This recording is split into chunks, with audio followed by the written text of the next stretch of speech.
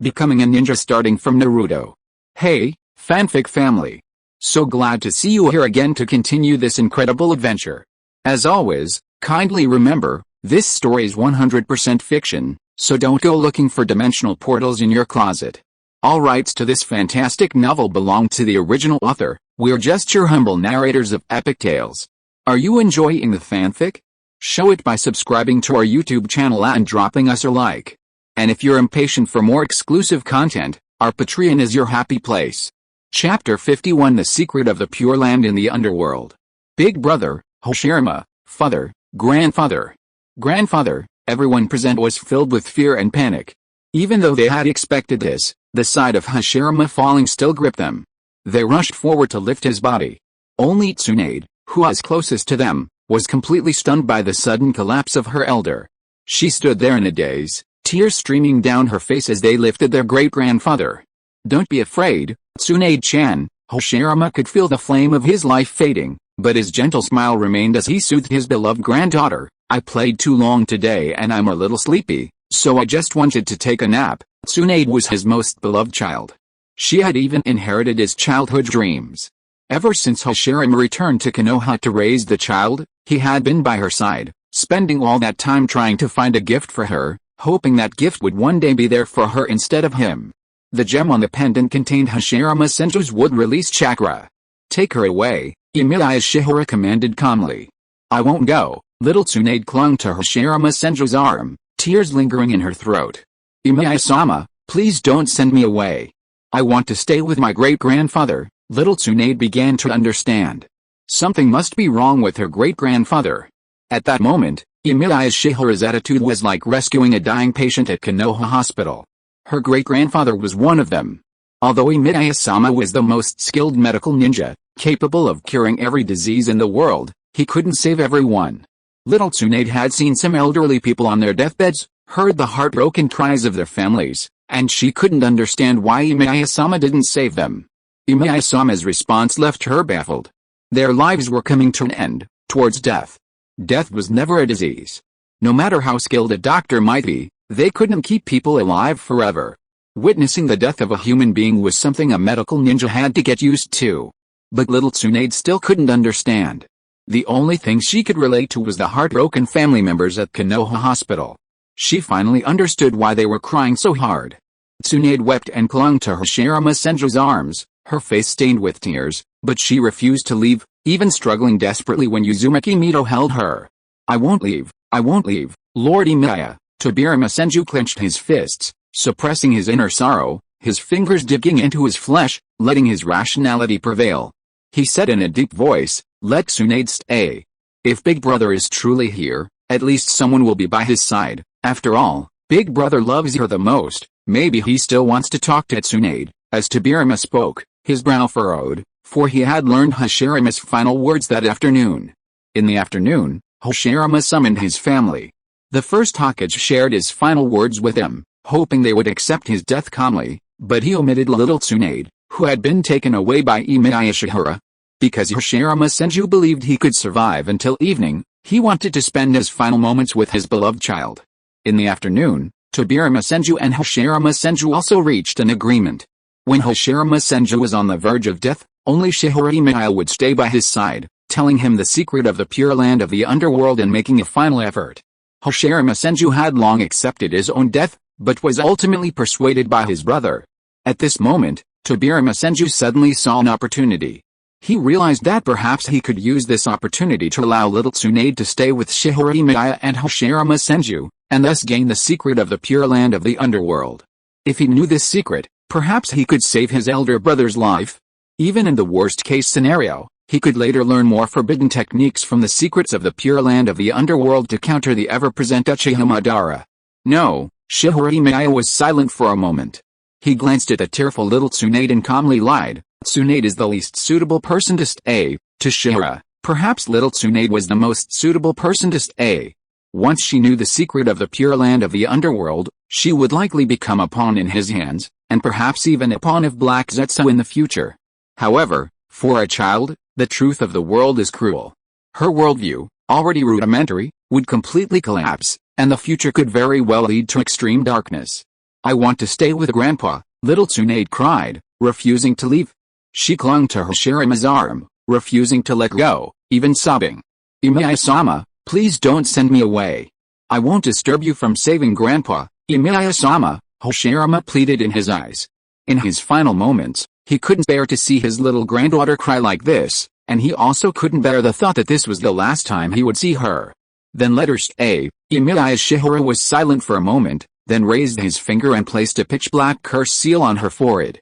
The seal took the form of a small diamond.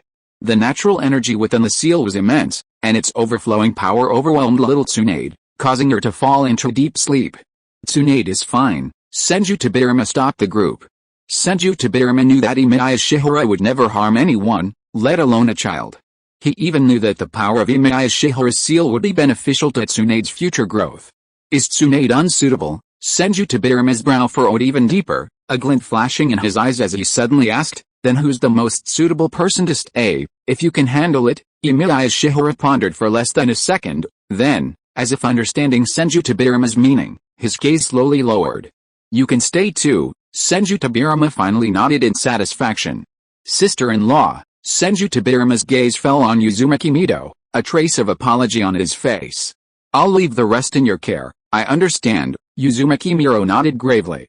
As Uzumaki Mito raised her finger, a ball of golden chakra suddenly erupted from her body, enveloping her entire body as she boldly entered Nine Tails chakra mode. This was something Senju Tobirama and Uzumaki Mito had discussed. To prevent anyone else from learning about this, the Konoha sensing team, led by Uzumaki Mito, who possessed the strongest perception, would guard the area surrounding the house. For a wife, it is undoubtedly a painful thing to not be able to stay by her husband's bedside before he dies. However, Hashirama Senju also had to say goodbye to Uzumaki Mito in advance because of this. Everyone in the house went out.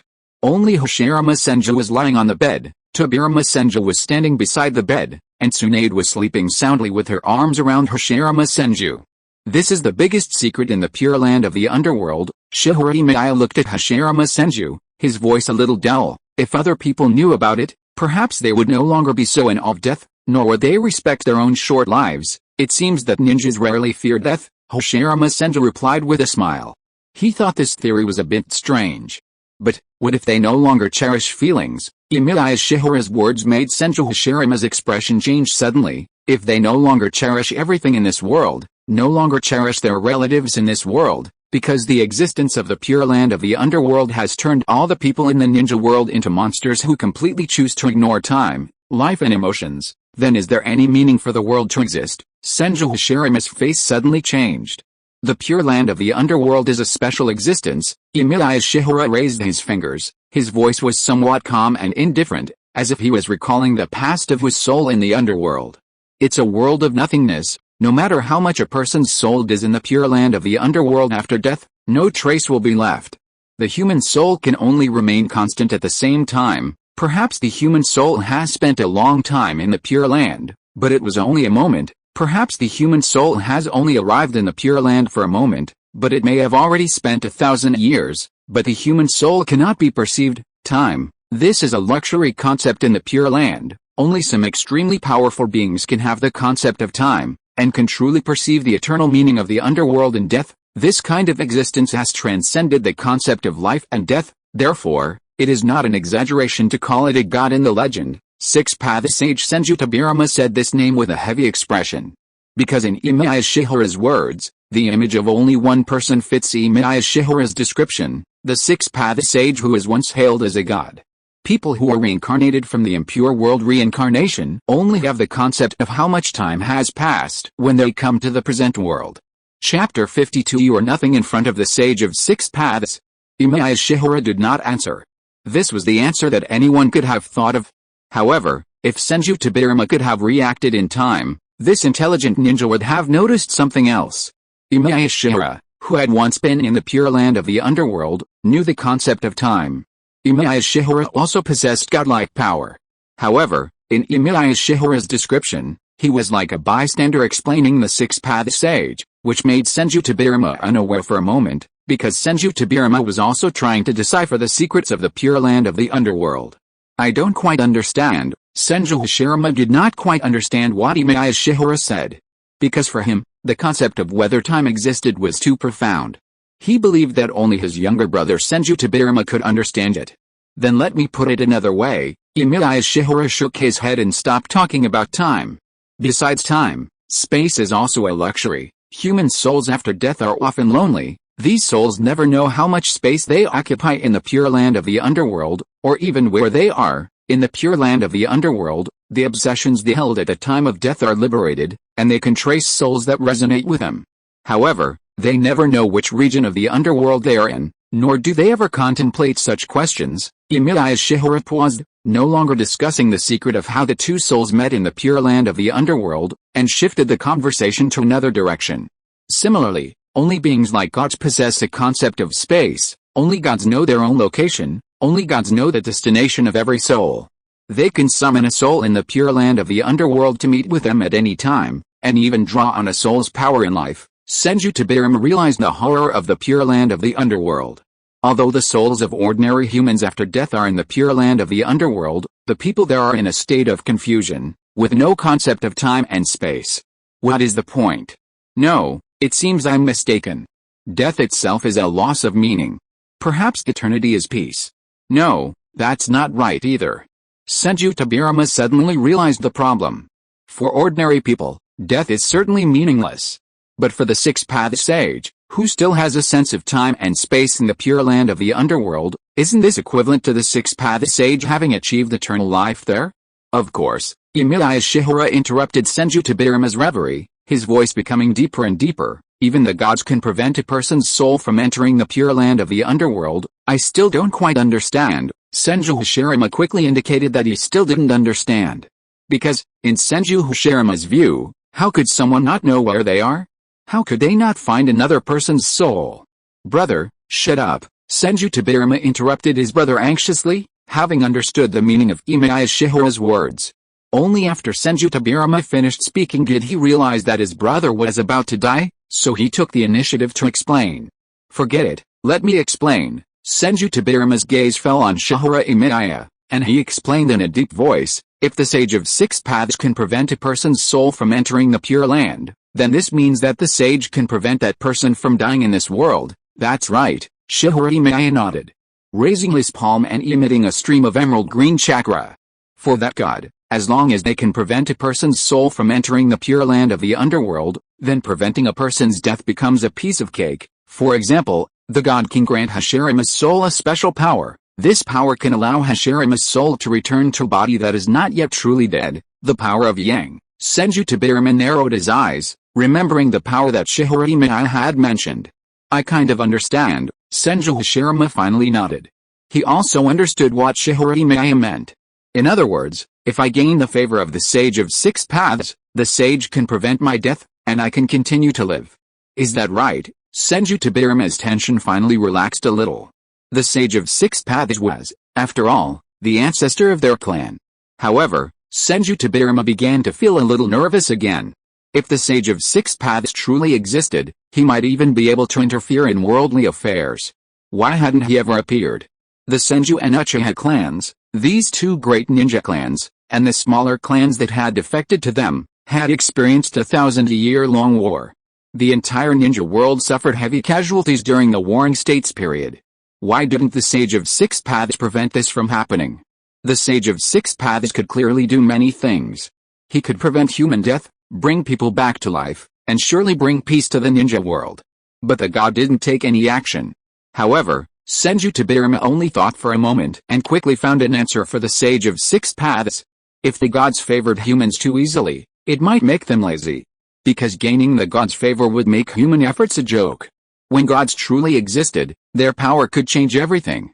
Humans, it seemed, would gain everything if they simply received the gods' favor. Naturally, they stopped striving and ultimately became reliant on the gods for everything. Ironically, even at this moment, they still had to rely on the gods' favor. The Six-Path Sage will save Big Brother, right? Senju Tobirama looked up at Emiya Shiyuan, hoping for an answer that wouldn't dishearten him. I don't know, Emiya Shiyuan shook his head and spoke calmly. That's why I said this was a last resort to save Hashirama, because no one knows the Six-Path Sage's intentions. Perhaps, for him, the brief peace you've established is meaningless. Senju Tobirama slammed his fist against the wall. This contempt from the gods, coming from afar, truly irritated him. Even though he knew the Six-Path Sage was their clan's ancestor, even though he believed gods shouldn't favor humans, it shouldn't be said that gods shouldn't exist in this world. Because gods sound like beings beyond human control. If what Emiya Shiyuan said was true, then the lives of ordinary people like them, the lives of the Konoha villagers, and the hard-won peace since the Warring States period, were insignificant in the eyes of the Six-Path Sage. At that moment, Senju Tobirama half hoped that Emiya Shiyuan was lying. Yet, Senju Tobirama knew that Emiya Shiyuan would never lie. He knew that he might have learned to conceal things, but he certainly wouldn't deceive. Perhaps only a ninja like Senju Hashirama, who revered the Six-Path Sage, would acknowledge his existence. The first Hokage actually laughed with a certain openness. Ho ha, didn't the Six-Path Sage notice us? It seems so. Senju Hashirama struggled to sit up, careful not to disturb little Tsunade, and whispered to his younger brother, Tobirama, don't blame the Six-Path Sage. Perhaps we weren't doing enough, brother, Senju Tobirama said, speechless. So I can only say, this is a plan with an extremely low probability of success. For you, Hashirama needs to survive, because he's needed to resolve the crisis posed by Madara. Emiya Shiyuan's expression was somewhat normal, unconcerned with their dispute.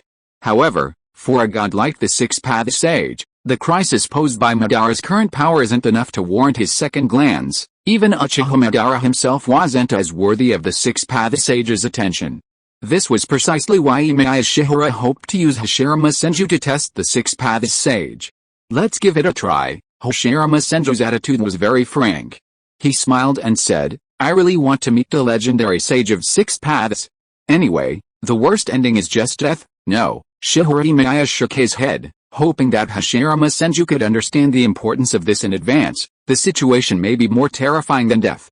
Your soul may not be able to return to the Pure Land, but be lost in the gap between life and death with enough obsession. Your death. It is difficult to attract the attention of the Sage of Six Paths. Only by letting your soul fall into the gap between life and death can you really have the chance to gain the favor of the Sage of Six Paths. Please read on.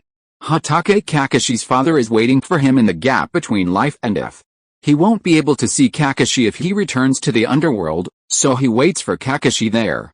I think if Uchiha Madara dies, Hashirama Senju may not miss him. Uchiha Madara is still alive and wants to continue to destroy Konoha. It is estimated that Hashirama Senju's obsession should be enough to stay in the gap between life and death. He has to wait until Uchiha Madara dies. Chapter 53 The Sage of Six Paths asked me to bring you a message. The gap between life and death. Senju Tobirama's face changed. A question suddenly occurred to him. What is the gap between life and death? Besides returning to the Pure Land or being devoured by the god of death, do the souls of the deceased appear somewhere else? The gap between life and death is the rift between the underworld and the living world. Emiya Shiyuan gazed at Senju Tobirama and continued softly. In that area, souls cannot find liberation because they harbor unresolved obsessions. It is an existence even more desolate than the Pure Land of the underworld. Senju Tobirama frowned, lost in thought. As the creator of the Impure World Reincarnation technique, Senju Tobirama vaguely understood the difference between the gap between life and death and the Pure Land of the underworld. He understood what it meant for a soul to be lost and unable to escape. Perhaps only the Pure Land was the final destination for the dead.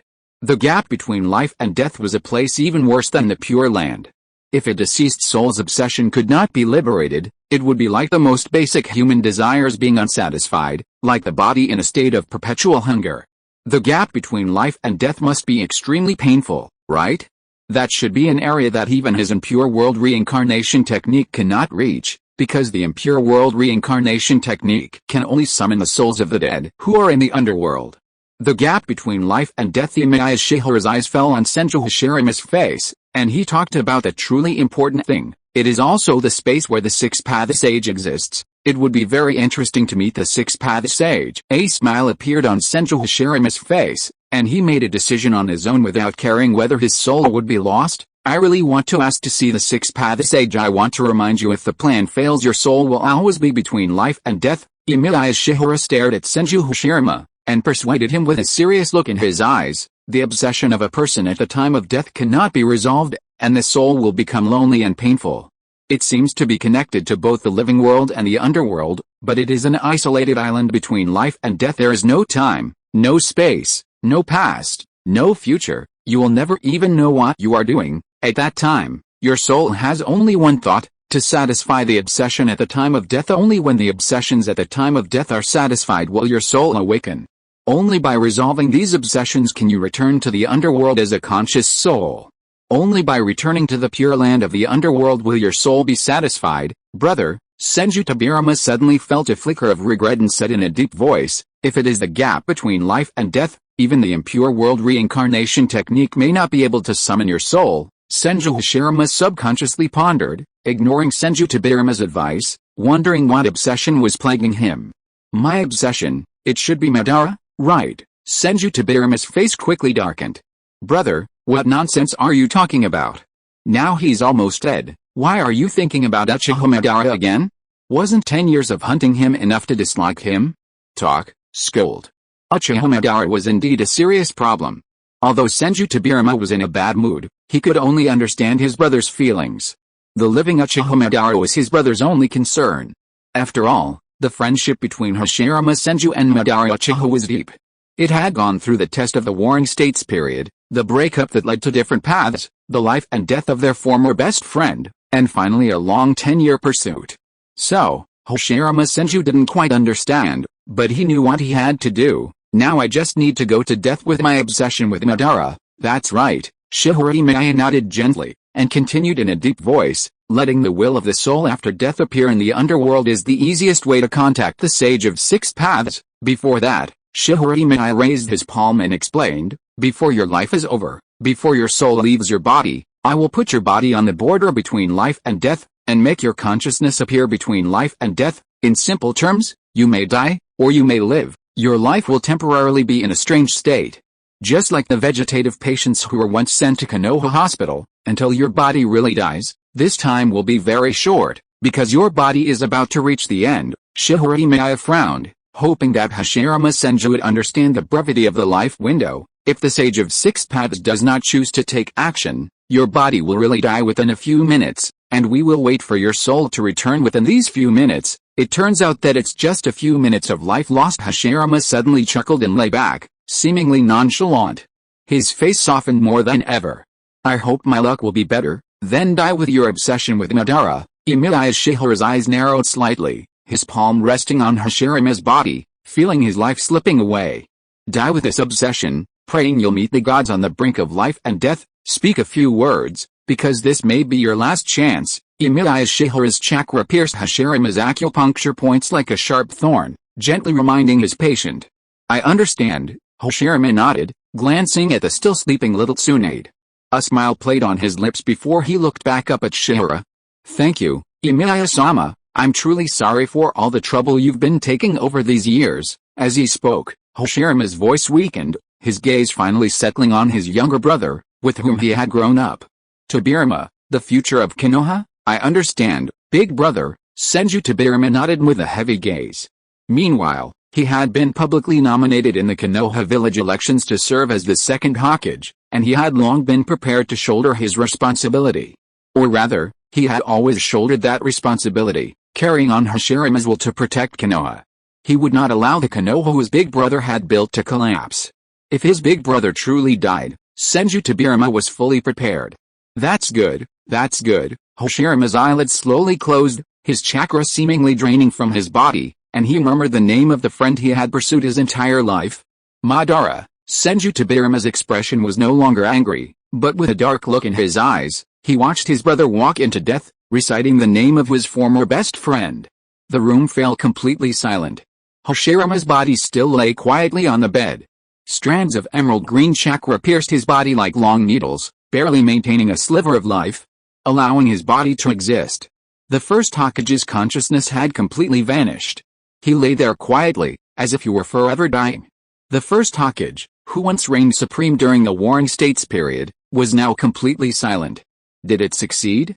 Fail. Senju Tobirama's eyes darted from Emiya Shiyuan to his brother, who was in a strange state, and he demanded, Sir Emiya, when will we know our plan succeeded?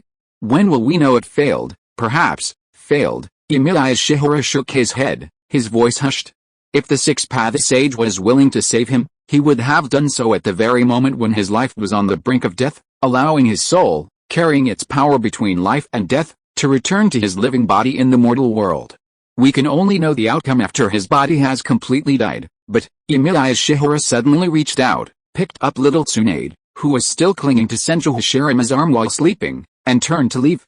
Let's prepare Hashirama's funeral in advance. Senju Tobirama's face darkened. Although Senju Tobirama had anticipated this, and even anticipated his elder brother's death when he chose to trust Emiya Shiyuan as a last resort, his heart still stammered with pain. My elder brother might actually be dead. Even his last hope has been shattered. Why won't the six-path sage intervene? Senju Tobirama gazed at his brother's remains, looking at the man he admired as he had in the past.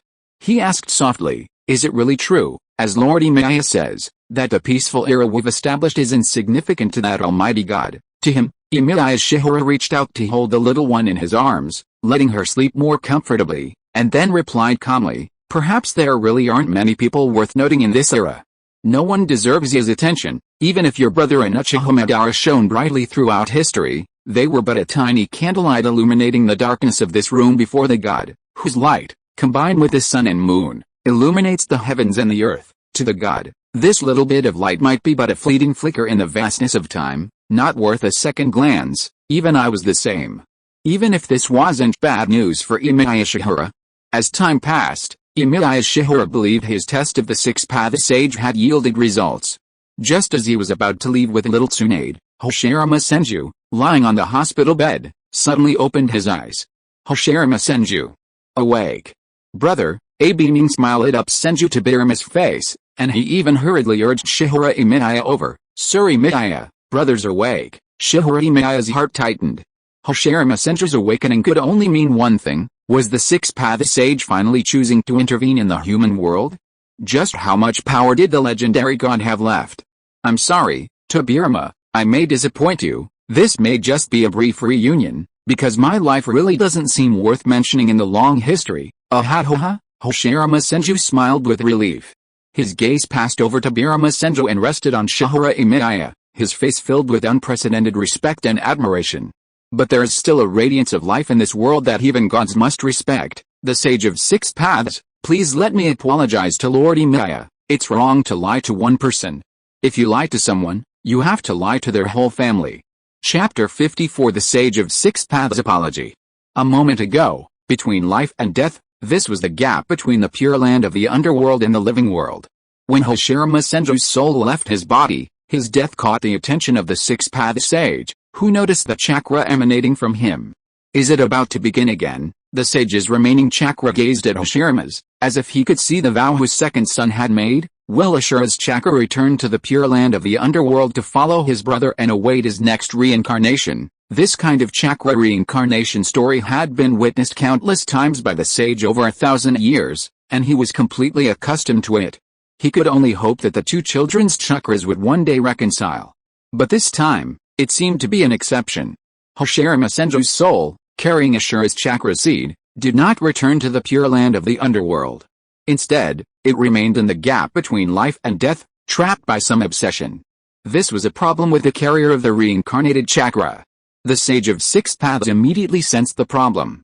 This situation had never occurred before, because Ashura's chakra had been constantly reincarnating, always to resolve Indra's reincarnation. How could it choose to remain between life and death? The sage frowned, contemplating only one possibility. Could it be that the carrier of Indra's reincarnation of chakra hasn't died yet, but even that was useless? Even if a soul was trapped between life and death due to obsession, it might not be able to be liberated, because it requires other souls to respond to its obsession. Even if the carrier of Indra's chakra died, it might not be willing to respond to Ashura's reincarnation of chakra. Even the proud eldest son's remaining chakra might mercilessly choose to return to the pure land of the underworld, uncaring about Ashura's chakra trapped in the gap, and unceremoniously continue to reincarnate again. Although this isn't a true crisis for the ninja world, the six-path sage's remaining chakra sighed, his figure silently descending towards the area. But fortunately, this isn't the real world, but the space between life and death. This remaining chakra doesn't require a medium to descend, the space between life and death. Hashirama Senju's soul sat withered beside a fire. As his soul scanned the surroundings in confusion, it saw only endless darkness, a terrifying loneliness rising within him. This kind of lightless loneliness is definitely not something an ordinary person could endure. Fortunately, Hashirama Senju is not ordinary, his will was strong. His soul pondered a deeply pressing question: when would he meet Madara? It wasn't like that. He had come to seek an audience with the Six Paths sage. However, Hashirama Senju's soul quickly tried to dismiss this thought. His obsession with meeting Uchiha Madara overwhelmed his soul, subconsciously rejecting the Six Paths sage. He only wanted to meet Uchiha Madara here. This thought was somewhat disrespectful. It was a bit strange to long to see Madara dead soon because I was dead.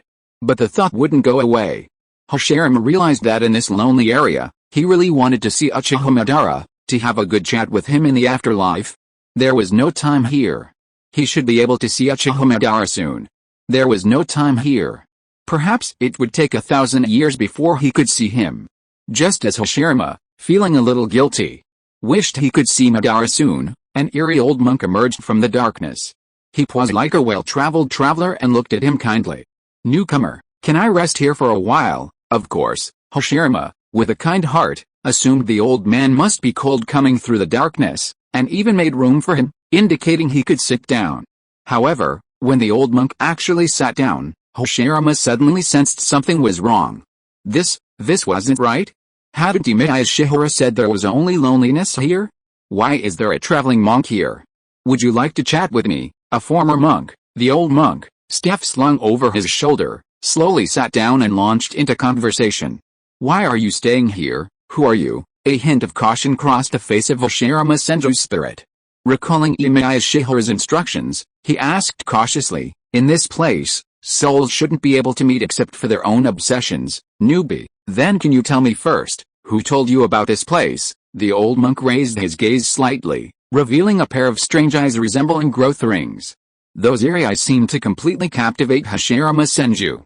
This is the rift between the underworld and the living world.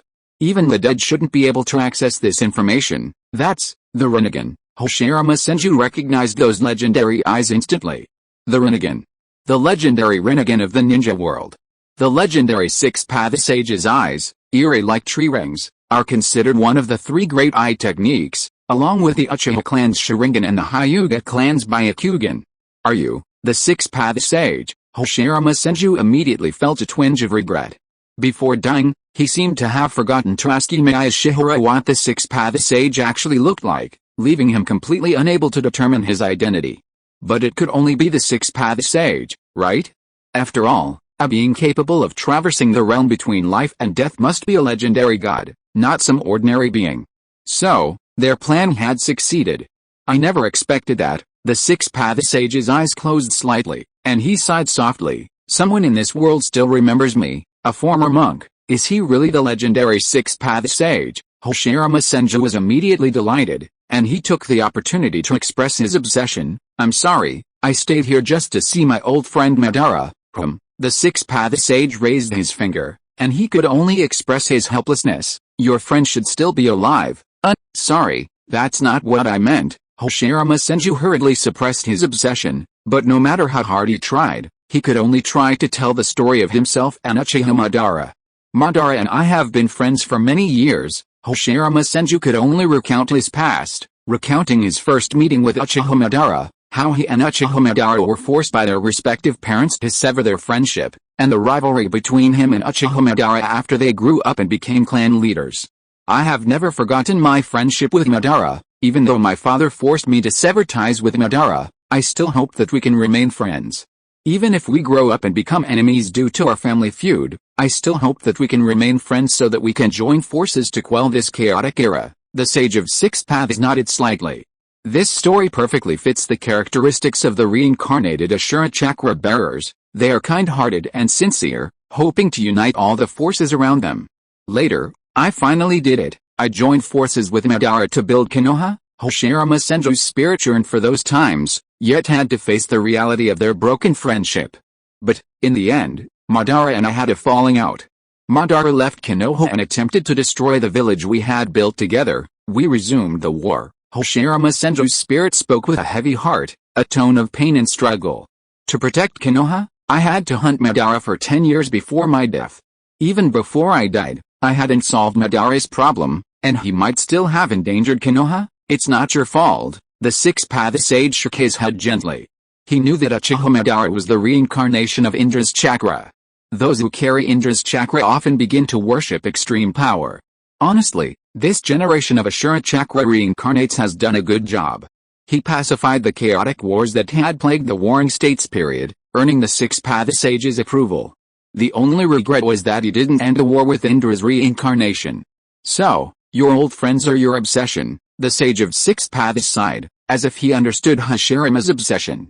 That's right, I want to return to the real world. Hashirama's eyes gradually grew firmer, and he pleaded sincerely, my life is about to end. Lord Emiya told me that only the sage of six paths can allow me to return to the real world after death, and to come to this place between life and death to seek an audience. Emiya, the sage of six paths muttered this surname, his eyes lost in long contemplation, searching through thousands of years of memory for this surname and a name that matched it. Lord Emiya Shihara, yes, a look of surprise crossed Hashirama's face. Lord Emiya, a trace of surprise crossed the face of the six-path sage, and his finger suddenly raised up, wanting to find the whereabouts of Lord Emiya Shihara. I remember that Lord Emiya Shihara has been dead for a long time. Even after his death, Emiya Shihara was still a good person. Because he sometimes saw Emiya Shihara's soul often appear in this area from the underworld to save those lost souls, which made him feel a little ashamed. Senju Hashirama felt a little embarrassed and could only tell him that his brother used the Impure World Reincarnation to revive Emiya Shihara. In order to heal my body, my brother used a forbidden technique to bring Lord Emiya's soul back to the world. The corner of the six-path sage's eye twitched. Even if he is not a descendant of Ashura, he is still a worry. How dare he disturb the peace of Emiya Shihara? If the souls in the underworld knew about this, if the souls in the pure land of the underworld could communicate with each other, the caster who desecrated Emiya Shihara's soul would be beaten to death by other souls when he came to the pure land of the underworld after his death. You really are audacious. The sage of six paths showed a bitter smile on his face and could not help sighing. How could you disturb the peace of his soul? He was a medical saint respected by all mankind in ancient times. He was also a saint revered by the dead in the pure land of the underworld. Even I am far inferior to him. It is a bit disrespectful to him to use forbidden techniques to summon his soul. Hashirama Senju scratched his head embarrassedly. Fortunately Emiya Shihara has a magnanimous temperament and has always been kind-hearted. He did not choose to bother with you. The sage of six paths sighed again, and said with some shame, I really never thought that he would actually hope that I would help you. Although it is an honor for me, I may have to say sorry to him. I can't save the suffering people in the world like he does now. Only the remaining chakra is left. These remaining chakras need to be used to guard against the real crisis in the ninja world, enough to destroy the crisis in the ninja world. Please read it. It will be on the shelves on the 15th. Today is nearly 7,000 words. According to the ending, after the Sage of Six Paths gave Uzumaki Naruto and Sasuke chakra, he needed to summon the cage of the other 5 major ninja villages to work together to drag Team 7 out of the space and aim no go. The Sage of Six Paths should not have much remaining chakra. Even the matter of solving Sasuke can only be handed over to Uzumaki Naruto. He really can't waste it. If you are listening to this novel on a channel other than Fanfic World, it means it was downloaded and re-uploaded without effort. We warmly invite you to visit our channel, Fanfic World.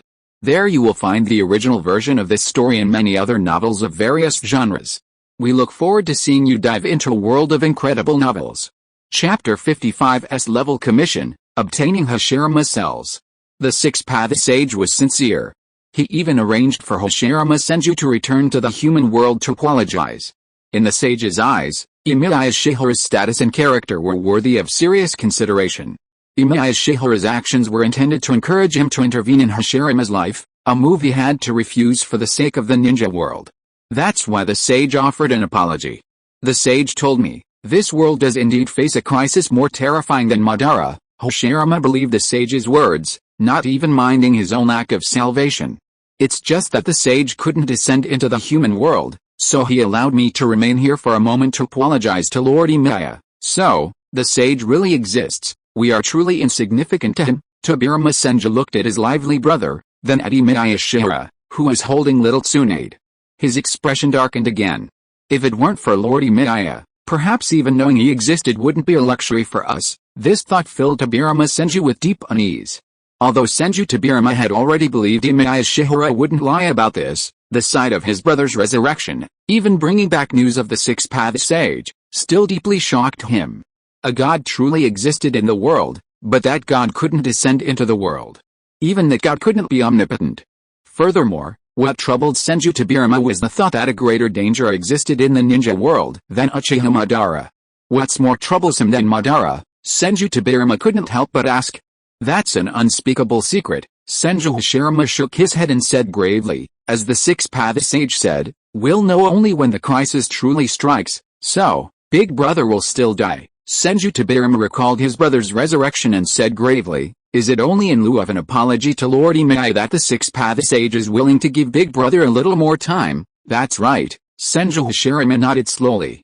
Even the six-path sage held Emiya Shiyuan in high esteem.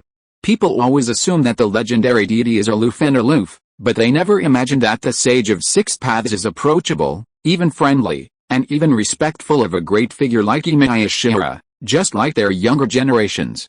Tobirama, don't reveal this secret. Hashirama glanced at his brother, then at Shihara. The sage of six paths also hopes that you, Lord Emiya, will keep the secret about him and the underworld a secret. I've made a note of that. Shihara frowned, then offered, I've learned to conceal things in this age, don't worry, that's truly embarrassing for us. Ha ha ha ha, Hashirama laughed sheepishly. This kind of thing was truly embarrassing. The sage of six paths had also told a few stories about Shihara, including their dispute over chakra, and how Shihara ultimately chose to trust Ashura, the heir of the ninja clan, which ultimately led to a bad outcome for the ninja world. At this point, Hashirama Senju recalled how the six-path sage's gaze seemed to linger on him for an unusually long time when he mentioned these things, though he couldn't quite wrap his head around it. That Ashura had indeed wronged Emiya Shiyuan, but it seemed he felt a little guilty towards Shihara as well. After all, his younger brother, Tobirama Senju, had disturbed a piece of Emiya Shiyuan's soul, and this mistake should fall on him, the elder brother. Tobirama. Hashirama Senju extended his hand and placed it on Tobirama Senju, earnestly instructing him, you must return Emiya-sama's soul to the underworld. You are not allowed to disturb his peace again with such forbidden techniques. Yes, big brother, Tobirama Senju agreed with a dull nod. Although he hadn't truly unearthed the treasure within Shihara Emiya, Konoha had benefited greatly from his medical skills. After all, the Impure World Reincarnation of Shihara Emiya was solely for his brother's treatment. It's okay, Emiya Shiyuan didn't care. His palm gently supported little Tsunade's head, making the little guy's sleeping position more comfortable. If I wanted to return to the underworld, I could have lifted this spell myself long ago, but, when Emiya Shiyuan said this, his eyes looked at the round-faced little Tsunade in front of him. I have now found the hope of inheriting the medical ninja in the ninja world. Tsunade-chan. A smile appeared on the corner of Senju Hashirama's mouth, and he couldn't help but laugh. It seems that Tsunade-chan's luck is really enviable. Okay, I'm leaving. Senju Hashirama patted his brother's shoulder for the last time, and smiled as he talked about a good thing. Speaking of which, you don't have to worry about what happens after I die.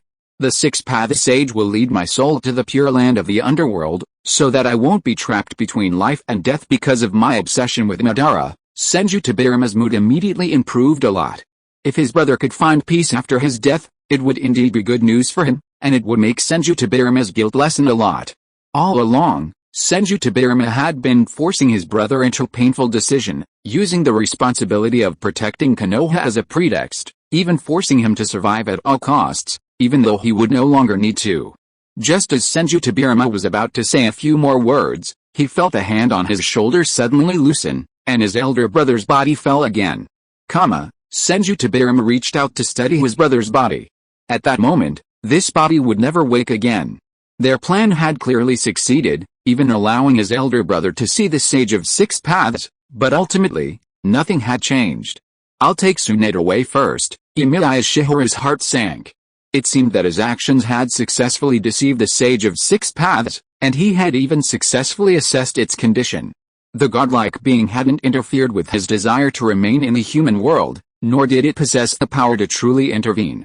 Perhaps, as he had suspected in his previous life, the sage's remaining chakra wasn't strong enough, a fact that reassured him. This test had barely achieved its purpose. If the six-path sage didn't intend to intervene through Hashirama Senju this time, he would have to rely on the next incarnations of Ashura and Indra's chakra. Those two incarnations were precisely the targets of his millennial-long plot. Uzumaki Naruto and Uchiha Sasuke. The next step was to use this incident to influence Black Zetsu. He could exploit the six-path sage's existence to lure and force Black Zetsu into giving up on becoming a sacrifice for Kaguya's resurrection. Emiya Shiyuan pondered this as he carried little Tsunade away. For such a young child, experiencing the separation of life and death was too cruel. It would be better to wait until Hashirama Senju's affairs were settled. However, a new commission appeared on the task list, S-rank commission, obtain Hashirama's cells. Emiya Shiyuan accepted it nonchalantly. Uncompleted commission, 3-3. Emiya Shiyuan looked at the little one in his arms and had no intention of desecrating Hashirama Senju's remains, as the ninja world already had another way to obtain Hashirama's cells. Uchiha Madara. Uchiha Madara also possessed Hashirama cells. For Emiya Shiyuan, obtaining them would be simple. Uchiha Madara himself was even cultivating them. Of course, there were other possibilities for completing the mission. For example, Konoha might not be willing to give up the power of Hashirama's cells. At least Emiya Shiyuan knew that Senju Tobirama had already collected Hashirama's cells and sealed them in a laboratory. Emiya-sama, as Uzumaki Miro saw Emiya Shiyuan leave the house with little Tsunade, she realized what had happened. Even the commotion inside hadn't escaped to her. The red-haired woman possessed an extremely strong will. She didn't rush into the room to collect her husband's body. Instead, she bowed earnestly to Emiya Shiyuan. I apologize. My condolences. Emiya Shiyuan bowed slightly. Thank you, Emiya-sama, for your concern for my husband. Uzumaki Miro slowly raised her head, her brow furrowed in a serious frown, trying not to let the grief that filled her heart overwhelm her and lead to unceremonious tears. A rare look of apology appeared on Shihara Emiya's face. My plan still failed. No, I can sense the changes in Hashirama. Uzumaki Miro shook her head sincerely, and was truly grateful to Shihara Emiya. This is not Lord Emiya's fault. Kurama has already told me everything. I guessed Lord Emiya's plan, yes. Uzumaki Miro has a strong sense. This strong-willed woman sensed a strange and terrifying chakra appearing in Hashirama Senju's body. Although the Nine Tails also hated Hashirama Senju in the past, it had a good relationship with Mito Uzumaki, so it naturally told Mito Uzumaki the source of that chakra. That chakra came from the legendary god Six-Path Sage. Even the gods could not save her husband. Tsunade Uzumaki Miro looked at the little Tsunade sleeping soundly in Shihara Emiya's arms, reached out to stroke the little guy's hair, and whispered, Please, Lord Emiya, take care of me for a few days. Chapter 56 Uchiha Madara comes to see him off. Senju Hashirama is dead. Konoha is shrouded in grief. For the villagers of this village, Senju Hashirama's existence is like their pillar. Because of Senju Hashirama, they have a place to live. At Senju Hashirama's funeral, the villagers of Konoha attended almost collectively. Ninjas from all clans came to the cemetery. People wore black clothes and placed white flowers on the tombstone of the first Hokage. I miss my great-grandfather. Little Tsunade wiped the tears from her little face. Death is not the end of life. Shihara Emiya held the little guy's hand and stood in the front. He looked at the photo frame covered with white flowers and said calmly, as long as Konoha still exists, Hashirama's name will always live in the hearts of these people. They will remember the first Hokage Senju Hashirama who ended the Warring States period, and their descendants will also remember the founder of Konoha. Human life is always very short. In order to make their lives longer, humans will subconsciously make a lot of efforts. Some humans try every means to prolong their lifespan or even achieve immortality. Some humans choose to let something more precious exist instead of themselves, such as children who continue their bloodline, such as the will of spiritual inheritance. Shihara Emiya's voice was calm and solemn, and his voice echoed in the ears of those around him. As long as someone still remembers his name, as long as someone still remembers his achievements in pacifying the Warring States period, Hashirama is not really dead, and he is still alive in this world. I will always remember great-grandfather. Little Tsunade gritted her teeth, her large eyes hardening and resolute, her small hands tightly grasping Emiya Shihara's cold fingers. A group of Konoha ninjas couldn't help but shed tears as they listened. Senju Tobirama stood in the middle of the group, his arms still folded across his chest, his expression dark as he gazed at the portrait surrounded by white flowers.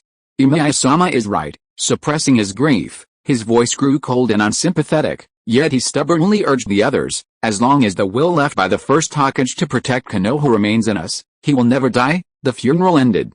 Raindrops began to fall from the sky. Senju Tobirama led the group of ninjas away. After Hashirama's death, he had been elected as the second Hokage, and he still had much work to do. In the past, many tough policies had been blocked by Senju Hashirama's obstruction. Now, Senju Tobirama could finally stabilize Konoha according to his own ideas. He also needed to quickly consider how to protect Konoha after losing his brother's protection. Little Tsunade was the only one left at the tombstone, unwilling to leave. Emiya Shiyuan held a large leaf in his hand, shielding the little one from the rain. With no one else around, little Tsunade's mind began to wander. Emiya-sama, was it because I won that my great-grandfather died? Tsunade's face was tear-stained, and she still blamed herself for her last bet against Senju Hashirama. It must be because I won against him. It's not your fault. Emiya Shiyuan frowned, sensing someone nearby. Tsunade, we should go. There are others who wish to pay their respects to Hashirama. Don't hide from me, Lord Emiya. A familiar, arrogant voice reached Shihara's ears. Uchiha Madara. Only Uchiha Madara would appear at this time. Yet, Uchiha Madara seemed unconcerned about being spotted by Emiya Shiyuan and Tsunade-chan, nor worried about Uzumaki Miro sensing his presence, nor fearing the loss of Konoha village's protection without Hashirama Senju's protection. As a man who had once been both an enemy and a friend, and who had experienced both a rift and a pursuit with him, Uchiha Madara, upon learning of Hashirama's death, had finally chosen to bid farewell to his former friend today. Of course, Black Zetsu, lurking underground, had also arrived. For years, Black Zetsu had stalked Uchiha Madara, secretly helping him find a way to escape Hashirama's pursuit. Amidst the rain, Uchiha Madara approached, unfazed by the dampness of his hair. Uchiha Madara also held a bouquet of white flowers, which he placed before the tombstone, his gaze on the portrait of Hashirama Senju a complex one. I was thinking, let Hashirama see the future I control. Tsunade hid behind Shihara Emiya, a little scared. Although Uchiha Madara was quite tall, with his long hair half hiding his face, he looked quite handsome, but he always gave off a menacing vibe to the child. This brat. Madara turned around and saw Tsunade's movements. Unpleasant memories suddenly flooded back, and he couldn't help but frown. Had he been kind enough? This brat. What are you afraid of? Do you really look that terrifying? This is Hashirama's granddaughter. Shihara Emiya crouched down and handed the leaf to Tsunade, letting her hold it and leave. Tsunade, you go back first, Master Emiya. Tsunade stubbornly tried to stay. Be good. Shihara Emiya's face was serious, and Tsunade instinctively flinched. She couldn't hold on to the leaf, and she hurried out into the rain. I wouldn't give a brat a hard time, Uchiha Madara scoffed, seeming somewhat curious. It seems Lord Emiya really likes that brat. She's the most talented child in learning medical ninjutsu. Emiya Shihara gazed at Tsunade stumbling back. I see. Uchiha Madara understood Emiya Shihara's thoughts perfectly. He nodded and got down to business. Hashirama is dead. If nothing unexpected happens, the peaceful order he once left behind will soon crumble. Emiya Shihara remained silent. This was obvious to many. The entire ninja world was eyeing the Fire Country, which Konoha occupied. Whenever there was any hierarchy in the world, there would always be those who strove for the top spot. Konoha, home to Hashirama Senju, was the most powerful ninja village in the world. His death signaled that the might of Konoha was no longer impenetrable. Perhaps it has nothing to do with me. I should return to the underworld. Emiya Shihara didn't want to discuss the war. He simply said something that shocked both Uchiha Madara and the hidden Black Zetsu. Hashirama is dead. Emiya Shihara looked up at the rain falling from the sky, then looked down at the portrait of Senju Hashirama, and said to himself, the patient died during the treatment process, and the doctor who is resurrected by the Impure World Reincarnation is naturally useless. This is a bit of a waste of Lord Emiya's talent. Uchiha Madara raised his eyes and stared at Emiya Shihara like a hungry wolf. He still hoped to get more secrets from Emiya Shihara. Emiya Shihara is a treasure. Senju Tobirama is not the only one who realizes this. Uchiha Madara believes that when he awakens the Rinnegan in the future and gets the guidance of Emiya Shihara, he will be able to master the power of the Rinnegan faster, and thus implement the peace plan left by the Six-Path Sage for this world faster. Compared to Uchiha Madara, the Black Zetsu hiding underground was obviously a little panicked, because he relied more on Emiya Shihara in his heart. Leave early. Mito has a strong perception ability. She may have noticed your presence. Emiya Shiyuan didn't seem to intend to talk much with Uchiha Madara. He just persuaded him a few words, hoping that the other party would not stay here for too long, and did not want Uchiha Madara to go to war with Konoha. Hashirama has just left this world.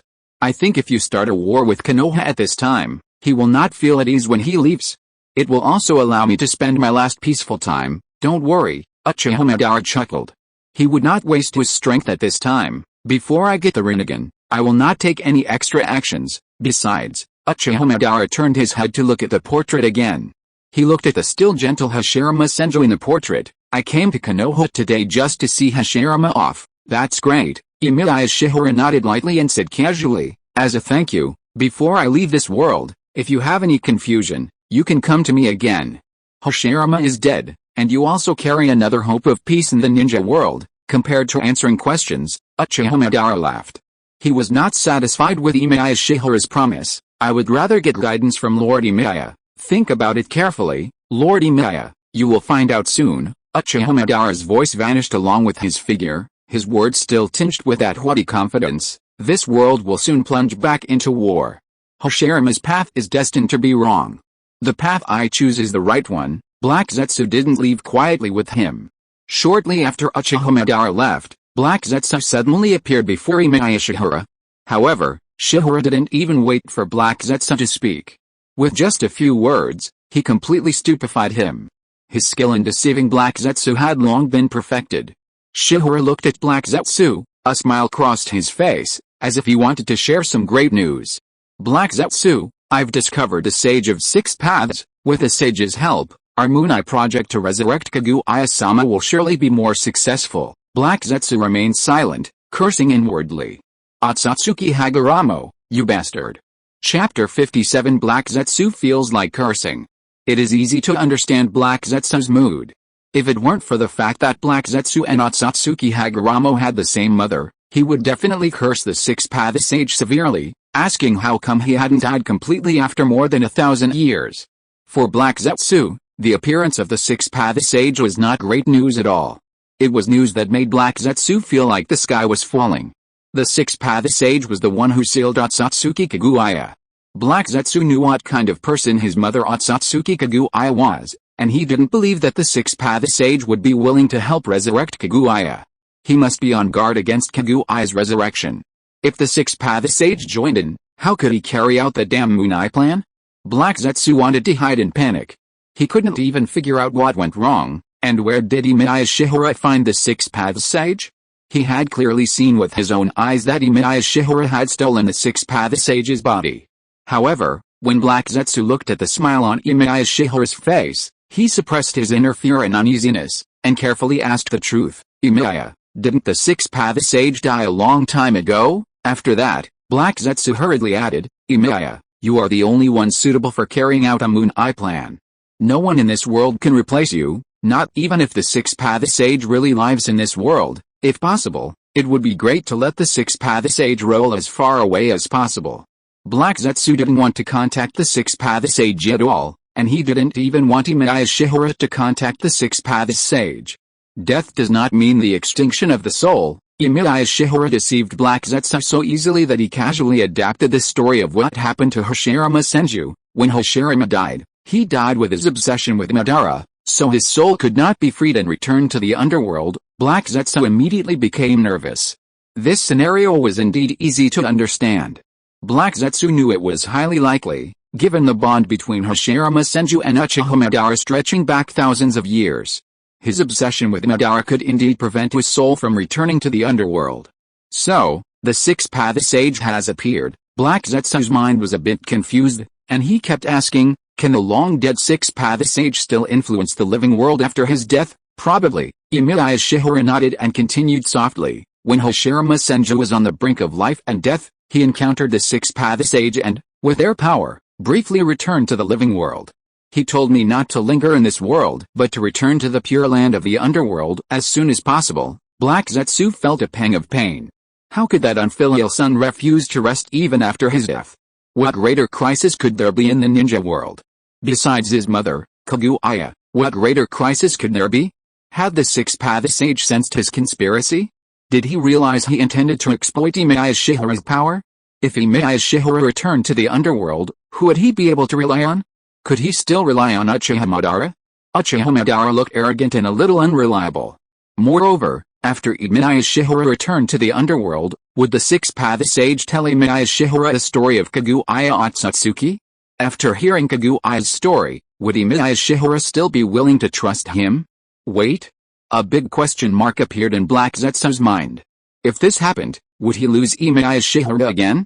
Although Uchiha Madara was a little less reliable than Emiya Shiyuan, there was no guarantee what would happen after Emiya Shiyuan met with the six-path sage, because this guy was always easily deceived. No, he must not lose Emiya Shiyuan. He also needed to find a way to make Emiya Shiyuan, who had returned to the underworld, return to the world again. He also needed to do everything he could to regain Emiya Shiyuan's trust. When Emiya Shiyuan was resurrected for the second time, he still needed to extract information about the six-path sage from Emiya Shiyuan, at least to learn how the sage could influence the living world, how much power he still possessed, and whether he would still pose a threat to his mother Kaguya's resurrection. This was truly dire. Black Zetsu had to uncover information about the six-path sage for Kaguya. The only person who could provide him with information about the six-path sage in the underworld was Emiya Shiyuan, who was about to return to the underworld. He also had to find a way to revive him a second time.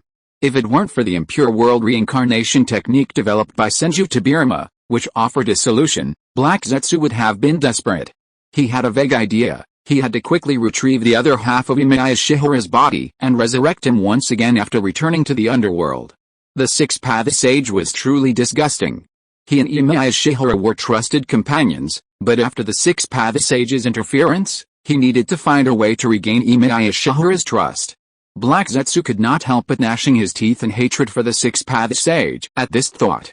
He had finally convinced Shihara Emiya to agree to the Moon Eye project, had finally taught him how to deceive, and finally saw hope for Kaguya's resurrection, only to have that unfilial son beckon him away. Yet, to gain information about that unfilial son, he could only watch helplessly as all this happened, watched Shihara leave him, watched Shihara surrender to the six-path sage. This was Shihara Emiya, his favorite chess piece since ancient times. He had thought this reunion across millennia would make his plans a complete success, but the six-path sage's appearance forced them to separate once again, potentially even leading to loss of trust. He could only watch helplessly, even trying to persuade Shihara Emiya to meet the sage. After all, only Shihara Emiya could bring back information about the sage and ensure Kaguya's resurrection. That guy, Black Zetsu's heart surged with fury beyond measure.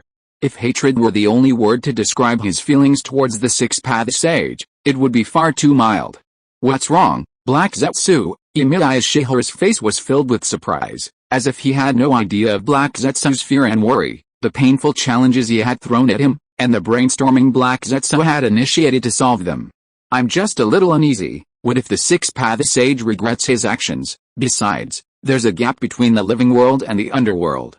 Even if the six-path sage truly wanted to help, all plans would ultimately have to be carried out in the living world. Black Zetsu gritted his teeth, addressing the six-path sage. If something unexpected happens in the future, only Madara can execute a Moon Eye project. You've seen how arrogant Madara was even before he awakened his Rinnegan. I'm worried he'll let the Moon Eye project spiral out of control. This was Jun being dark. Uchiha Madara's arrogance was innate. When Hashirama Senju was around, Uchiha Madara looked down on everyone else. After his death, there was no one left in this world worthy of his respect. So what should I do? Emiya Shiyuan frowned, pondering.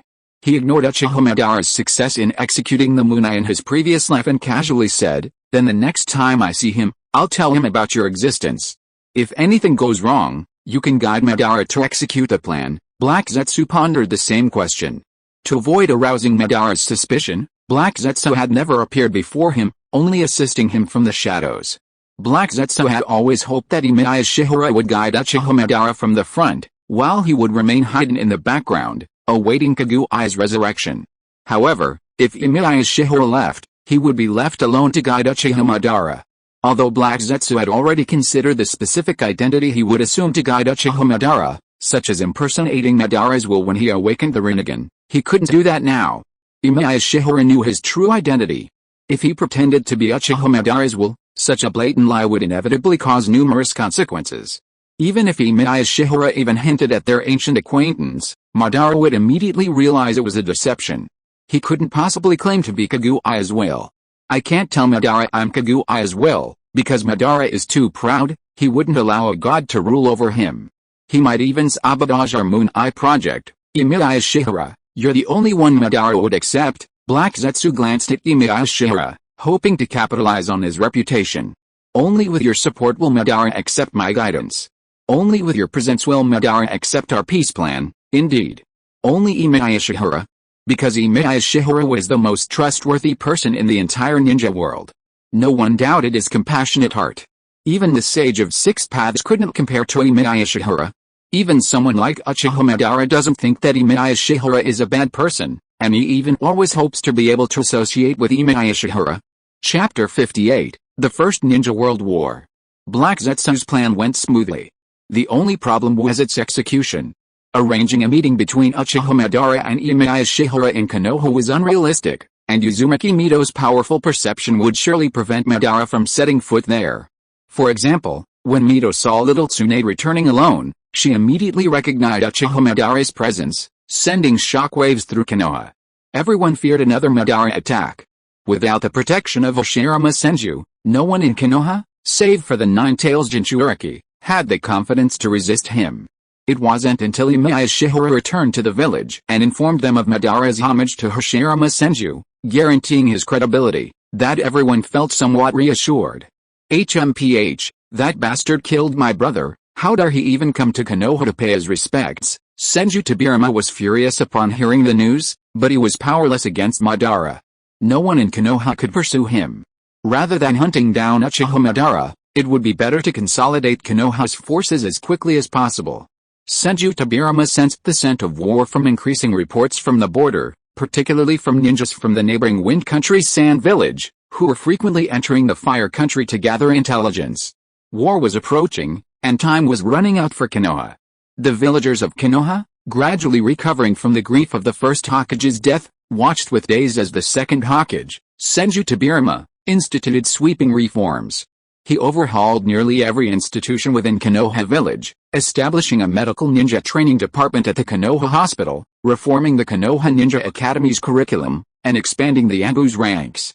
Furthermore, there lay the most troublesome ninja clan, the Uchiha clan. With Uchiha Madara still alive, Senju Tobirama considered the Uchiha clan a far greater threat, as they could potentially become a collaborator in his attack on Konoha. However, it was impossible for Senju Tobirama to completely annihilate the Uchiha clan.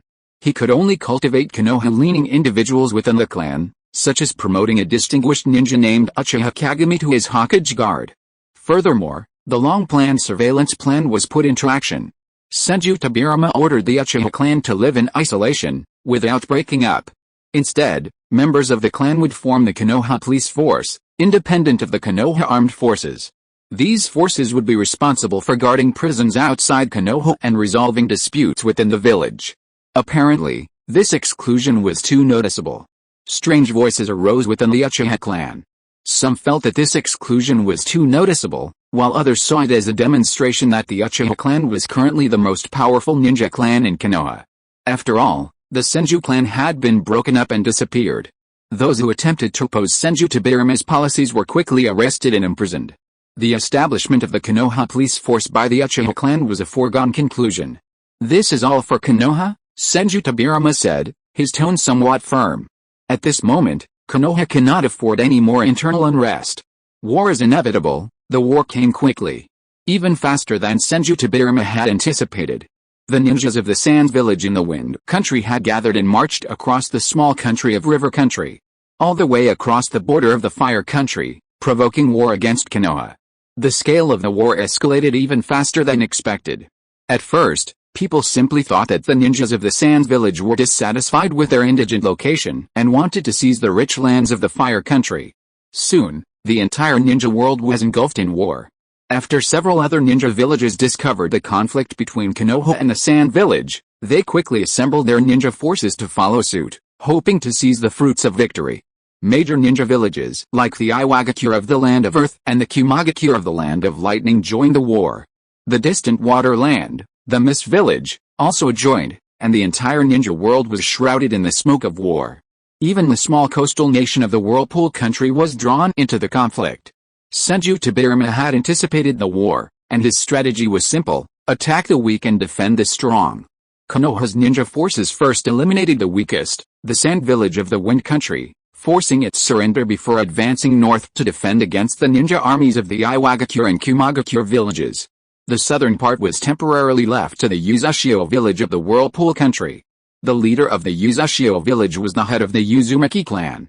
As a distant relative of the Senju clan, the Uzumaki clan ruled the Uzashio village and Konoha, maintaining their alliance. Konoha even incorporated the Uzashio country alliance into its ninja symbol. Barely any unexpected events would occur, and the stalemate would last for a while. Peace between the Kumagakure and Iwagakure villages would be impossible. Compared to Konoha and the Land of Fire, the Kumagakure and Iwagakure villages, both located in the northern part of the ninja world, were more prone to conflict. Their struggle for control of these small, neighboring nations was bound to escalate into a more serious conflict. Senju Tobirama was somewhat optimistic about the situation. Therefore, he did not interrupt the normal operations of Konoha. The children of the Konoha Ninja School continued their classes, but the ninja teachers had been replaced by chunin, and the ninjutsu curriculum was no longer tailored to individual needs, but rather focused on the most basic ninja techniques. The previous teacher went to the battlefield. I heard many people died in the village during the war. I heard there was a quirky guy in the class next door whose parents died in the war. The village hospital has been flooded with wounded lately. Little Tsunade also enrolled in the ninja school. She attended during the day and would wander to the Konoha hospital at night to continue her medical training with Emiya Shiyuan. Due to the shortage of wounded on the front lines, many medical ninjas were assigned to the logistics department, straining Konoha hospital staff. Many wounded were even sent back to the village, some of them seriously ill and unable to be treated. In reality, this was an order from Senju Tobirama. After the second Hokage, Senju Tobirama inspected the battlefield emergency response. He immediately thought of Emiya Shiyuan, who had been idle in Konoha village. Adhering to the principle of bullying the good guys, Senju Tobirama simply ordered Konoha's medical ninjas to conserve chakra when treating the seriously injured, providing only the most basic first aid. He then dispatched troops to transport the wounded directly back to Konoha, where the more skilled Emiya Shiyuan would take over. This was a brilliant move, saving many lives. Some of the seriously injured were particularly ill beyond the capabilities of the battlefield medical ninjas, and Senju Tobirama didn't believe Emiya Shiyuan would give up, as he was recognized as a virtuous figure by the Six Paths sage. At Konoha Hospital, Emiya Shiyuan was indeed saving lives. Many seriously injured patients had survived under his care. Emiya Shiyuan's palm, radiating emerald green chakra, gripped the patient's heart firmly, maintaining the patient's heartbeat.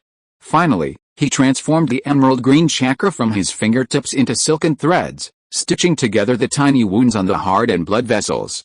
Tsunade, Shihara Emiya heard that little Tsunade came to the hospital, and beckoned to little Tsunade to stay away from him. Go sit in the next room for a while, the operation will be over soon. I'm not afraid, Lord Emiya. Little Tsunade moved even closer, and even her hands were glowing with emerald green chakra. She said with a serious face, I can help too. Then listen to me, these chakra lines can promote the healing of his wounds. Shihara Emiya taught little Tsunade while performing the operation. When encountering this kind of surgery inside the patient's body, it is necessary to control the yang chakra used in medical treatment and turn it into the form of chakra lines. In the future, there will be no need to remove the stitches after the patient recovers. These chakras will disappear after his wounds are healed, and will not affect his life. Yak, little Tsunade carefully handed over a piece of gauze. Thank you for your hard work. While holding gauze to absorb the blood from the patient's wound, Shihara Emiya started chatting with little Tsunade. It seems that more and more injured people have been sent here recently. Lord Emiya has to work harder. Little Tsunade's face couldn't help but show some sadness. Lord Emiya, how can we save more people? If there is only one Lord Emiya, how can we save so many people? Better medical skills, more abundant surgical experience, more determined psychological quality. Shihara Emiya waved his hand to signal the assistant beside him to push the patient away. A ball of water splashed on his palm to wash his palm clean. His voice lowered slightly, and even little Tsunade couldn't hear it clearly. The most important thing is more powerful strength. Chapter 59, Hatake Tsukumo is targeted. The Konoha hospital was overflowing with wounded patients. Even Tsunade, who was handing out bandages, was exhausted. Late into the night, Shihara Emiya continued his surgery. Tsunade covered her mouth with her hand and yawned loudly. "Tsunade, go rest next door," Shihara Emiya called out to her, then instructed his assistants, "Send this patient to the ward and bring the next one in. I'm not sleepy yet," Tsunade said, waving her hands. "Hatake-chan, come help," the assistant's voice echoed through the hospital corridors. A young white-haired genin entered. He wore a tight-fitting combat uniform and a Konoha ninja sword protector. He looked barely older than Tsunade. Due to the war's severe shortage of manpower, the personnel assigned to guard Konoha Hospital had been replaced by genin. These genin had just graduated from the Ninja Academy, not even reaching adulthood, but had been assigned to carry out missions within the village. Lord Emiya, the white-haired boy nodded earnestly to Emiya Shihara. Due to his excellent academic performance, he was approved for early graduation and assigned to guard Konoha Hospital and patrol the village. "Go." Emiya Shihara waved the white-haired boy and his assistant to wheel the patient away, watching as they hurriedly wheeled the next patient into the operating room. "Hatake, it seems to be your senior Hatake Tsukumo." Little Tsunade looked at the figure of the white-haired boy curiously, and couldn't help saying, "I heard that Senior Hatake was very famous in the school before, and he was the most powerful genius in the graduating class." "Really?" Emiya Shihara seemed to be non-committal, and didn't even look up. He suddenly asked casually, "Your name is Hatake Tsukumo?" "Yes, Lord Emiya." Hatake Tsukumo hurriedly arranged the patient, and said sincerely, "If there is anything you need me to do, please just tell me, then do me a favor." Emiya Shihara was still performing the operation, and ordered calmly, "There is a box of glucose in my office. I only need to drink one bottle." Little Tsunade quickly raised her palm and pointed to her little milk teeth. She knew that Emiya Shihara would definitely give it to her, and Emiya Shihara didn't need to drink any food or water. "Give Tsunade a bottle." Emiya Shihara waved his hand, signaling him to leave. "Give the remaining glucose to the genin on duty tonight to replenish your energy." "Yes," Hatake Tsukumo agreed earnestly. In his boyish memory, Emiya Shihara was a medical nin with a very aloof demeanor and exceptional medical skills. Although he never smiled, there was no wounded person he couldn't save. Beneath this aloof exterior, this gentleman possessed a kind and warm heart, a feeling forced to remain hidden by his mysterious identity. Yes, how could he not? A doctor who saved lives, saving hundreds of Konohas seriously injured, how could such a man not have a kind heart? As a Konoha genin, Hatake Tsukumo had no right to know Emiya Shihara's exact identity, only basic information about him. A young medical nin with exceptional medical skills. This medical nin always exuded a strong aura of death. The village elders held this medical ninja in high esteem, and the higher-ups were always shrouded in secrecy about his identity, though it seemed impossible to conceal it. After all, Emiya Shihara couldn't lie. Many within the hospital knew his true identity. Emiya Shihara thought he'd mastered concealment.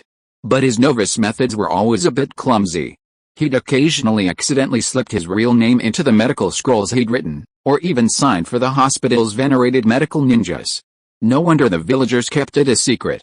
No wonder rumors circulated that the hospital possessed a miraculous healer, a legendary figure whose skills could only be possessed by such remarkable skill. Until the wee hours of the morning, Emiya Shihara had treated 17 critically injured patients overnight. Hatake Tsukumo, who had been guarding the hospital, was beginning to tire. The white-haired young man looked at Emiya Shihara curiously, feeling as if his energy was inexhaustible. He'd saved 17 dying patients overnight, and now sat in the hospital corridor, writing today's medical scroll. Little Tsunade opened her sleepy eyes drowsily, and fell asleep again on the bench next to Emiya Shihara, with a white coat draped over her. While writing today's case, Emiya Shihara helped her cover her with a white coat from time to time. This man who never needed a rest looked a little sad. Emiya Shihara seemed to have noticed Hatake Tsukumo's gaze, and reached out to cover little Tsunade's ears, and said, "You've worked hard, you should go back and rest too." "Lord Emiya has worked even harder." Hatake Tsukumo shook his head, trying to stay awake. "I am a body of the Impure World Reincarnation. This body has no feelings." Emiya Shihara's expression was calm, and he did not hide his secret at all. "A body without consciousness will not feel tired, so don't worry that I will be tired." After saying this, Emiya Shihara seemed to remember something and spoke again, saying, This matter is no secret in Konoha Hospital. You will not be surprised by my condition after guarding Konoha Hospital for a long time. Everyone here basically knows that I was summoned back to the world from the underworld by Tobirama. But try not to leak it to others. Hatake Tsukumo's expression changed slightly. Of course he would not reveal these secrets. As a human with extraordinary observation skills, Hatake Tsukumo had long been suspicious of Emiya Shiyuan's condition. An unconscious body, isn't it the same as a dead person? This situation sounds like it is just a tool for curing diseases and saving lives.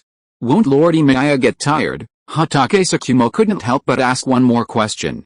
If you do what you love, you'll never get tired of it. Emiya Shiyuan shook his head, his dead eyes seeming to see through everything. If I don't save them, their families will have to endure the pain of losing their loved ones and companions. That kind of pain is enough to turn an innocent and lovely child silent, fill a gentle and sunny youth with darkness, and cause a strong and resilient man to collapse in agony. It is precisely to save the people of this world from the heartbreaking suffering of losing their loved ones that I began studying medicine. I believe there must be people who can relieve suffering. It was this desire that gave rise to the profession of medical ninja. Hatake Tsukumo felt he would never be qualified to judge Emiya Shiyuan's greatness. No matter how powerful he became, he would always be inferior. This man truly was the greatest medical ninja in the world. His heart was filled with immense love. In comparison, his own determination to become stronger and protect his companions seemed so petty that it made Hatake Tsukumo feel ashamed. I'm truly ashamed. Hatake Tsukumo lowered his head and spoke from the heart. There's nothing to be ashamed of. Emiya Shiyuan's voice was calm and gentle, like a gentle breeze that could sweep through people's hearts. In our time, when chakra had just emerged, I actually disliked those who used chakra in combat. I always believed that sooner or later, humanity would go to war over it. Hatake Tsukumo felt even more ashamed. But, after 10 years of traveling through this era, even if I still disagree with this trend, I can understand the actions of some of you. Emiya Shiyuan lowered his eyes, speaking seemingly nonchalantly. Some people practice to exploit chakra for personal gain, but others practice to protect their friends, their companions, their loved ones. Hatake Tsukumo's eyes suddenly lit up. After this conversation, Emiya Shiyuan and Hatake Tsukumo's relationship had grown noticeably closer. The white-haired boy became increasingly fond of guarding the hospital, and their conversations became more and more diverse. Hatake Tsukumo even occasionally served as his assistant. After all, Hatake Tsukumo's swordsmanship was exceptional. He could quickly assist in making the incisions for the seriously injured, allowing Emiya Shiyuan to directly perform the surgery. Furthermore, Hatake Tsukumo also possessed some knowledge of lightning release. While treating a critically injured patient, the victim's heart rhythm suddenly became irregular. Emiya Shiyuan was forced to simultaneously administer CPR using the current of lightning release while providing first aid. Fortunately, Hatake Tsukumo had seen this happen many times before and had mastered the technique of using lightning release chakra to treat arrhythmias, making the experience doubly astonishing. Lightning release can actually be used to heal patients. Yes, thank you so much for your help today. Emiya Shiyuan sincerely thanked Hatake Tsukumo and sighed softly. Actually, there are many other ways to use lightning release to heal patients. For example, by combining lightning and water chakra and integrating them into the human body, allowing tiny lightning bolts to flow like water through the body, it can treat nerve atrophy and stimulate the patient's nerves to gradually awaken. The hospital has more and more patients. Yesterday, a patient fell into vegetative state. This treatment method is very useful for stimulating vegetative patients to awaken. Emiya Shiyuan looked at the sweaty Hatake Tsukumo and finally revealed his ambition. Are you interested in learning these little tricks and becoming my assistant? Of course. Hatake Tsukumo wiped the sweat from his forehead, feeling a little honored, because he knew such opportunities were rare. Perhaps he wouldn't need these little medical ninja skills himself. But for his life, being able to assist a great figure like Emiya Shiyuan was already a great honor. However, Hatake Tsukumo ultimately underestimated his own gains. As Emiya Shiyuan taught Hatake Tsukumo how to master these medical ninja tricks, he realized what a precious gift he had received. I will guide you in fusing the changes in the nature of lightning chakra with the changes in the nature of water chakra. This will imbue your lightning technique with the characteristics of water. Yes, Hatake Tsukumo agreed, then realized something was amiss. The fusion of these two chakra changes was called a Kekkei Genkei. This ability was so named because once a ninja cultivates this special ability, it can often be passed down through their bloodline. Chapter 60, Forcing Emiya Shiyuan to truly join the war. Lightning plus water. The fusion of these two chakra properties will create a new ability, the storm-released Kakuya Genkai. Legend has it that this Kakuya Genkai, passed down in the land of lightning, allows the straightforward lightning-release ninjutsu to bend at incredible angles like water. Hatake Tsukumo is a genius. However, the white-haired boy is still too young, and his chakra energy is limited by his age and body. He usually prefers to practice swordsmanship, and is somewhat at a loss when it comes to practicing chakra property changes. Fortunately, Emiya Shiyuan is a good teacher. As a ninja who has mastered the transformation of all chakra properties and even has a direct glimpse into the essence of chakra, it is relatively easy for him to guide someone to master the transformation of lightning and water chakra properties. Compared to the teaching methods of other ninja teachers, Emiya Shiyuan can directly guide Hatake Tsukumo through chakra transmission, step by step, to become accustomed to the two chakra property changes. However, this teaching method carries significant risks. Generally speaking, chakra loss often results in injuries, but Emiya Shiyuan easily solves these minor problems. Hatake Tsukumo's training progressed rapidly, though his Kakuya Genkai wasn't so easy to integrate. However, his mastery of lightning and water chakra transformations during this time was already a remarkable feat, though it often earned him sullen glances from little Tsunade upon her return from school. Unhappy, Tsunade fumed, watching Hatake Tsukumo's training. She was still stuck in her Yang attribute chakra training. Why can't I be as gifted as Hatake-senpai? The requirements to become a medical ninja in this world are extremely demanding, but that doesn't stop those who can't become medical ninjas from becoming excellent ones. Emiya Shiyuan noticed Tsunade's annoyance and lectured her sternly. Tsunade, as the future world's greatest medical ninja, you're already talented enough, really. Ho ha ho ha, Tsunade beamed, beaming like a Senju Hashirama. Hatake Tsukumo thought Emiya Shiyuan was a bit too doting on Tsunade and a bit too discriminatory towards ordinary ninjas like them. Late at night, the number of seriously injured patients arriving that day was unusually high.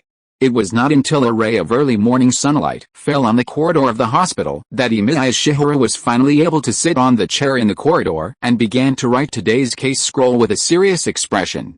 There's good news from the front today. Hatake Tsukumo talked about the good news from the front, and there was even some excitement on his face. The second Hokage led the ninjas in the village to defeat the army of the Sand Village and forced them to sign a peace treaty. The war is gradually turning in favor of Konoha. Senju Tobirama's victory over the Sand Village greatly boosted the confidence of the Konoha ninjas, especially their almost lightning-fast defeat of the Sand Village ninjas, proving that they are still the strongest ninja village in the ninja world. Even though the first Hokage has passed away, the Konoha ninjas can still inherit his will and protect the village where they live. If you're not too tired yet, Emiya Shiyuan seemed uninterested in the news of the war.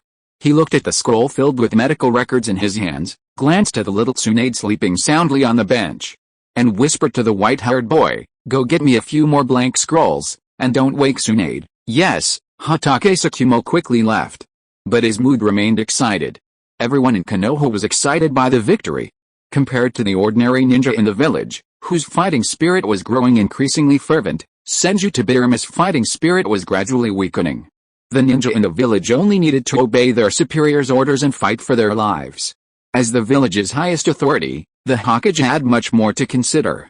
As the second Hokage, Senju Tobirama encountered the First Shinobi World War at the beginning of his succession. He was under tremendous pressure, and defeating the Sand Village only slightly relieved his stress. After leading the Konoha ninja forces to force the Sand Village to sign a peace treaty, the second Hokage of Konoha, accompanied by his Hokage escort, rushed to the northern land of fire. Along the way, he also attended to military affairs and observed the recovery rate of the seriously wounded. To minimize losses for Konoha and achieve victory in the war with the least possible cost, Senju Tobirama, despite his busy schedule and commanding the war, also found time to review intelligence from various locations. If possible, I really want to send Lord Emiya to the front lines. Senju Tobirama finally relaxed after reviewing the data sent by Konoha Hospital. Senju Tobirama realized the immense role of a formidable medical ninja like Emiya Shiyuan in the war, and even felt a hint of regret. Perhaps he had developed the Impure World Reincarnation technique back in the Warring States period and brought Shihara to the battlefield. That would have significantly reduced the Senju clan's casualty rate during that period. How terrifying! Especially in his impure world form, Emiya Shiyuan needed absolutely no rest, able to provide continuous care for the wounded around the clock, even performing a surgery in barely half an hour, rescuing a critically injured soldier from danger. Though his conscience tinged with guilt, Senju Tobirama had long since resolved to do whatever it took to protect Konoha, the city founded by his elder brother. He was willing to forsake his limited conscience. As expected of Lord Emiya, you've even saved so many lives from the rear, but Lord Emiya probably wouldn't want to come to the front lines. Young Sarutobi Hirozen scratched his head and whispered, I heard Lord Emiya was in a bad mood when the war broke out. He's never been fond of ninja fighting. That might work, young Danzo countered. Danzo had achieved numerous feats during the war, harnessing the power of the cursed seal bestowed upon him by Emiya Shiyuan to charge across the battlefield. At one point, it seemed to everyone that he was truly a match for Sarutobi Hirozen. What Emiya Dano saw in the rear were only some of the seriously wounded. If Emiya Dano had seen the corpses of ninja killed on the front lines, even those he had rescued, he would have witnessed the sheer devastation of this ninja world war, surpassing all the wars of the Warring States period. As the young Danzo spoke, his gaze fell on the cursed seal on his arm. If we had persuaded him to help at that time, we would have surely won this war much faster. The power of the cursed seal was truly immense. When chakra was depleted during battle, the seal could also convert natural energy into chakra for its host, allowing young Danzo to become a prominent figure in the war for Sand Village. Of course, in comparison, young Sarutobi Hirozen gained even greater benefits from the seal, as he mastered how to harness the seal's natural energy to amplify his ninjutsu even more than Shimura Danzo. In this war, Sarutobi Hirozen, relying on his terrifyingly powerful 5 essence techniques, was so powerful that he could often single-handedly suppress an entire area, practically crushing the older generation of Sand Village ninja. Sarutobi Hirozen's prestige grew even higher. Young Sarutobi Hirozen was able to discern weaknesses in the battle situation, always providing just the right support for difficult areas on the battlefield. His powerful, wide area techniques quickly alleviated critical situations. Naturally, the disputes between young Danzo and Sarutobi Hirozen increased. Danzo and Sarutobi Hirozen were rivals, a situation that had initially eased during his travels with Emiya Shiyuan. However, after returning to Konoha, his status rapidly rose. The second Hokage placed increasing importance on him and Sarutobi Hirozen, seemingly entrusting him with the future. This led young Danzo to gradually intensify their rivalry, sometimes even opposing for the sake of opposing. Hirozen, we can gain more. Danzo, we've already gained enough. Young Sarutobi Hirozen hoped that Shimura Danzo would consider stabilizing the situation and avoid a worse outcome. He simply hoped to maintain the current situation. Now Konoha has stabilized and has achieved some victory. Konoha has received a lot of help from Emiya Shiyuan in this war. Now there is no need to use more extreme means to destroy the relationship between Konoha and Emiya Shiyuan. You know that. Young Sarutobi Hirozen scratched his head, trying to persuade Shimura Danzo. Emiya-sama doesn't particularly like his power being used in war. We shouldn't force those who aid Konoha. Emiya-sama wouldn't care. Young Danzo snorted disdainfully, retorting bluntly, he's already saved the lives of hundreds of seriously wounded soldiers. If his power were to reach the village ninja, it would at least save us hundreds of squads. At this point, young Danzo's tone hardened. If we offer peace, we can surely convince him to fully utilize his power for Konoha's benefit. This is all for Konoha's victory, and we've already committed to victory at all costs. That would be a disgrace to Emiya-sama's reputation. Young Sarutobi Hirozen couldn't help but feel a sense of unease. He knew Danzo had a point. The other side's approach was beneficial to Konoha and might even tempt many. But Konoha wasn't in such a critical moment. Why do we have to resort to such extreme measures now? However, these two young men are only members of the Hokage Guard. They cannot make a decision on this matter, because the only one who really has the power to decide on this matter is Senju Tobirama. You, take a look at this first. Senju Tobirama picked up a battle report in his hand. His face was so gloomy that it seemed as if water was about to drip. His face looked a little ugly. According to the information sent by the perception team, the opposite Iwagakure village has assembled at least more than 4,000 troops on our side. How can there be so many people? Mito Katoen, a member of the Hokage Guard, widened his eyes in disbelief. Konoha tried its best to gather a force of less than 1,000 people on the northern border. How can they fight with such a gap in numbers that is more than twice as large? Especially since the number of the opponent's ninja troops may be more than the battle report, which makes people feel a little shocked. That's normal. The young Sarutobi Hiruzen had anticipated this and spoke sincerely of what he had discovered while traveling the ninja world with Emiya Shiyuan. The land of Earth is surrounded by numerous mountains and rivers, and even during the Warring States period, it rarely experienced war. It has a vast territory and a large population. The land of Earth's complex terrain also means they don't have to waste too much military force on defense. They can deploy at least 5,000 ninja troops to participate in foreign wars. I heard they even have a special unit composed of Kekkei Genkai ninjas, the people in the tent Face Island. Clearly, the enemy's army was too numerous. Unless the first Hokage, Senju Hashirama, was still alive, it would be difficult for them to win the war against the Land of Earth on their own. Moreover, the Land of Earth's ninjas were quite powerful. In this situation, a Konoha ninja would need to be able to fight against at least a small team of Land of Earth ninjas. This was asking too much of a Konoha ninja. The young Danzo seemed to have found support, and said loudly, "For Konoha, we can let more people get the power of Lord Emiya.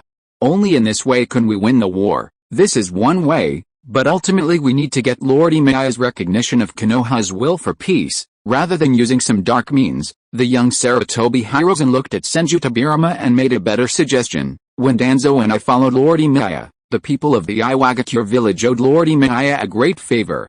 Can we ask Lord Emiya to use this favor to help us reach a peace agreement with the other party? This can also avoid more sacrifices. It doesn't matter even if we fail, at least let Lord Emiya see that we have worked hard for peace. He who loves peace deeply will recognize our attitude of wanting peace." Chapter 61, Remarks on the Release. It's time to have some food. It's time to beg for food again. Please place your first order. Please subscribe. Please vote for the monthly ticket. Tomorrow, January 15th, Wednesday, at 12 noon, this new book will be on the shelves. There will be 10 climax updates when it is on the shelves. The unveiling of Wei Yuan is definitely something that everyone likes to see. In fact, when it comes to writing Naruto, you really have to say it. As long as I write, I can always write happily, and there is no need to worry about any writer's blockages. This book has the best performance in the new book period among all the books I have written. I am very grateful for everyone's support. It has been put on the shelves with 60,000 collections.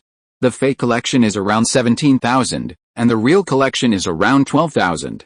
It is better than the data of starting from Naruto as a part-time worker. The old way. Start to work hard. Let's talk about the update issue first. Update on the shelves. Because there have been a lot of things in recent days, I can only update 10 chapters on the day of the shelf. Normal daily updates, 3 chapters will be updated every day, at least more than 10,000 chapters will be updated every day.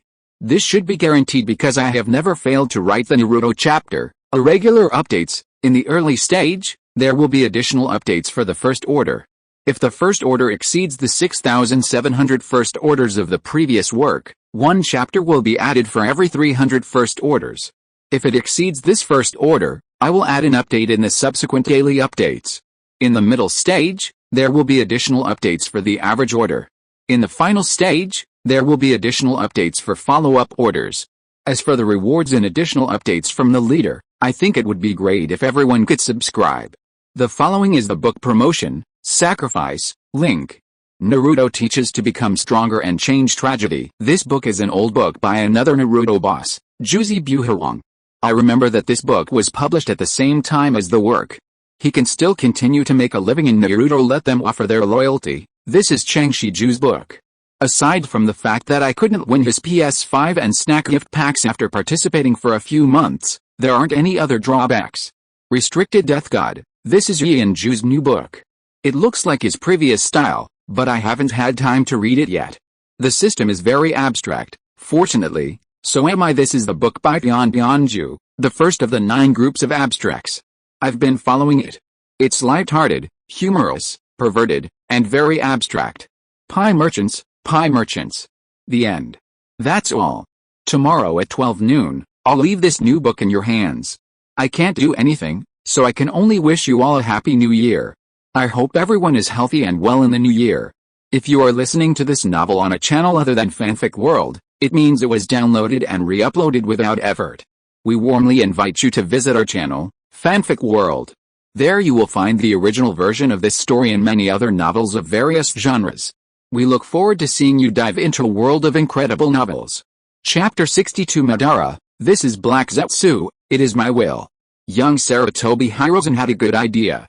Even Senju Tobirama had to admit that his approach was more upright than Shimura Danzo's. When Sarutobi Hiruzen presented his idea, everyone in the tent agreed with it. Konoha was at least on the side of peace. And it wasn't about exploiting Lord Emiya. Everyone in Konoha knew Lord Emiya was a pacifist, and he surely wanted to see the ninja world war end, to see a world free from the deaths caused by war.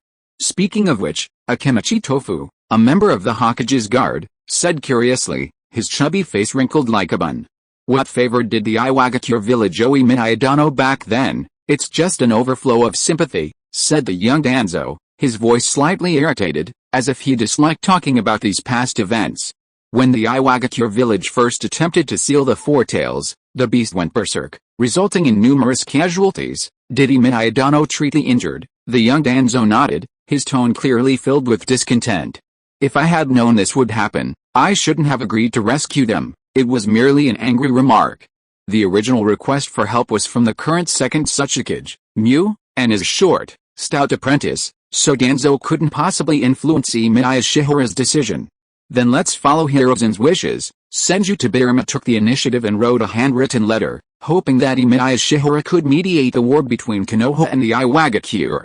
As a pacifist, Emiya Shihara would surely not refuse such an offer and would likely readily accept it. Hokage-sama, just as Senju Tobirama was writing a letter, a ninja suddenly arrived with an important message. The envoy from Kumagakure has arrived. The Konoha ninja present all shared a look of surprise. The ninja forces of Kumagakure, Iwagakure, and Konoha were entangled in a small country nestled between the three great powers, creating a three-way standoff. Any one of them could be vulnerable to attack from the others. In terms of numbers, Iwagakure undoubtedly had the advantage, even capable of fighting 2-1, which was why Konoha hoped to avoid war with Iwagakure. However, the arrival of the Kumagakure envoy was somewhat unexpected. Although the first Hokage, Senju Hashirama, had helped Kumagakure drive out Uchiha Madara, who controlled the Eight Tails, and had helped suppress the runaway beast, in this war that affected the entire ninja world, that former favor didn't seem to outweigh the benefits. It was unclear what the Kumagakure was actually up to. Let him come over, Senju Tobirama said as he sealed the letter. It seems that the number of the Iwagakure's army is more than enough for us to deal with. There are indeed too many ninjas in the Iwagakure. Not only does Konoha feel that this war is difficult, but the Kumagakure, also a major ninja village, also feels that the situation is a bit bad because this war is completely out of control. Once the Iwagakure, Kumagakure and Konoha go to war in the center of the ninja continent, the three villages will definitely suffer heavy losses in this area. War seems to be a thing that is not worth a loss. As expected, the purpose of the envoy sent by the second Raikage of Kumagakure was guessed. They hoped to reach an alliance with Konoha and jointly force the Iwagakure to cease fire. As long as the ninja continent can reach a ceasefire, the isolated mist village can only retreat back. The second Raikage is deeply grateful for the first Hokage's kindness to the Hidden Cloud village. He hopes that the Hidden Cloud village in Konoha will unite to maintain peace on this continent. Are you serious? Second Raikage, Senju Tobirama regarded the Hidden Cloud village envoy with a scrutinizing look. He remembered meeting him once before, during the division of the tailed beasts at the first 5-cage tournament. He seemed quite friendly, though a bit menacing.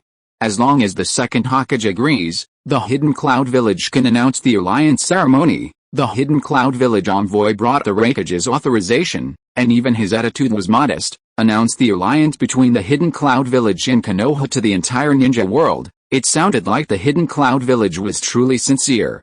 In this era, no country would joke with its reputation, especially since the Land of Lightning, where the Hidden Cloud village was located, had a highly developed economy and trade, and placed an even greater emphasis on credibility. Such an offer seemed undeniable. Konoha has agreed. Senju Tobirama tapped the table with his fingers and said in a serious voice, it seems we have no reason to refuse Lord Raikage. This alliance is very beneficial to peace in the ninja world. That's really great. The envoy from the hidden cloud village was delighted and nodded repeatedly. Then I will take my leave first. I will report to Lord Raikage and prepare for the alliance ceremony. Peace in the ninja world. Senju Tobirama's attitude was unusually gentle, but his voice was still serious and heavy. It will depend on you, Lord. After the hidden cloud village envoy left, the group of Konoha ninjas looked at each other in confusion. They had not expected the hidden cloud village to take the initiative to extend an olive branch. Then, Midamanen looked at the handwritten letter in Senju Tobirama's hand and asked, if the hidden cloud village wants to seek an alliance, what should we do next? Send this letter to Lord Emiya. Senju Tobirama calmly handed the letter in his hand to an Anbu ninja. If we reach an alliance with the hidden cloud village, it will be more conducive to forcing the hidden rock village to compromise. Lord Emiya's favor will be the stepping stone for them to choose a truce without losing face. For us, peace is indeed the most needed, as long as this ninja world war ends as soon as possible. As long as we can defend the existing territory of the Land of Fire after the war, it will be enough. Monkey, Danzo, Kaharu, and Kagami. Senju Tobirama glanced at the group of Konoha's best young generation around him. Get ready. Once the date and place of the alliance are determined, come with me to the meeting. These are the members of his Hokage guard. Likewise, they are also the future of Konoha. Senju Tobirama also hoped that during this meeting, Kumagakure would also witness the wealth of Konoha's new generation of talent, thus extending the alliance's duration as much as possible. Elsewhere, at Konoha Hospital, the number of wounded arriving had been dwindling. With Tsunade-chan off to school and Hatake Tsukumo off on patrol, Emiya Shihara had a moment of peace and relaxation. However, Senju Tobirama's letter shattered the peace. Shihara's brows furrowed as he read it, somewhat confused by Senju Tobirama's meaning. What did he mean by "for my belief in peace"? To prevent further casualties in war, I must persuade Iwagakure and Konoha to cease hostilities. Who wrote this? Shihara wondered, doubting the other person's intelligence, and his own in his own eyes. Did he seem foolish? Or had victory blinded the sender? Written by the second Hokage himself, the Anbu ninja felt a flicker of curiosity. Did the second Hokage forget to sign his name? His handwriting is quite good. Emiya Shihara put away the letter and nodded.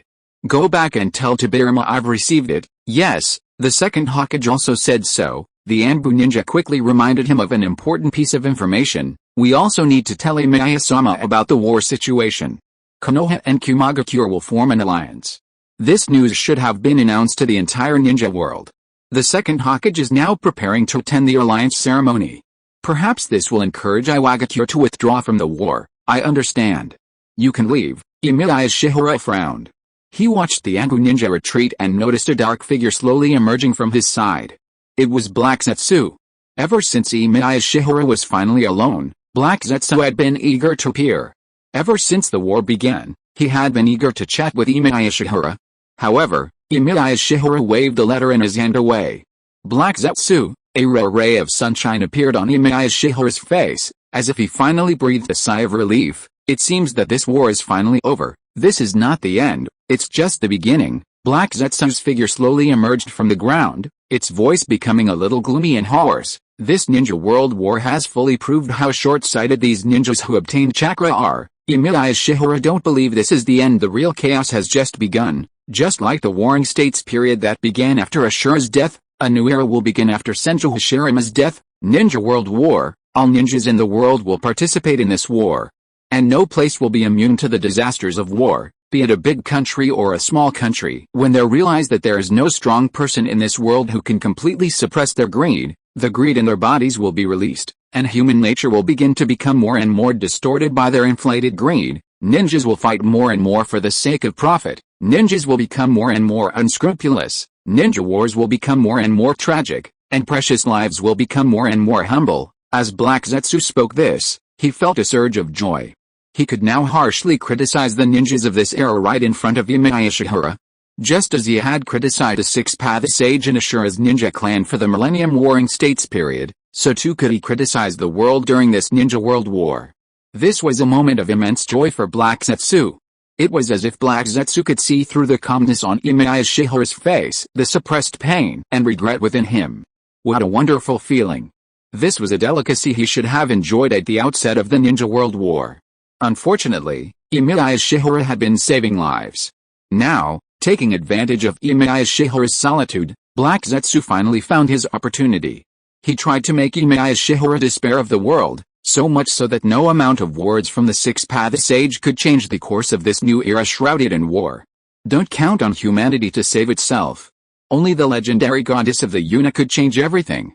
Even if Emiya Shiyuan used his superb medical ninjutsu to save 100, 1,000 lives, the Ninja World War would repay his efforts with the deaths of 10,000 people.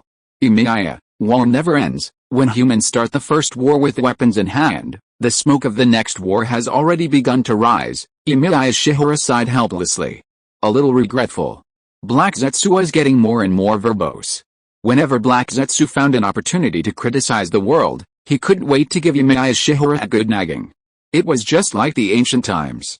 Whenever Emiya Shiyuan found a disciple of the shinobi sect doing evil, Black Zetsu would jump out and scold the Six-Path Sage. Doesn't this guy have anyone to chat with? It seems that no one really has. No wonder he kept nagging in his ears every day.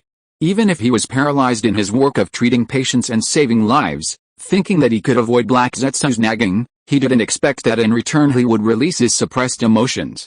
Fortunately, Black Zetsu finally did not forget the serious matters. Emiya, Uchiha Madara has always wanted to see you. Madara has wanted to see you since the first day of the Ninja World War, more desperate than ever. Now, Madara is hiding at the tombstone in the mountains behind Konoha. Black Zetsu placed his hand on Emiya Shiyuan's shoulder and whispered, Emiya, our plan can begin now. Let's meet Madara today. Only we can change this world about to be distorted by war. In fact, Emiya Shiyuan was somewhat reluctant to see Uchiha Madara. Black Zetsu didn't explain why Uchiha Madara wanted to see him, but he could guess from his eagerness that perhaps he was still trying to taunt Hashirama Senju. Uchiha Madara didn't seem to have anyone to chat with. Otherwise, he wouldn't have risked his life so often to secretly appear at the cemetery in the mountains behind Konoha. Uchiha Madara was definitely criticizing Hashirama Senju's naivete, and his desire to see him was simply a way to win him over to his plans. And so it turned out. Uchiha Madara was even more brazen than Emiya Shiyuan had imagined. It was his nature, he's always been arrogant, destined to lower his profile at this moment of proving his foresight superior to Hashirama Senju's. Ho ha ho ha ho ho ho ha ho ha! Uchiha Madara's wild laughter echoed through the cemetery in the mountains behind Konoha, but his laughter was tinged with a hint of loneliness and desolation. See that, Hashirama, the people of Konoha you wanted to protect are dying in the very war we fought so hard to end. The order you established is nothing but rubble piled on sand, a seemingly prosperous house, without the pillars that support it, can't even withstand the slightest breeze. How could he endure such a situation? Uchiha Madara stood before Hashirama Senju's tombstone, unconcerned about the possibility of being discovered by Uzumaki Mido, knowing that Konoha, now a deserted city, could not stop him. After a long moment, Uchiha Madara's arrogant laughter gradually faded. Uchiha Madara wiped the dusty tombstone with his palm, cleansing the portrait of Hashirama Senju's gravestone once again. How fragile, Hashirama, what a shame, you're already dead. Even laughing at you now is so meaningless, but, don't worry, a wicked smile curved his lips. His expression unclear as to whether it was confidence or arrogance. I will change this world. A flicker of nostalgia crossed his eyes, remembering his childhood dreams and the reasons for their falling apart. Just as we promised when we were little, I will bring about true peace, a peace 10,000 times stronger than the castle you built on sand. The portrait on the tombstone was a picture of Hashirama Senju smiling. The smile in the photo seemed to encompass everything. Hashirama Senju didn't need to say anything, his smile could bring peace to anyone's heart. HMPH, forget it. Uchiha Madara stared at the motionless portrait on the tombstone, suddenly feeling bored. You'll never argue with me again, man. Looking at a dead object here seems a bit boring. A rustling sound of footsteps reached Madara's ears. He felt a little surprised, but he immediately guessed who it was. That man was the only one in Konoha village who would be so gentle with his presence in Konoha. Master Emiya, you're so busy at Konoha Hospital, have you finally found time to visit Hashirama? Madara turned and chuckled at the figure walking toward the tombstone. I wanted to see you when the war started, but you seemed so preoccupied with those injured in the war. Actually, you should have sided with me after this war began. You've done so much for Hashirama. At least, I want peace just like him, Master Emiya Shiyuan. Uchiha Madara's words abruptly ended. Originally, Uchiha Madara wanted to mention that Emiya Shiyuan was being used by Senju Tobirama, but at this moment, A hint of surprise appeared in his eyes, which made him subconsciously give up the intention of mocking the other party. Because Emiya Shiyuan's expression at this moment seemed a little solemn. He was holding a bouquet of white flowers in his hand. He lowered his head seriously and placed a bouquet of white flowers in front of Senju Hashirama's tombstone. "I am leaving Konoha." Emiya Shiyuan seemed to be talking to Senju Hashirama, and also seemed to be talking to Uchiha Madara. Senju Tobirama sent a letter, hoping that I can help him persuade the Iwagakure village to cease fire. "Humph, that insidious villain has really taken advantage of you to the extreme." Uchiha Madara immediately mocked Senju Tobirama. He had heard that Emiya Shiyuan had rescued the ninjas of the Iwagakure village, but he did not think that Emiya Shiyuan could change the situation. "This is a meaningless act. The war will not stop because of a few words from you." Uchiha Madara remembered Emiya Shiyuan's reputation in the ninja world, and for a moment he was a little unsure, so he had to add again, "Even if this war is settled, hatred will continue, the struggle for interests will still exist, and the next war is inevitable." Emiya Shiyuan just looked at the portrait on the tombstone. "I know." Emiya Shiyuan's eyes were a little calm, as if he was still talking to himself, and as if he was still talking to Uchiha Madara. "But, we still have to do something after all. I will return to the underworld soon." Emiya Shiyuan seemed to notice that Uchiha Madara was about to speak with some dissatisfaction, and continued to talk to himself, interrupting his thoughts. "If the last side of the world you see is the fragmentation of this era, it is inevitable that there will be some regrets." Sir Emiya Shiyuan. Uchiha Madara was a little dissatisfied, frowned and wanted to bring up the past again. He really hoped that the other party would join his plan. Even if we put aside the knowledge in Shihara Emiya's head, just being able to chat with him would help Uchiha Madara feel less lonely. In this ninja world, there are very few people that Uchiha Madara can truly take seriously. Senju Hashirama lying in this cemetery is one, and the reincarnated Shihara Emiya is another. "I know what you want to say." Emiya Shihara shook his head, a smear of black appearing at his fingertips, as if created out of thin air. "This is..." Uchiha Madara stared at the blackness in disbelief. "Don't worry, Madara, I know what you want. I doubt you'll be interested in the medical skills I've always cherished. Perhaps my only valuable asset is being born in ancient times." Emiya Shihara raised his palm, the jet black color growing thicker and thicker, slowly dripping like liquid, gradually falling from his arm. "I've condensed a strand of my past thoughts into the yin-yang release artifact. It once represented my will to change the ninja world, a gift to you. Whether it's my research on the Rinnegan or the secrets of the ancient times, they should be of sufficient benefit to you. This..." Uchiha Madara's eyes suddenly lit up with ecstasy. This would truly save him many detours in the future. "It's called Black Zetsu." Emiya Shihara calmly introduced Black Zetsu, telling Uchiha Madara a blatant lie. "It was my will to change the ninja world in the past. Its ability is very special and should be able to help you." Emiya Shihara's gaze slowly moved from Black Zetsu to Uchiha Madara. "Madara, I hope you can surpass Hashirama and change this world that Hashirama and I are powerless to change." Chapter 63. Uchiha Madara couldn't possibly be here for a tea party. Emiya Shihara's words had accord with Madara Uchiha. Surpassing Hashirama Senju had always been Madara's ambition, and surpassing a figure like Emiya Shihara would inevitably bring him even greater joy. This figure was once as renowned as the Six-Path Sage, perhaps even surpassing him. Anyone recognized by him would be deeply honored. Although Madara felt he didn't deserve the honor, he had to admit that being entrusted with a future by Emiya Shiyuan was a cause for great joy. "Is this the will of Lord Emiya?" Madara felt a pang of pleasure. He immediately examined Black Zetsu, the legacy left to him by Lord Emiya, and his strange appearance seemed to fill him with curiosity. "It looks a little strange." Madara glanced at Emiya Shiyuan again and shook his head subconsciously. "I don't see any connection between it and Lord Emiya at all. The difference was too great." Perhaps it was Emiya Shiyuan's fame that made Uchiha Madara feel so welcome every time he saw him. Or perhaps there was another reason. Although Uchiha Madara had met Emiya Shiyuan many times, for various reasons, he had never had any extended contact with him. As a result, his encounters with Emiya Shiyuan were always fleeting, leaving him with a subconsciously filtered perception of Emiya Shiyuan. This is a creation of the power of yin and yang. Emiya Shiyuan also looked at Black Zetsu and whispered softly, "If, in a sense, Black Zetsu is also a sentient being, when you master yin and yang release in the future, you will understand how precious Black Zetsu's existence is." "Madara." Black Zetsu's voice was a little hoarse, and he forced a sinister smile that he thought was kind. "Please take care of me in the future." Uchiha Madara's face couldn't help but frown. Although Uchiha Madara didn't really care about appearances, Black Zetsu's style was still so different from Emiya Shiyuan's that he just couldn't get used to it. Never mind. Perhaps this is how yin-yang release creations work.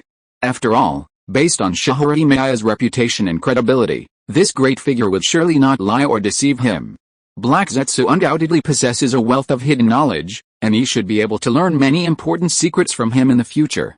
Madara, the path you're about to take is not an easy one. Shihara Emiya looked at Black Zetsu and sighed softly. I've taken many detours before, and I leave Black Zetsu here, hoping it will help you on your journey more smoothly. It truly felt like entrusting everything to a senior. Let me see, Shihara Emiya said, looking at Hashirama Senju's tombstone. Let Hashirama see that you can do all this. Of course, I won't let you down. Uchiha Madara's expression gradually softened, his mood becoming particularly solemn. He understood the significance of Shihara Emiya's entrustment of everything to him before Hashirama Senju's tombstone, and he certainly wouldn't let Shihara down. As someone who respected Emiya Shihara, Uchiha Madara pondered for a moment, intending to return the favor of leaving him a valuable legacy.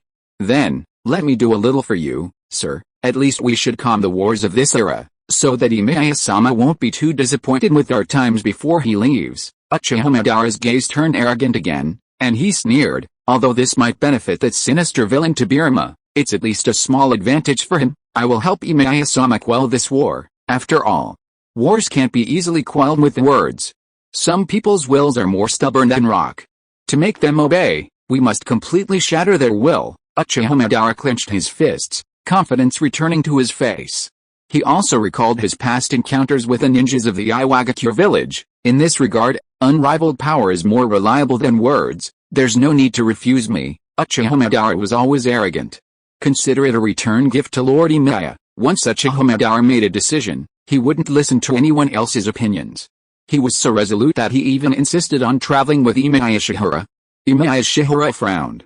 Speaking of which, who is the current Tsuchikage of Iwagakure? The Land of Grass. The Iwagakure ninja army is stationed in this small kingdom. The current second Tsuchikage of Iwagakure, Matsuki, personally commands it. He knows that the opposing villages of Konoha and Kumagakure are commanded by their own cages. While the second Tsuchikage believes his disciple, Inoki, is exceptional, he still seems too immature to face a figure like the second Hokage, Senju Tobirama. After all, he himself lacks confidence in facing Senju Tobirama, whose reputation was already renowned even during the Warring States period. Even though Senju Tobirama has always been under the patronage of his brother, anyone who dares to underestimate him will essentially be doomed to failure. Lord Mu, when can we launch the attack? Inoki, seemingly dwarfed in his chair, watched the second Tsuchikage, who was constantly flipping through a map, feeling a little anxious. Be patient, Inoki. The second Tsuchikage, his body covered in bandages, gazed at the strategic map on the table, dotting on it with a red pen. As a ninja known for his wisdom, Wu remained calm. We have to face not only Konoha, but also the Kumagakure forces. Even if our military strength is the strongest on paper, we cannot act rashly. The second Tsuchikage tapped the key points on the map and taught his disciple in a deep voice, Inoki, you must learn to be more calm, especially since the scale of this war is beyond our previous understanding. Therefore, the strategy we adopt must be more cautious. The situation is more favorable to us now. The most anxious ones should be Konoha and Kumagakure. As long as the Kanobi Bridge remains in our hands and there are no logistical supplies, we will be invincible in this war. But, Inoki's face became even more anxious, and he seemed to have lost his composure at all. I heard that Kumagakure and Konoha are about to form an alliance. Once they unite, what's the point? The second Tsuchikage shook his head, thinking that Inoki's mentality was still too anxious. Even if they unite, it will be of no avail. As long as we firmly hold the existing line of defense, the other party's alliance will definitely change when the battle stalemates. Alliances between ninjas cannot be strong forever. Konoha has long lost Uchiha Madara, and also lost the first Hokage who was able to suppress everything by himself. Konoha has become very fragile now. The people of the Hidden Cloud Village will inevitably realize that being an enemy of Konoha will be more beneficial than becoming an ally of Konoha. The second Tsuchikage is very familiar with the situation in the ninja world. He thinks he knows Konoha's troubles better than Tobirama Senju. The land of the fire country occupied by Konoha is rich, but it has no strategic location to defend. Every ninja village wants to bite off a piece of meat from them. To become an ally of Konoha, you need to defend Konoha from swords and guns from other directions. However, the threat faced by the Fire Country where Konoha is located, Konoha's strength without Uchiha Madara and the first Hokage is not enough to crush the situation.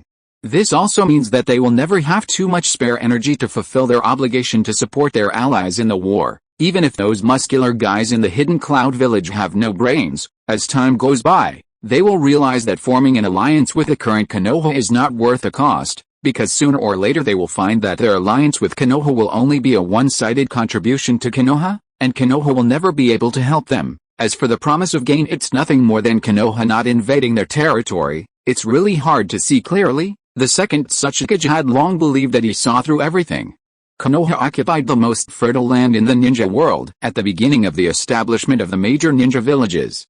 How could Konoha, whose strength has been greatly reduced, covet the territory that they cannot control? Then do we have to keep attacking Konoha in the future? Inoki immediately asked about the strategic issues of the Hidden Cloud Village.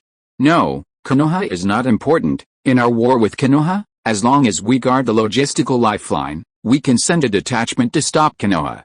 Although Konoha's strength cannot be underestimated, it is just a trophy that we can take at will. What we really need to be vigilant about is the Hidden Cloud Village. The second Tsuchikage's eyes fell on the map.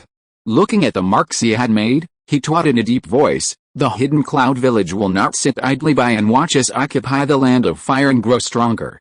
Therefore, in any war, we must first concentrate superior forces to deal with a group of brainless idiots in the Hidden Cloud Village. As long as we defeat the Hidden Cloud Village, there will be no more constraints in the future, and the army will directly press towards the land of fire, forcing Konoha to cede the most fruitful results to us." Remember, Inoki, the second Tsuchikage looked at his disciple, hoping to imprint his strategy in this disciple's mind. Before solving the Hidden Cloud Village, even if we can gain benefits from Konoha, it will not truly belong to us until the end of the war. Yes, Lord Wu, Inoki nodded solemnly.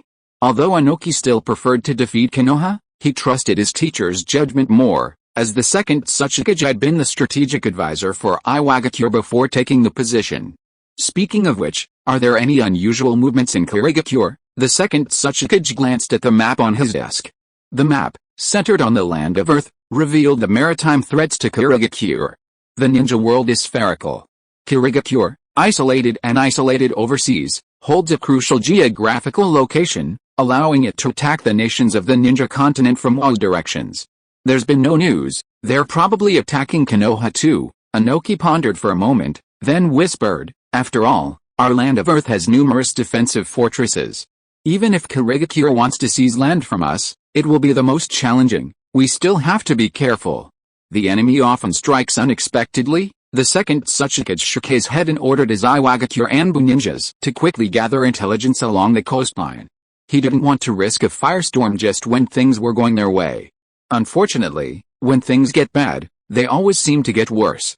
Before he could even dispatch his troops, urgent intelligence arrived from the land of Earth, giving him a headache. The second Mizukage, Hazuki Jinjetsu, had landed with a force.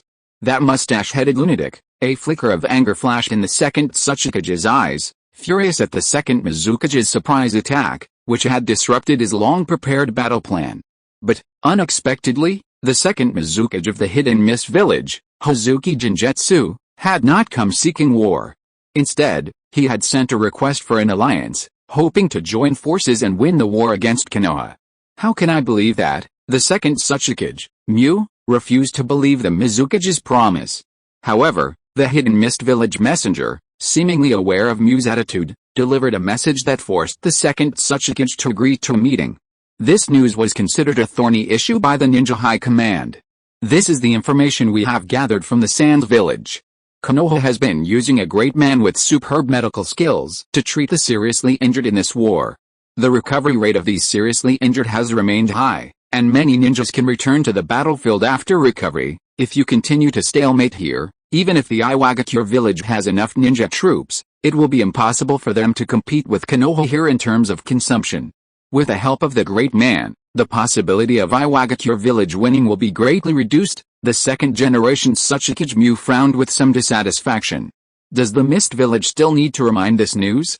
He has known about the existence of Emiya Shiyuan for a long time, And he has dealt with Emiya Shiyuan before, and asked him to come forward to help the Iwagakure village treat the burned villagers.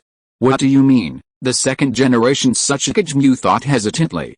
We should join forces against Konoha? The Karigakure's messenger, looking at the second Tsuchikage, retorted, Tsuchikage-sama, do you really think the Iwagakure village alone can defeat the combined forces of Kumagakure and Konoha? Lord Mu, an Iwagakure ninja hurriedly delivered a report, whispering, our ninja infiltrating the Land of Fire have reported that they encountered Lord Emiya Shiyuan and were forced to retreat.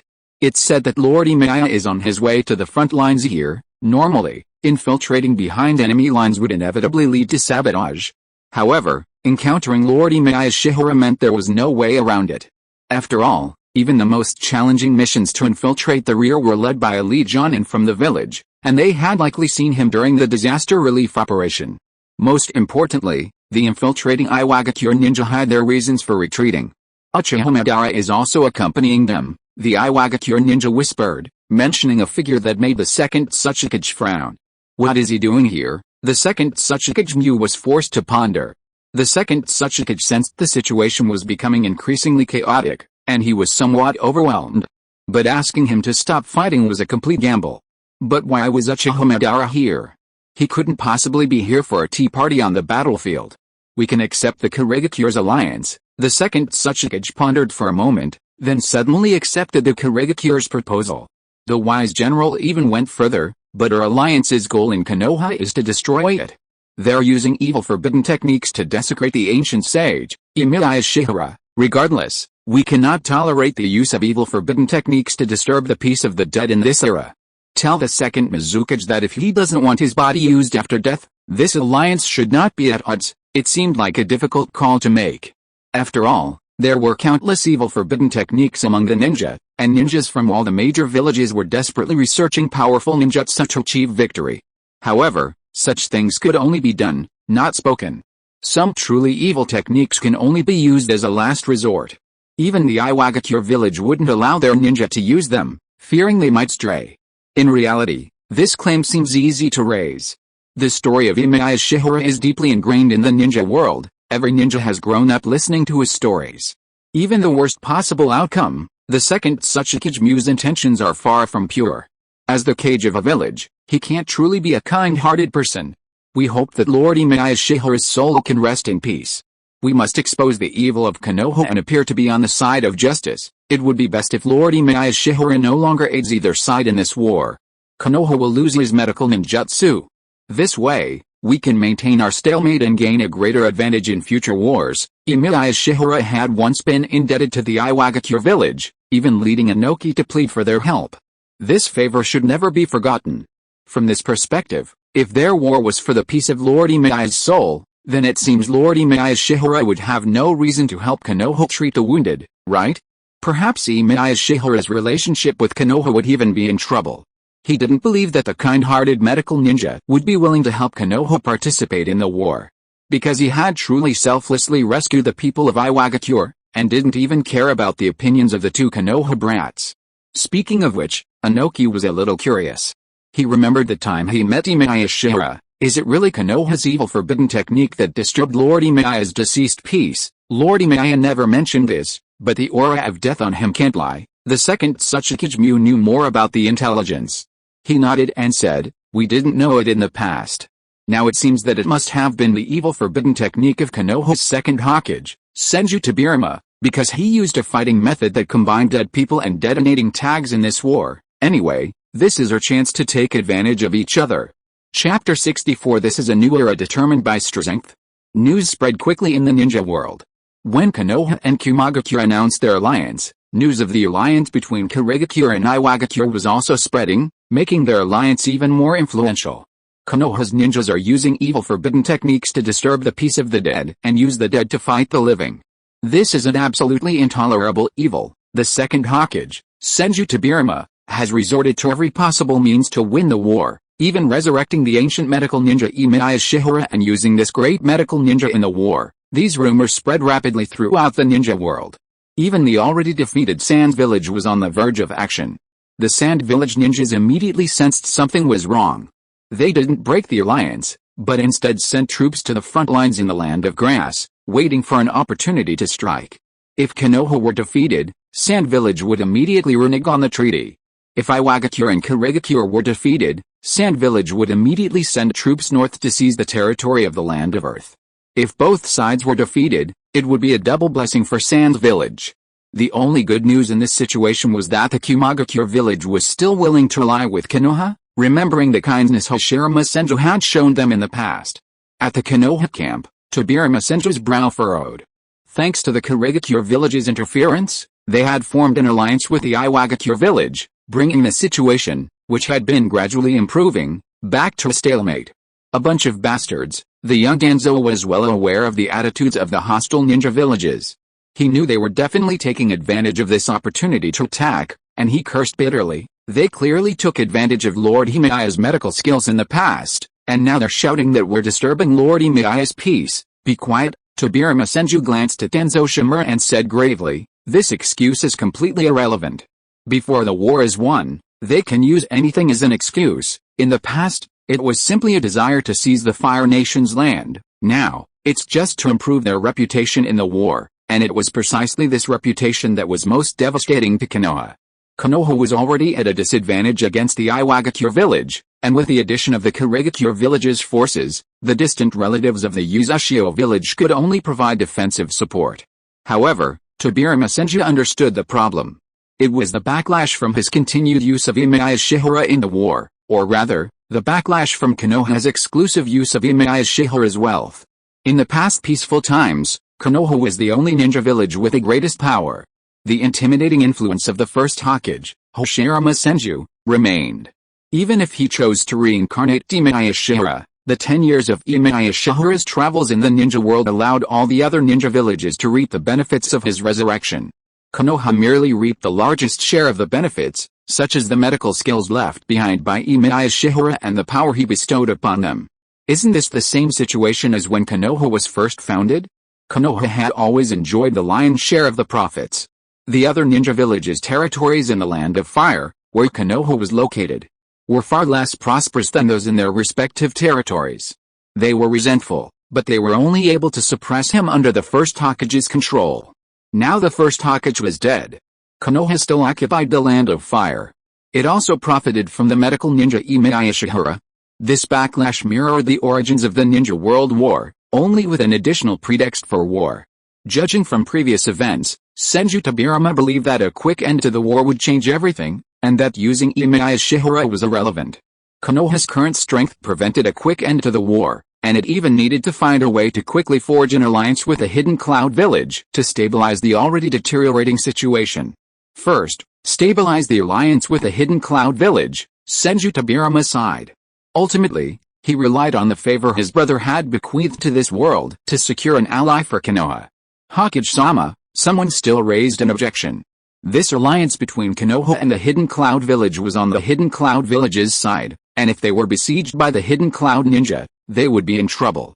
While an alliance with the Hidden Cloud Village remained crucial at this moment, it was too risky for the second Hokage, Senju Tobirama, to take such a risk. However, Senju Tobirama remained resolute. The alliance between Konoha and Kumagakure is crucial right now. If they dare not even attend a ceremony, they'll be looked down upon. Not only will they be mocked by Kumagakure, but if they believe Konoha doesn't take this ceremony seriously and use this as an excuse to cancel the alliance, Konoha's situation will only worsen. Although I'm old, I'm not without the courage to take risks. Besides, Kumagakure announced this to the ninja world ahead of time, showing their sincerity.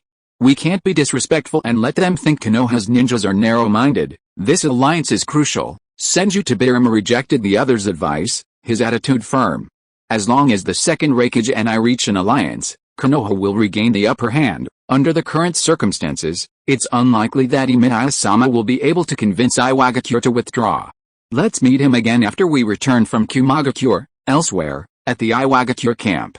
The second-generation Mizukage of the Hidden Mist Village, Hazuki Jinjetsu, had arrived at the camp of the Hidden Mist Village in advance.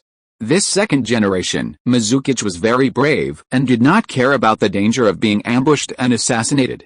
I thought you were planning a surprise attack on the Land of Earth. The second Tsuchikage Mu reached out and grasped the second Mizukage Hazuki Jinjetsu's hand, nonchalantly saying something that displeased everyone. After all, the Hidden Mist Village is isolated overseas, and its ninjas have always lacked credibility. No, no, no. The second Mizukage Hazuki Jinjutsu laughed boldly, grasping the second Tsuchikage's hand.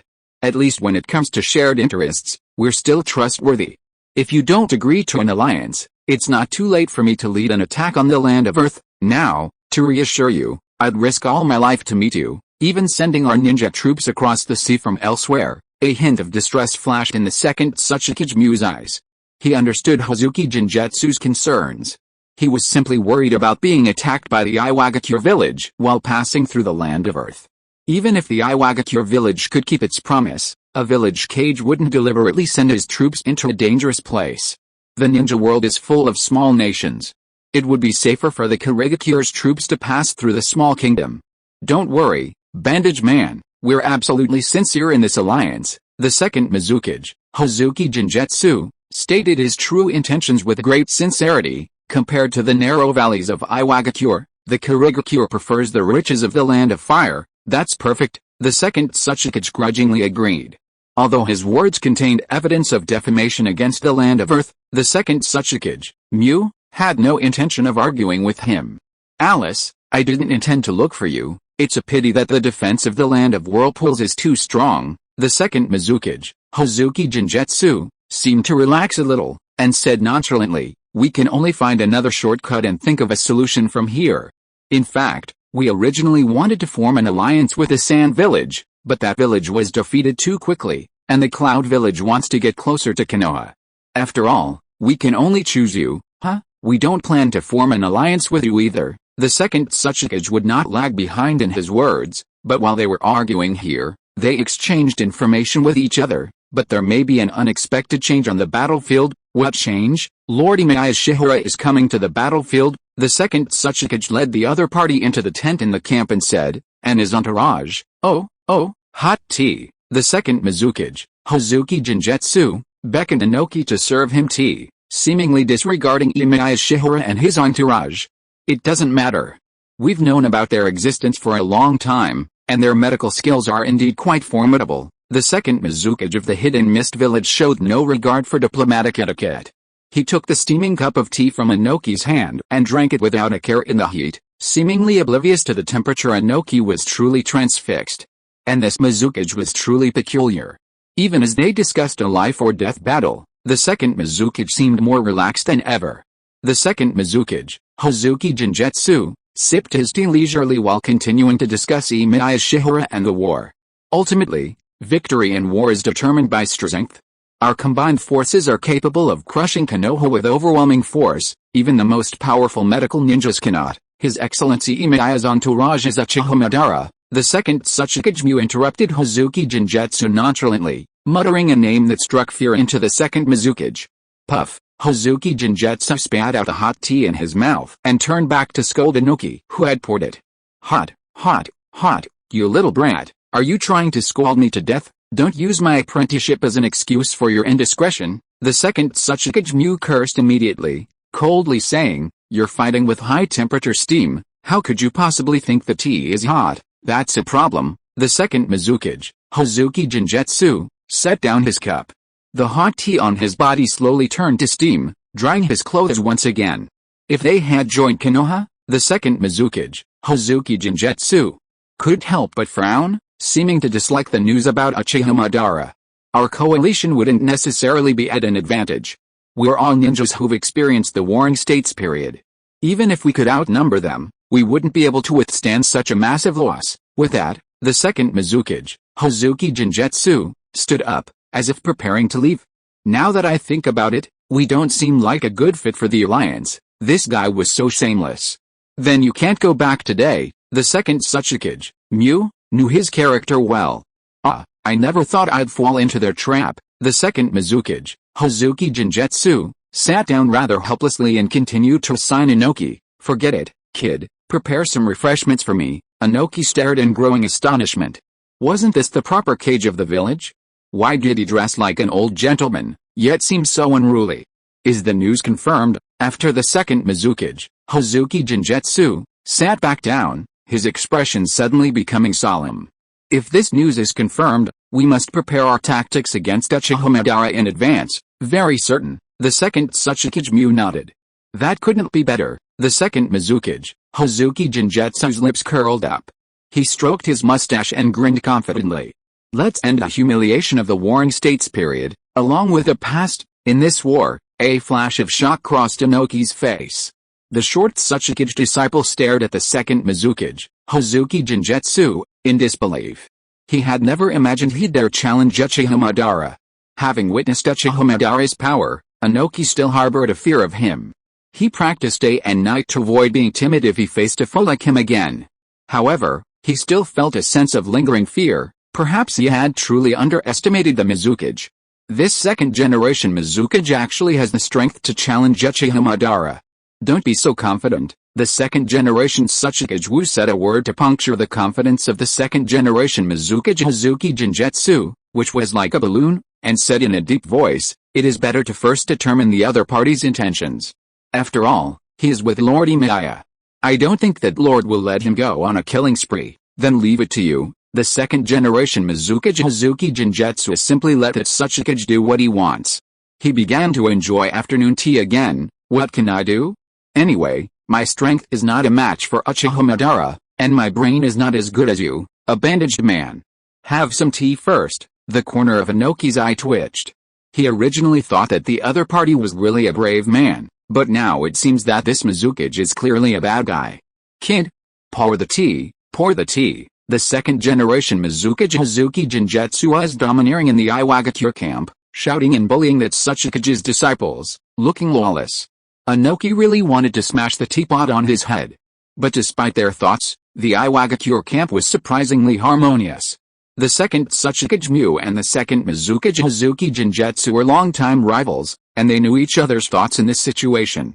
At least at this moment, the alliance between the two sides could be considered formalized, and all that remained was to wait for the arrival of the Kurigakure army. However, the Kurigakure army had not yet arrived. The ones who actually arrived at the Iwagakure camp were those they didn't want to see. Emiya Shiyuan and Uchiha Madara. On their way to the front line, Uchiha Madara and Emiya Shiyuan received a lot of news, such as the alliance between Iwagakure and Kurigakure, the Sand Village ninjas moving closer to the Grass Country front, and the continued alliance between Kumagakure and Konoha. Clearly, this place had become a gathering place for the five great nations. Of course, they also learned the war slogans of Iwagakure and Kurigakure. How could a bunch of ninja left over from the Warring States period care about forbidden techniques? They just want to exploit Lord Emiya. Uchiha Madara had a clear eye for his contemporaries, knowing their true nature. These ninja villages are only motivated by profit. They're saying these high-sounding words just to make Lord Emiya leave Konoha in dissatisfaction, and to prevent that despicable Tobirama from exploiting Lord Emiya's medical skills. It's a pleasant surprise for everyone. HMPH, this ninja world has long been beyond redemption. Uchiha Madara said this, stroking his eye sockets. Only our plan can truly save this world. The five great ninja villages in the ninja world each had their own ideas. Within them were thousands of ninja, each with their own unique ambitions. Only a truly earth-shattering solution could truly achieve lasting peace. The land of grass. Atop a hill. Uchiha Madara and Emiya Shiyuan arrived. As they gazed down at the nearby Iwagakure camp, Uchiha Madara sneered at the other side's petty calculations. He even knew the practices of these ninja villages.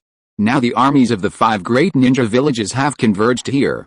The slightest conflict could escalate the war, and alliances and betrayals could occur at any moment. I thought the war would be drawing to a close when we arrived, but now it seems more complex than I imagined. This war is only intensifying. That sinister villain, Tobirama, always resorts to underhanded tactics.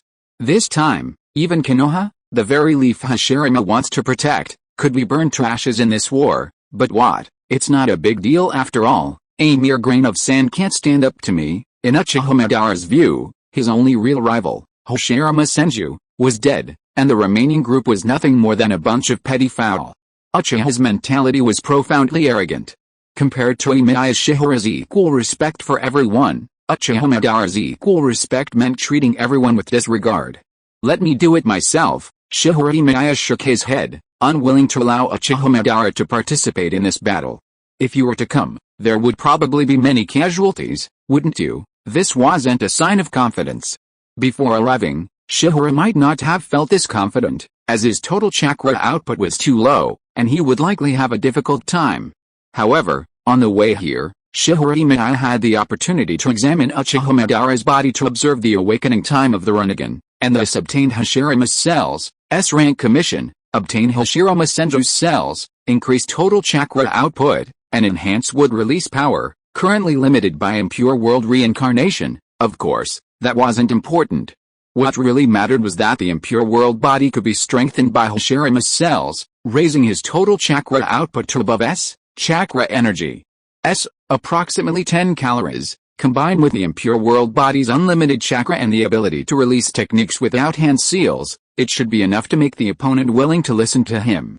Uchiha Madara, Emiya Shiyuan, the second Tsuchikage sat in the tent, still pondering the issue of Emiya Shiyuan, quietly waiting for the ninja he had sent out to deliver information about Emiya Shiyuan and Uchiha Madara. That big shot isn't a problem. The second Mizukage sat beside him and gave his own judgment. Although he is a good man, there is no morality in war. As long as Uchiha Madara doesn't take action, it shouldn't be a big problem. Anyway, we don't have any grudges against Uchiha Madara, Your Excellency Tsuchikage, Your Excellency Mizukage. Someone is here to visit. An Iwagakure ninja entered the tent and mentioned the person they were discussing. It's Lord Emiya. He's come alone. Finally, the second Tsuchikage breathed a sigh of relief. He'd been worried about what the other party was up to. Now that Emiya Shiyuan was willing to visit, he could test his intentions. I guess he wants us to make peace with Konoha? Inoki rubbed his head, a look of embarrassment on his face. Lord Emiya's request, Lord Mu, it seems difficult for us to refuse. Hey, brat, you really don't understand politics. The second Mizukage, Hazuku Jinjetsu, tapped Inoki on the head. Don't bully my disciple. The second Tsuchikage, Mu, snapped. Although Inoki's idea is indeed simple, the second Tsuchikage, Mu, sighed, his brow furrowing.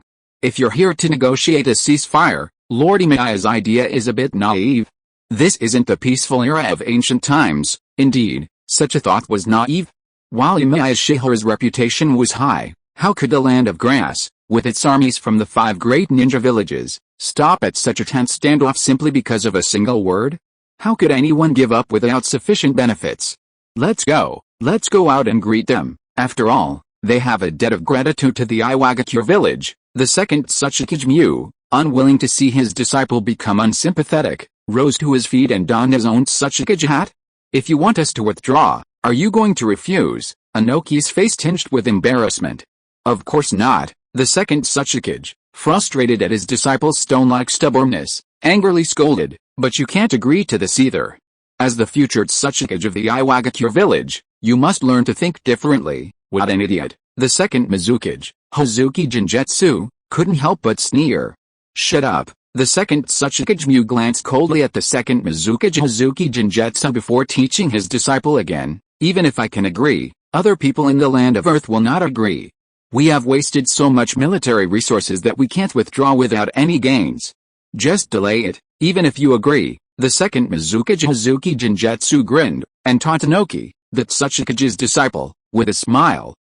Your ally, can't agree either. If the other party insists on asking for an answer, then we can only ask the other party to give an explanation for withdrawing. For example, use of force. The second Tsuchikage Mu grabbed his bamboo hat and said in a deep voice, we need to let this ancient saint know that this era is no longer the paradise of ancient times, but a new world where destiny should be determined by strength. Chapter 65. This is the greatest medical ninja Emiya Shiyuan. In the tent of the Iwagakure camp, Emiya Shiyuan was treated as a distinguished guest. Even the accompanying guest was the second Mizukage of the Kurigakure village. However, the attitudes of both the second Tsuchikage Mu and the second Mizukage Hazuki Jinjetsu were very clear. We can meet any request of Lord Emiya except for ending the war. We also hope to seek justice for Lord Emiya. The second Mizukage Hazuki Jinjetsu smiled and looked like a good person. The second Hokage actually blasphemed the souls of the dead, especially a great medical ninja like Lord Emiya. No matter what, the justice in our hearts cannot tolerate it. What high-sounding words. Inoki, who was standing by and serving, was shocked by the shamelessness of this mustache boy. How could he really say this in front of him so smoothly? I will persuade Tobirama not to use that forbidden technique. Emiya frowned and said with some lack of confidence, for me, It doesn't matter whether my soul is desecrated or not. What is necessary is to end this war and prevent more innocent people from bleeding and sacrificing. Is it really the forbidden technique used by the insidious Hokage? The second generation Mizuki Hazuki Huanayu immediately found a loophole, as if he had found a loophole. This forbidden technique is too despicable. Shihara Emiya gave him a strange look. Why are you talking so scathingly? Lord Emiya, we know that your excellency has a noble character, however, we have jointly launched this righteous war for this name. The supplies of the Iwagakure village have begun to be mobilized and shipped to the front line, and the ninjas of the Mist village are also coming across the sea in an endless stream. We can't stop all this if we go back. The second generation Tsuchikage looked a little hesitant, as if he himself was not the one who started the war. The situation in the land of Earth is complicated. That Tsuchikage of the Iwagakure village and the daimyo jointly govern the country. This is the result of a joint discussion between me and the daimyo.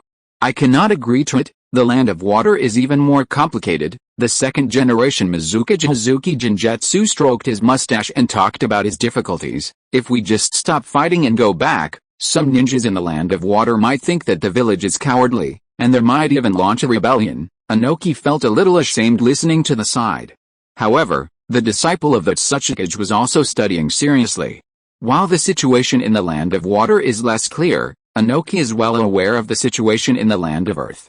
The dual election system of the Tsuchikage wields immense power within the country, allowing him to wield both military and political authority. If the war were to end, the second Tsuchikage could do it all on his own. While the village and the land of Earth might be unhappy, the second Tsuchikage has diligently governed the country since taking over, and possesses sufficient prestige to maintain control. And the teacher has changed. He's no longer choking when he speaks. Is there really no way? Shihara Emiya frowned, as if he didn't know that the two cages opposite him were stalling with him. There was even a bit of dejection on his face, as if he was at his wit's end. Do you have to let the battlefield become a river of blood, unless the first Hokage is reborn? The second Tsuchikage immediately mentioned this impossible condition, and was even very pertinent. Only someone like the first Hokage who is strong enough and peace-loving can make the people of the land of Earth and the land of water convinced, and perhaps the war can be quelled. It's a pity that Hashirama is dead. Shihara Emiya sighed, as if he was helpless. Now my strength is not as good as Hashirama. Although I am not good at fighting, I can try to quell this unnecessary war. Do I need to defeat everyone here to end this war? A look of surprise flashed across the face of the second Tsuchikage.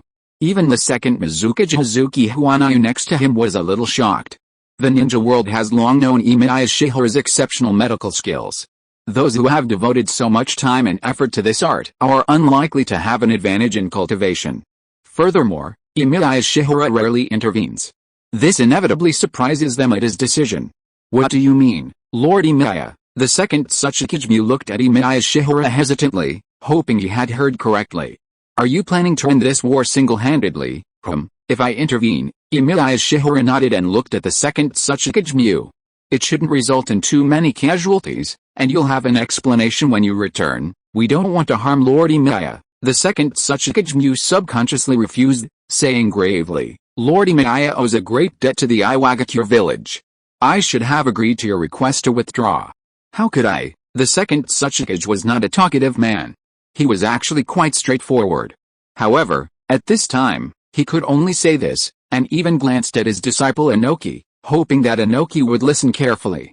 This kind of talk is indeed a bit long-winded. It is only in certain situations that it can be used to fool others. However, the second Mizuki Hazuki couldn't stand this kind of long-windedness. He hurriedly opened his mouth to interrupt the second Tsuchikage's nonsense. But Emiya Shiyuan spoke first.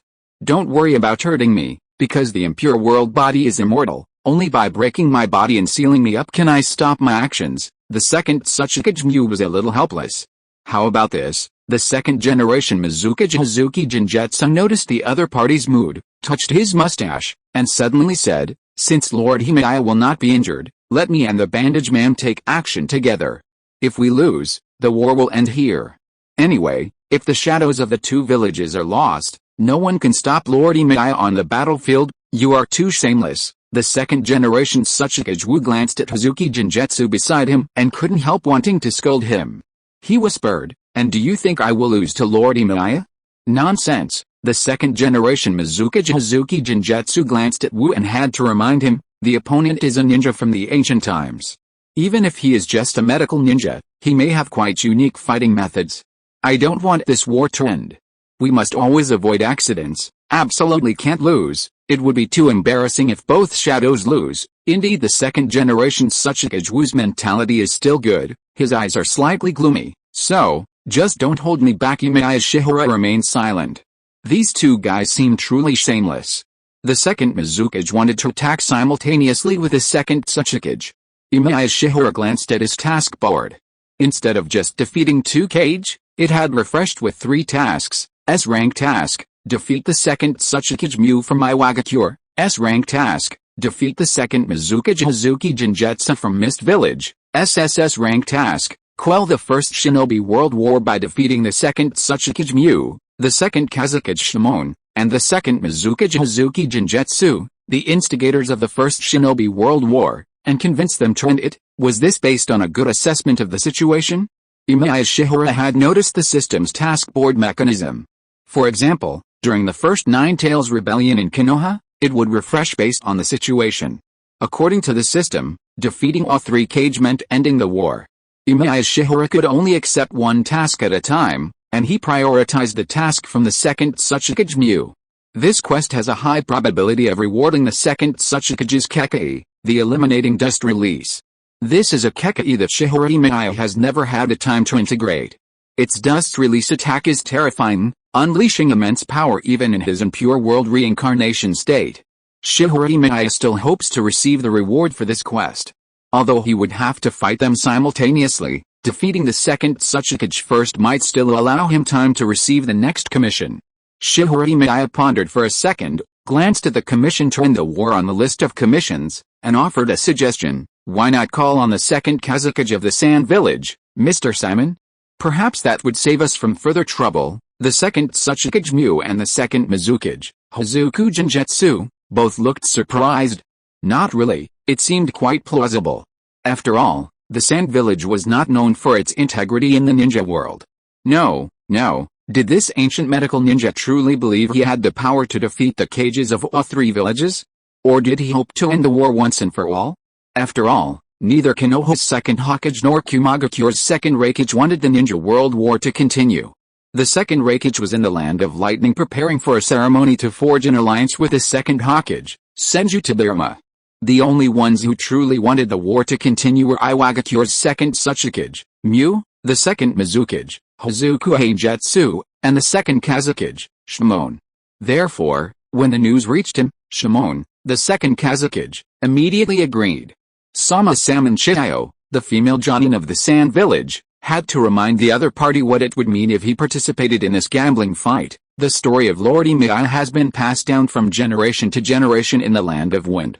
Lord Emiya once helped our ancestors get rid of diseases and poisons. Even people living in the desert country are still using the antidote for sand scorpion poisoning left by Lord Emiya. If they knew that Lord Salmon participated in this gambling fight against Lord Emiya, the war must continue. The second generation Kazuke Salmon didn't care about his own reputation.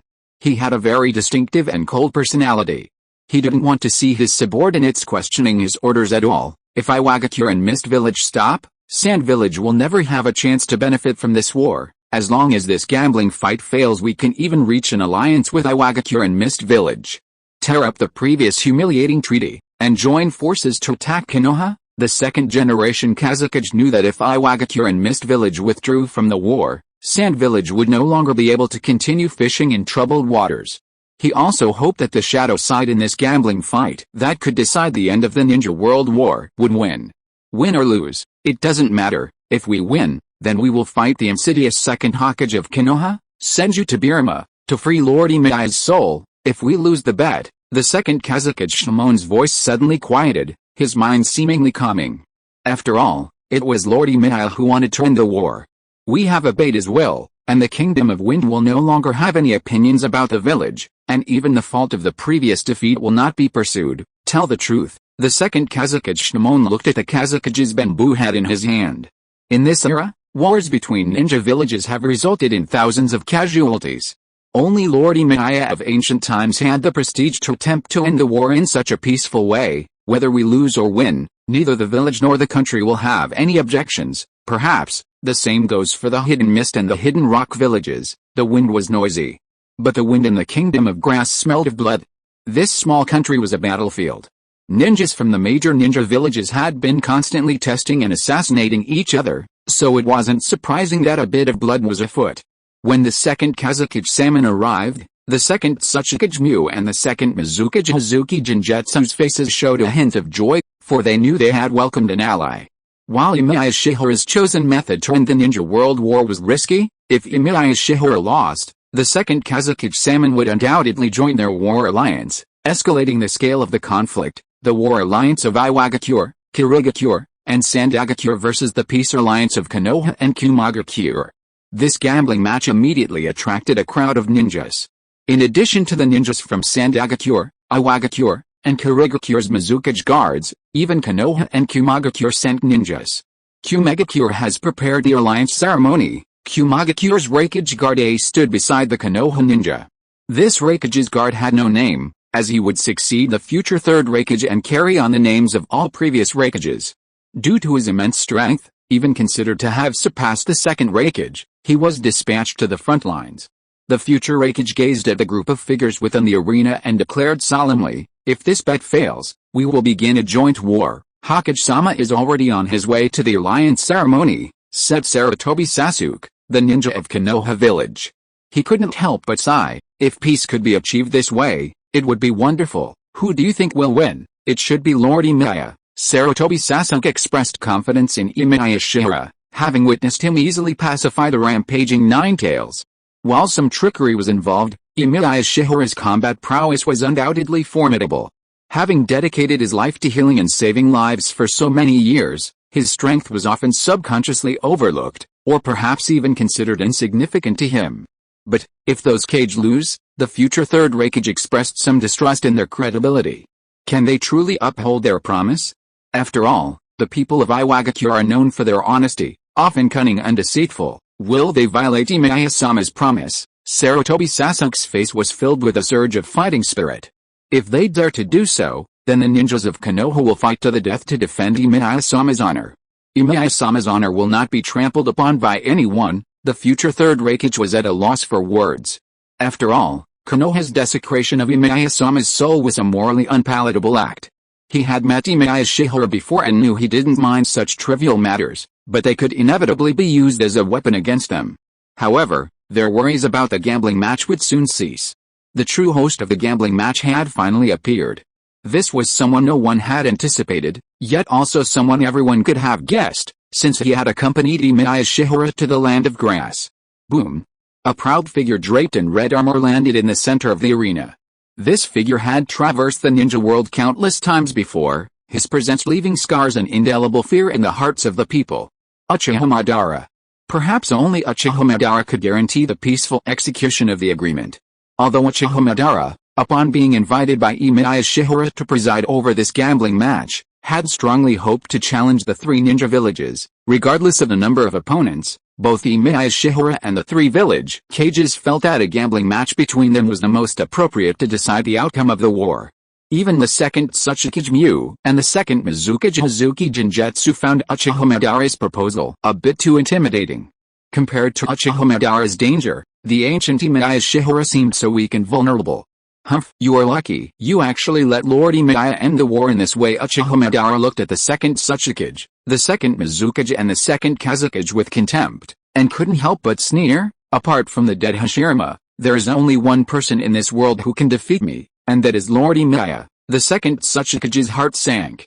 Whether it was the second Mizukage Hazuki Jinjetsu or the second Kazekage Shimon, the expressions of both changed, because they didn't know this information at all.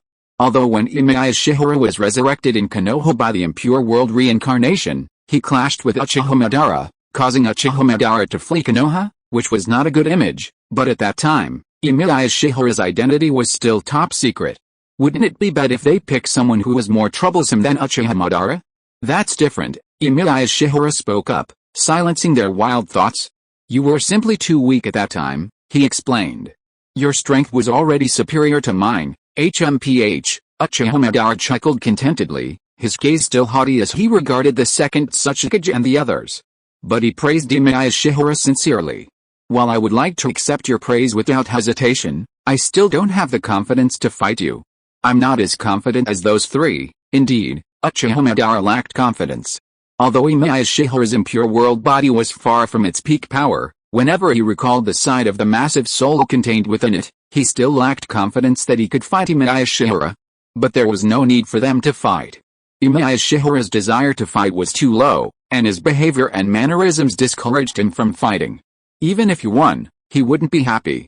Challenging a medical ninja, especially one with only a little remaining strength, would be too embarrassing if it were to be spread out. Especially since some people actually teamed up to challenge such a medical ninja. This bet, it's for a false peace in the ninja world. Uchiha Madara had no fondness for the cages of the three villages. His opening words sent shivers down his spine, yet he continued to speak without realizing it. If Lord Emiya can defeat the cages of the three villages, Iwagakure, Kirigakure, and Tsunagakure will withdraw from the war. Breaking this promise would be a challenge to my reputation. In the name of the Tsuchikage, Iwagakure will not break its promise. The second Tsuchikage immediately agreed. While the second Tsuchikage didn't mind lying or cheating, he couldn't break his promise to Emiya Shiyuan, especially with the god of death Uchiha Madara watching over him. In the name of the Mizukage, Kirigakure will not break its promise. The second Mizukage, Hozuku Genjutsu, raised his finger, a break from his usual nonchalant demeanor. In the name of the Kazukage, Tsunagakure will not break its promise. The second Kazukage, Salmon, raised his finger, his voice remarkably serious. In the name of Emiya Shiyuan raised his finger, calmly gazing at his three opponents. Likewise, Uchiha Madara said, his voice a touch colder as he gazed at the three cage present. If Lord Emiya is defeated in this battle, he will no longer interfere in the war, nor even join either side. However, Lord Emiya will establish a medical camp outside the battlefield to provide medical care for any seriously injured soldiers unable to participate. A look of surprise crossed the faces of all the ninja present. At that moment, the number of ninja gathered from the land of grass reached over 10,000, with ninja from the 5 major ninja villages already arriving. When the Iwagakure village announced that Emiya Shiyuan had been resurrected and used by the Impure World Resurrection, they realized that this ancient ninja had been resurrected, merely as a character in a bedtime story.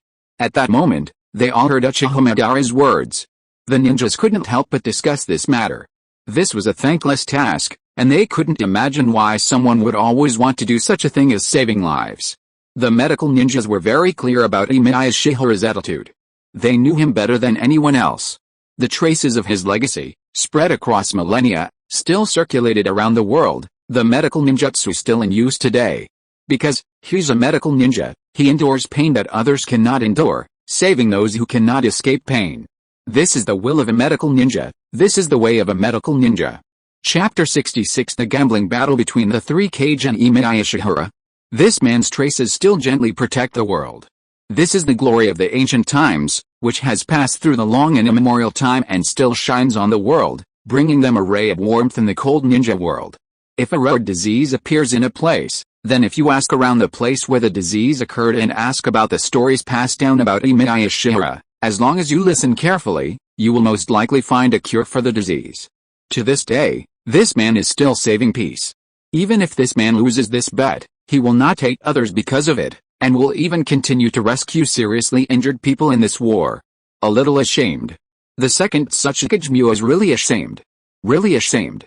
The second Kazukage Shimon was a little guilty and did not dare to look up. My conscience pricks me. The second Mizukage, Hozuki Genjutsu, rubbed his heart. After a moment of prudence, his expression turned serious again. If, after losing this bet, Lord Emiya sets up camp on the battlefield, in the name of the Mizukage, no battles fought by the Kirigakure ninjas will affect Lord Emiya's camp, and no war activities by the Kirigakure ninjas will occur within Emiya's camp. This was the second Mizukage's promise. Battles often occurred within a certain area, and war activities involved espionage, concealment, assassination, poisoning, and other means.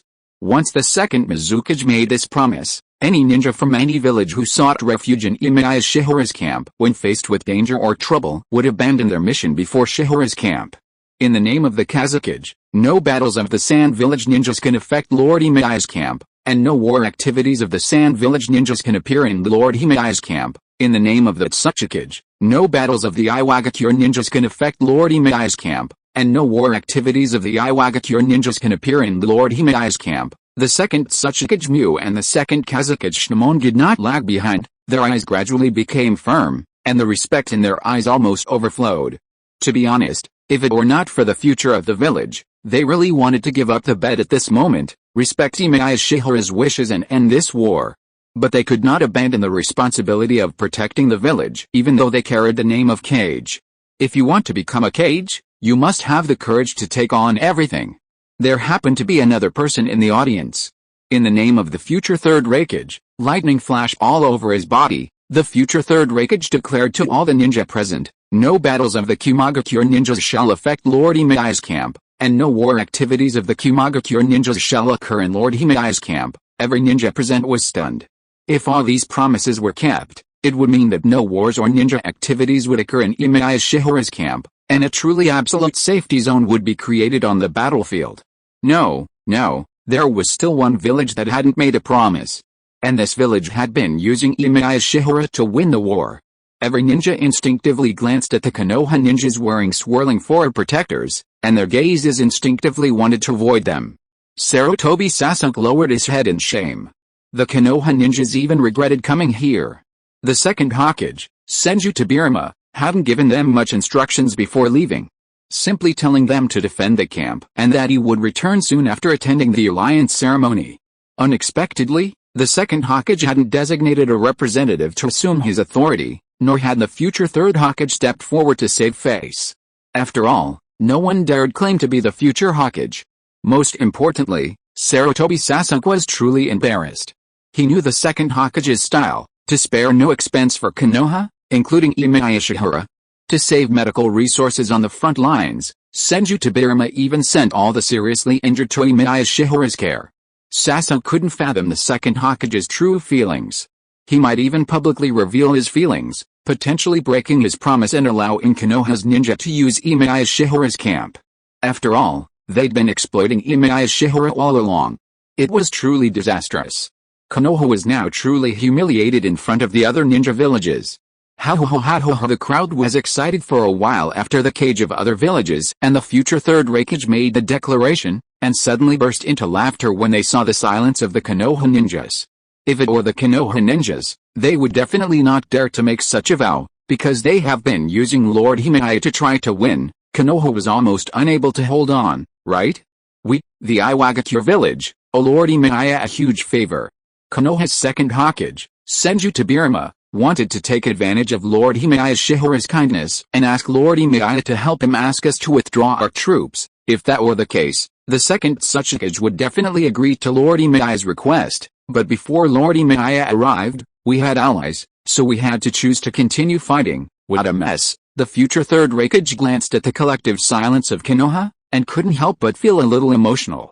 It seemed that the alliance between the Kumagakure village and Konoha should be carefully considered. During this war, the second Raikage of the Kumagakure village chose an alliance out of moral obligation and the first Raikage's last wishes, remembering the first Hokage's kindness. However, if another war were to strike in the future, this alliance would no longer be necessary. The Konoha ninjas' faces were increasingly embarrassment. The accusations from the other ninja villages were both devastating and all too real. Sarutobi Sasuke, for example, knew that it was indeed Senju Tobirama who sent the letter requesting Emiya Shihara's help in getting the Iwagakure village to withdraw. These truths instantly tarnished Konoha's reputation. This can't go on. Sarutobi Sasuke took a deep breath, intending to persuade Senju Tobirama when he returned. He must seriously consider Konoha's reputation. After all, Konoha had been a world peacemaker during the first Hokage's reign, and its reputation had always been high. Why had Konoha's reputation plummeted with the second Hokage's turn? Could it be that they had chosen the wrong person? Sarutobi Sasuke couldn't help but glance at Uchiha Madara in the arena. When Konoha's first Hokage was being elected, everyone naturally favored Hashirama Senju. However, he pushed for Uchiha Madara to take the position, and naturally, no one wanted Uchiha Madara to be elected. Everyone seemed to have accepted the situation. The first Hokage election saw Hashirama Senju become the first Hokage, and the second, Uchiha Madara. Together, they governed Konoha. But then, Tobirama Senju emerged victorious. As a skilled Hokage assistant, skilled in political governance, Tobirama's initiatives, such as establishing the Konoha Ninja Academy and the Anbu, immediately established him as a more suitable candidate for the position than Madara Uchiha. Ultimately, Madara Uchiha left. Whether this was due to his defeat in the battle for the Hokage position is unclear. However, at that moment, Sasuke, Sarutobi and the other Konoha ninjas couldn't help but wonder, had they chosen Uchiha Madara, Konoha wouldn't have fallen into such widespread condemnation. Alice, it was too late. At this moment, all Sasuke could do was hope for Emiya Shiyuan's victory. If he lost, Konoha would become a complete target of public criticism. The tens of thousands of ninja present grew increasingly boisterous. Their shared accusations against Konoha sparked a flurry of conversation from the other ninja villages, who accused Konoha of exploiting a great figure like Emiya Shiyuan and shared their own hidden gossip. Quiet, Uchiha Madara's voice echoed throughout the venue. A terrifying aura emanated from him, momentarily terrifying tens of thousands, each of them breaking into cold sweat. Could this man still be so terrifying? This Warring States-era battlefield Shiro, known for his commanding presence and demeanor, watched with satisfaction as the scene quieted down. He then looked arrogantly at the three Kage who had just announced the camp's neutrality agreement, his words filled with disdain. HMPH, how confident, you're declaring victory here before the battle even begins. Do you think you can defeat Lord Emiya? Do you think the three of you can win together? The second Tsuchikage looked uneasy. Even the second Mizukage Hazuki Jinjutsu and the second Kazukage Shimon were at a loss for words. Could this be considered a provocation? They were clearly trying to show respect for Emiya Shihara. Emiya Shihara felt a little helpless. No wonder Uchiha Madara couldn't become Hokage. This isn't a provocation, Emiya Shihara said, speaking in defense of the three village cages. He bowed slightly, expressing his gratitude for their agreement to the neutral zone. Thank you very much, I don't deserve that. The second Mizukage Hazuki Jinjutsu was so frightened that he almost kowtowed. After all, Emiya Shihara's considerations were beneficial to their subordinates, and indeed, to all ninja in the ninja world. Well then, let's stop chatting here. Uchiha Madara suddenly emerged from his body with a half-body Susanoo. Although it was his first time to play such a role, he was not at all nervous. This guy had never retreated from any situation. He loudly announced the start of the battle. Now, begin. Uchiha Madara controlled the half-body Susanoo and quickly withdrew from the area, leaving the battlefield to the two sides of the gamble that would determine the future of the ninja world. Tens of thousands of ninjas also retreated. Due to the instructions of the Kurigakure and Iwagakure ninjas, some of the techniques of the second Tsuchikage and the second Mizukage Hazuki Jinjutsu were extremely powerful, often causing large-scale casualties on the battlefield. Therefore, they dared only stay away to avoid being affected by the techniques. Emiya-sama, the second Tsuchikage's body floated up, his hands gathering dust released chakra, and he immediately attacked. Battle is not a game. We bear the responsibility of the village, and we absolutely cannot lose. He didn't care if Emiya Shihara died in this battle. Although Tobirama Senju had done all sorts of good things and all sorts of bad things, his Impure World Reincarnation technique did have quite remarkable effects. Be careful. The second Mizukage leaped forward, his fingers rapidly forming hand seals. Battles in this era are fast, although winning or losing is in my favor. The second Kazukage, Shimon, flashed two scrolls in his hands. But a Tsunagakure ninja doesn't want to lose any battle, especially since I bear the name of Kazukage. Don't worry, I'll do my best not to hurt you, Emiya Shihara said earnestly, standing across from them. If I do hurt you, I can heal you. The eyes of the second Tsuchikage, the second Kazukage, and the second Mizukage all twitched. Although they knew the other party was telling the truth, even his true thoughts, speaking it out loud felt a bit disrespectful.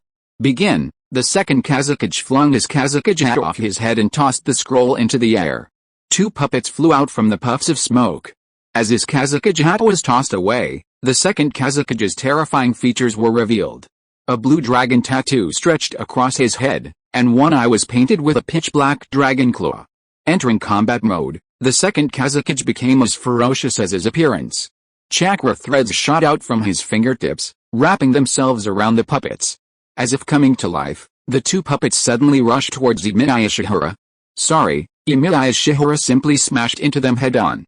Crack! One of the mechanical puppets was instantly shattered by his powerful punch.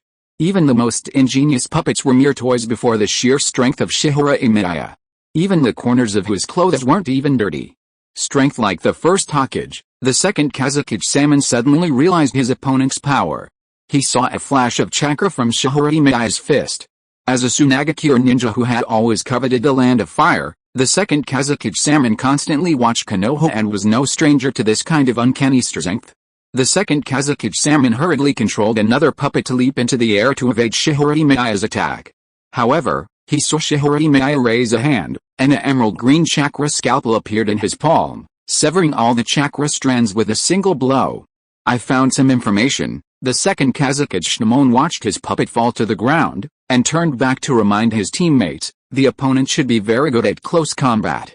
Although he is just a medical ninja, the medical ninja's scalpel can also be transformed into his fighting style. I know. The second Mizukage Hazuki Huanayu quickly used hand seals. Earth escape. Emiya Shihara's voice was somewhat calm. The next moment, the second Kazekage and the second Mizukage flew backwards. Emiya Shihara's palm suddenly slammed the ground, and a tall and wide wall emerged from under his feet, isolating their figures behind the wall. Is this the earth flow wall? The second Tsuchikage's face suddenly changed, because he saw Emiya Shihara's movements clearly in the air. It was released directly without any hand seals, as expected. The ninjas of the ancient times were extraordinary. Even the combat power of medical ninjas was very strong. The next moment, a wave of water swirled up from Emiya Shihara's side, transforming into a massive water dragon in midair as it flew towards the second Tsuchikage. 44 Seals Water Dragon Bullet Jutsu. The second Tsuchikage quickly manipulated the white light of dust released to obliterate the water dragon. His expression grew even more grim. It's not that he's proficient in earth-release ninjutsu, it's that he doesn't need to form hand seals to perform any of his techniques. Hey, is that really that exaggerated? The second Mizukage shouted from the other side of the city wall. It's even more exaggerated than you can imagine. The second Tsuchikage's body darted through the air. He had already realized the terrifying power of Emiya Shihara. Ancient ninjas could perform techniques without forming hand seals, a truly incredible advantage in battle. Boom! The towering city wall was swiftly crumbled. The second Kazekage and the second Mizukage rushed out simultaneously. Water style, water cannon jutsu. The second Mizukage, Hazuki Jinjutsu, pointed his fingers like guns, rapidly unleashing a barrage of water bullets towards Emiya Shihara. Sand Shuriken. The second Kazekage, Shimon, rapidly manipulated the floating sand on the ground, transforming it into countless dense sand shurikens that flew towards Emiya Shihara. Earth style. A solid stone wall appeared before Emiya Shihara. A barrage of water bullets pocked the stone wall, and countless sand shurikens, upon piercing the wall, transformed back into yellow sand. Dust style. Origin Separation Jutsu. The second Tsuchikage, Mu, wielded a cylinder of white dust style, which suddenly shot towards Emiya Shihara. Using dust style, he ripped the stone wall in front of him into atoms. The moment the cylinder landed, a massive explosion occurred. The second Mizukage, Hazuki Jinjutsu, also rapidly unleashed water bullets from his fingertips, all directed towards the smoke-filled area. Emiya Shihara's figure flew backwards out of the smoke. Don't underestimate the sand on the ground. The eyes of the second-generation Kazekage Shimon flashed, and his hands suddenly raised at the same time. The yellow sand that was originally turned into by his sand shuriken on the ground quickly gathered together, and these yellow sands actually directly entangled Emiya Shihara's ankles. Chapter 67, The Completely Suppressed Battlefield, The Defeated Second Tsuchikage. The Kage of this era are truly not to be underestimated. If the first-generation Kage of each ninja village built a house for everyone to live in, then the second-generation Kage blazed a trail forward. Whether it's the second Tsuchikage Mu's dust release or the second Kazekage Shimon Sand's manipulation technique and puppetry, they have truly become the pillars of a village's future. Sand manipulation technique. Emiya Shihara glanced at the yellow sand on his ankles, then at the countless flying water bullets, his palm stretched out. A wall of fire dozens of meters high appeared before him.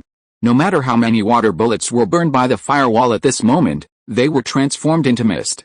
The firewall suddenly transformed into a long dragon of fire, rushing towards them head-on. Hey, this is not right. The second Mizukage Hazuki Jinjutsu witnessed this scene with his own eyes and was also shocked by the two terrifying fire ninjutsu released by Emiya Shihara Muayan. This power is really too terrifying. Can't dodge it. The second Kazekage reluctantly gave up on using the sand manipulation technique to control Emiya Shiyuan. He flipped his palms, and the ground suddenly turned to yellow sand. The sand rose into the sky, forming a flowing wall of sand, firmly blocking the incoming fire dragon. A series of crackling sounds echoed. It was the crisp sound of the sand being crystallized by the flames. Hey, Bandage Man, the second Mizukage breathed a sigh of relief. He looked up at the sky, wanting to call on the second Tsuchikage to help continue the long-range attack. I know, dust release, limit, the second Tsuchikage's palms closed again. However, Emiya Shiyuan's technique was even faster. A bolt of lightning shot through the sky, suddenly striking the second Tsuchikage's body.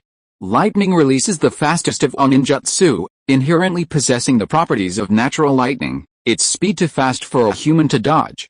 Combined with Emiya Shiyuan's sealless technique, the second Tsuchikage had no time to react. He was struck by the lightning bolt as he tilted his body slightly, instantly paralyzed and on the verge of falling to the ground. Not good, even the second Mizukage, Hazuki Jinjutsu, was startled. The second Kazekage hurriedly controlled wisps of yellow sand to fall at his feet. His body, crushed by the sand, soared upwards, grasping at the second Tsuchikage, fearing his teammate would fall to the ground. Water style, a dense cloud of water suddenly fell from the sky. The sand the second Kazekage was trying to control immediately became heavy and condensed, making it impossible for him to control it to save the second Tsuchikage. He was even forced to fall back to the ground. He won't have an accident at this altitude. Emiya Shiyuan watched the second Tsuchikage plummet from the sky and spoke calmly. I once treated a man who fell from a mountain. His internal organs were practically shattered, but I still managed to save him. Don't say such horrible things. The second Mizukage, Hazuki Jinjutsu, was terrified. Fortunately, the paralysis from the lightning release technique was only temporary. Just before the critical moment of landing, the second Tsuchikage finally unleashed his earth release, super light heavy rock technique, making his body light again. His palms supported the ground and he floated in the air again. However, the second Tsuchikage didn't dare fly too high. Fearing a repeat of the previous crisis, he hurriedly employed his most skilled invisibility technique. Dustless miscellaneous, the second Tsuchikage quietly vanished from view. This was the second Tsuchikage's unique invisibility technique, capable of concealing sight and even making his presence nearly invisible, even evading chakra sensing techniques. This technique was truly invisibility. No one could locate the second Tsuchikage. At least for the remainder of the battle, he could hide comfortably nearby, waiting for an opportunity to strike Emiya Shiyuan. Another trick, the second Mizukage, Hazuki Jinjutsu, sounded somewhat displeased, but he also knew that under Emiya Shiyuan's lightning release, his teammate, the second Tsuchikage, would be an easy target. You lead the attack to draw attention, and I'll cover your attacks, allowing him to prepare for the fatal blow. The second Kazekage, Shimon, immediately formulated a strategy, even outlining his future plan for the Sand Village Ninja team. The three of us can work together, understood? The second Mizukage nodded with resignation. Because Shimon's offensive power was limited, his sole reliance on Sand's manipulation was limited by Emiya Shiyuan's weather technique. It was truly unimaginable. A single word could make it rain. However, the second Kazekage's words revealed the truth behind the rain. Born in the water-scarce land of wind, he had long studied the formations of rainy weather. This is the rising air current caused by the terrifying high temperature of the fire style just now, which carried the water vapor from the ground into the air. This raining technique also takes advantage of the weather, but this kind of weather should be very favorable for water-style ninjas. The second Kazekage's gaze fell on the second Mizukage, Hazuki Jinjutsu.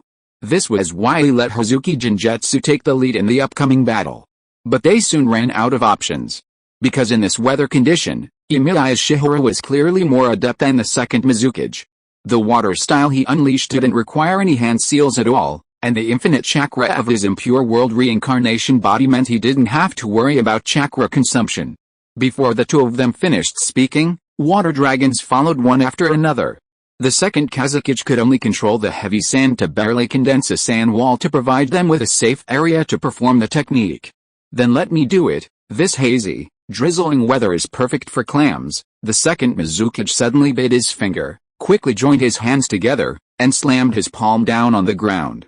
At least give us a safe area first. Ninjutsu, Summoning technique. The next moment, a giant clam appeared. This clam had a hard shell, and the moment it landed, it slowly opened, revealing a pair of tentacles that cast layers of mist. I'll have the clam use mist illusions to block his vision. The second Mizukage and the second Tsuchikage hid beside the giant clam, using the summoned beast's hard shell to block the water dragon bullets from the sky. He announced his battle plan: as long as he can't see us, the water dragon bullets won't fall. Wind escape. A hurricane suddenly blew from the sky. It instantly blew away all the fog. The summoned giant clam hadn't even cast the fog that could be used for visual illusions before it was completely blown away.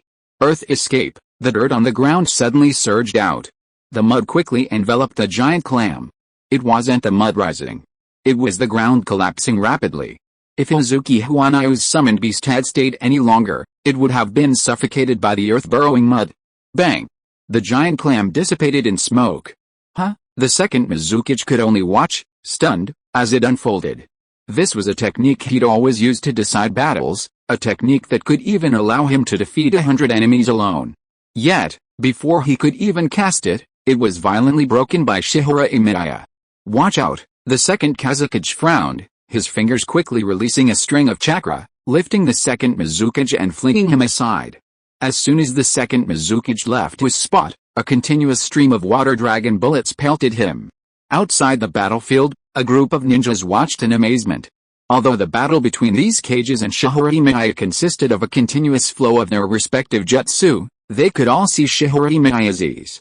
The medical ninja simply unleashed a continuous barrage of ninjutsu, forcing the three-village cage to employ various tactics to block their attacks. It seemed as though Emiya's Shihara's attacks were incredibly easy. He didn't need a break in the battle or a chance to unleash his jutsu, he could unleash it instantly whenever he felt like it. This strange ability would undoubtedly be a real headache for everyone. If this were a real battlefield, Emiya's Shihara's desire to attack would be strong enough to quickly bury everyone on the battlefield with an endless supply of ninjutsu. Even now, he was continuously attacking with his water dragon bullet jutsu. Most importantly, Emiya's Shihara's jutsu was incredibly powerful. Often, a single direct hit could severely injure a cage. It seems so. Inoki, the Tsuchikage disciple, stood in the center of the crowd, his brow furrowed. He said in a deep voice, "The outcome of this battle depends on Mu-sama's attack. As long as the second Tsuchikage Mu, hidden in the air, launched an attack, everything would be fine, and the three cage would no longer be passive victims." Mizukage-sama can do that too, the Kurigakure ninja couldn't help but retort. Lord Kazukage is the strongest. The ninjas of the Sand Village believe their second Kazukage, Shimon, had performed the best in battle, perhaps even the hardest on the entire battlefield. The sky grew increasingly overcast. The rain continued to patter, even heavier than before, quickly threatening to pour down. Within the downpour, the water transformed into several water dragons that swam through the air. These dragons continuously formed and fell, forcing the second Mizukage and the second Kazukage to dodge in a panic. "My technique will be severely restricted." The second Kazukage's expression darkened. He couldn't use Usan's manipulation technique in this kind of terrain, and even using it defensively was difficult. This kind of weather had always been the dream of the Wind Country. However, their real lives were always in the desert, so all their techniques were often better suited to combat in deserts and not terrain. Water style, water formation. The second Mizukage, Hazuki Jinjutsu, quickly formed hand seals and released a wall of water to block the water dragons falling from the sky. He couldn't help but frown, as if he was a little surprised. Is it raining today? Now. Not only could they not attack, but even defending became extremely difficult. Under Emiya Shihara's relentless ninjutsu attacks, the second Mizukage and the second Kazukage could only rely on each other to defend. The second Kazukage, Shimon, shook his head, his expression suddenly changing. He looked at the figure holding up a finger in the pouring rain. "No, that gentleman has been continuously casting water-style techniques, constantly increasing the moisture in the air. It can't be just to restrain you, right?" The second Mizukage glanced at the sky in surprise. This shouldn't be the case, could it? However, the second Mizukage suddenly realized the problem and quickly glanced at a patch of sky that remained blank despite the heavy rain. That was where the second Tsuchikage Mu was hiding. Even if the second Tsuchikage could hide, his technique was only an invisibility technique after all, not a space-time escaping technique, and his body was still an entity in reality. Under the wash of rain, The second Tsuchikage's outline immediately showed up. He's looking for the location of the bandaged man. The second Mizukage, Hazuki Huanayu, immediately realized the problem. This approach is a bit too extravagant. The second Kazekage also suddenly realized why Emiya Shiyuan kept using the water dragon bullet technique, and even kept using it to swim in the air. The attacks we encountered were just a convenience. The second Kazekage's face became extremely ugly, and he looked in the direction of Emiya Shiyuan. The other party has been releasing techniques continuously, in order to facilitate the attack on the Tsuchikage at any time. Emiya Shiyuan's eyes raised. Found it? Emiya Shiyuan's voice was a little careless, as if he could see through the second Tsuchikage's hidden predicament. The rain falling on you exerts gravity on you, so your speed is constantly decreasing. Now you have no way to dodge it. Emiya Shiyuan quickly raised his palm. A purple lightning bolt shot out from his hand like a tree branch, piercing the sky and instantly striking the silhouette. The silhouette also fell down. However, after falling, the silhouette dissipated. It was a clone. A clone of the second Tsuchikage Mew. No, not a clone, to be precise, a split body. The second Tsuchikage Mew's signature skill was to divide his chakra equally between his clones. In a sense, this clone was also the original body. Whoosh! A flash of swordlight flashed in the rain. This swordlight came so fast, striking from behind Emiya Shiyuan, who had been hiding behind Emiya Shiyuan the whole time. The second Tsuchikage Mew quietly emerged from behind Emiya Shiyuan. After entering the invisibility of the dustless mist, he split into two entities. These two entities were equally powerful. In this state, the second Tsuchikage couldn't use dust release, but he found another battle plan. He lurked behind Emiya Shiyuan, allowing him to continuously crush his two allies with his ninjutsu. However, this wasn't a surefire strategy. The second Tsuchikage hid his own clone in the rain of Emiya Shiyuan's sight, waiting for Shihara to spot it and launch an attack. Only then would he launch a surprise attack from behind. A true battle plan always involves attacking at the perfect moment. This perfectly suited Mew's fighting style. Dust release was never his trump card. Creating opportunities for surprise attacks during battle was his forte. And both the dustless mist and his clone served this purpose. Dust release, while powerful, was no match for Emiya Shiyuan's unsealed ninjutsu. A single lightning release would render him unable to use it. I've known this all along. The second Tsuchikage, Mew, brandished his blade, his gaze growing firm. Even if I use dust release, I can't outperform Lord Emiya. Well done, bandage man. The second Mizukage danced with joy at the second Tsuchikage's sneak attack. This guy had been hiding until this moment, and even launched a sneak attack at this moment, worthy of the pressure they had endured from Emiya Shiyuan. We should win. The second Kazekage finally breathed a sigh of relief. Because Emiya Shiyuan had just unleashed a lightning release, his body had no time to react, and he would surely be slashed by the second Tsuchikage's blade. But Mew's sneak attack was dodged by Emiya Shiyuan. As if the medical ninja had eyes, he suddenly dodged Mew's attack, snatched the ninja sword from Mew's hand, and struck Mew in the abdomen, easily knocking the second Tsuchikage to his knees. What the hell is that guy doing? The second Mizukage clutched his forehead with a headache. This was too humiliating. He was actually on par with Tsuchikage. This isn't that Tsuchikage's fault. The second Kazekage's eyelids twitched upon seeing this. He had a vague suspicion that Tsuchikage's invisibility didn't hide from Lord Emiya's perception. I could probably guess that Tsuchikage's battle plan, and it was almost successful, but if he was always within Lord Emiya's perception, with every move being observed, this battle plan seemed a bit ugly, completely unpresentable. How is that possible? The second Tsuchikage clutched his stomach in disbelief and slowly knelt. I was just curious. Emiya Shiyuan seemed even more incredulous than the second Tsuchikage, staring at him in surprise. How could there be two of you on the battlefield? I even sensed both of you were your real bodies. The second Tsuchikage was about to fall to the ground in the rain in a panic. You lost? Emiya Shiyuan hurriedly supported him, letting him prop up his body with his ninja sword, and even helped him heal. It should be fine. The force of my punch just now was well controlled, just enough to incapacitate you. Don't say any more, really don't say any more. The second Tsuchikage Mew was a little embarrassed and couldn't raise his head. Why was this medical ninja's perception ability so strong, making his battle plan so embarrassing, and even losing the battle so embarrassingly? Your ability is excellent. Emiya Shiyuan softly praised the second Tsuchikage in front of him, If you had used that dust release technique to attack me just now, I would have lost. S-rank commission, defeat the second Tsuchikage Mu of the Hidden Rock Village and obtain the Bloodline Elimination Dust Release. The split body cannot use dust release. The second Tsuchikage's face was quite helpless. He glanced at his two teammates in the distance and couldn't help but feel a little disappointed. If they could hold back Lord Emiya, perhaps I would still have a chance to use this technique. Chapter 68 Konoha suffers humiliation. How dare you say that about me? The second Mizukage, Hazuki Jinjetsu, angrily berated the second Tsuchikage, even forcing him to silence. The fallen remained silent. You? The second Tsuchikage was furious, his head aching. This Tsuchikage had ultimately withdrawn from the battlefield. His battle plan had failed the moment Emiya Shihara sensed it. If he had died in a real battle, it would have been only out of mercy that Shihara spared him. Next, only two more left. Shihara, satisfied with his gains, glanced in the direction of the second Kazekage, Shimon, and the second Mizukage, Hazuki Jinjetsu, preparing to take on his second commission.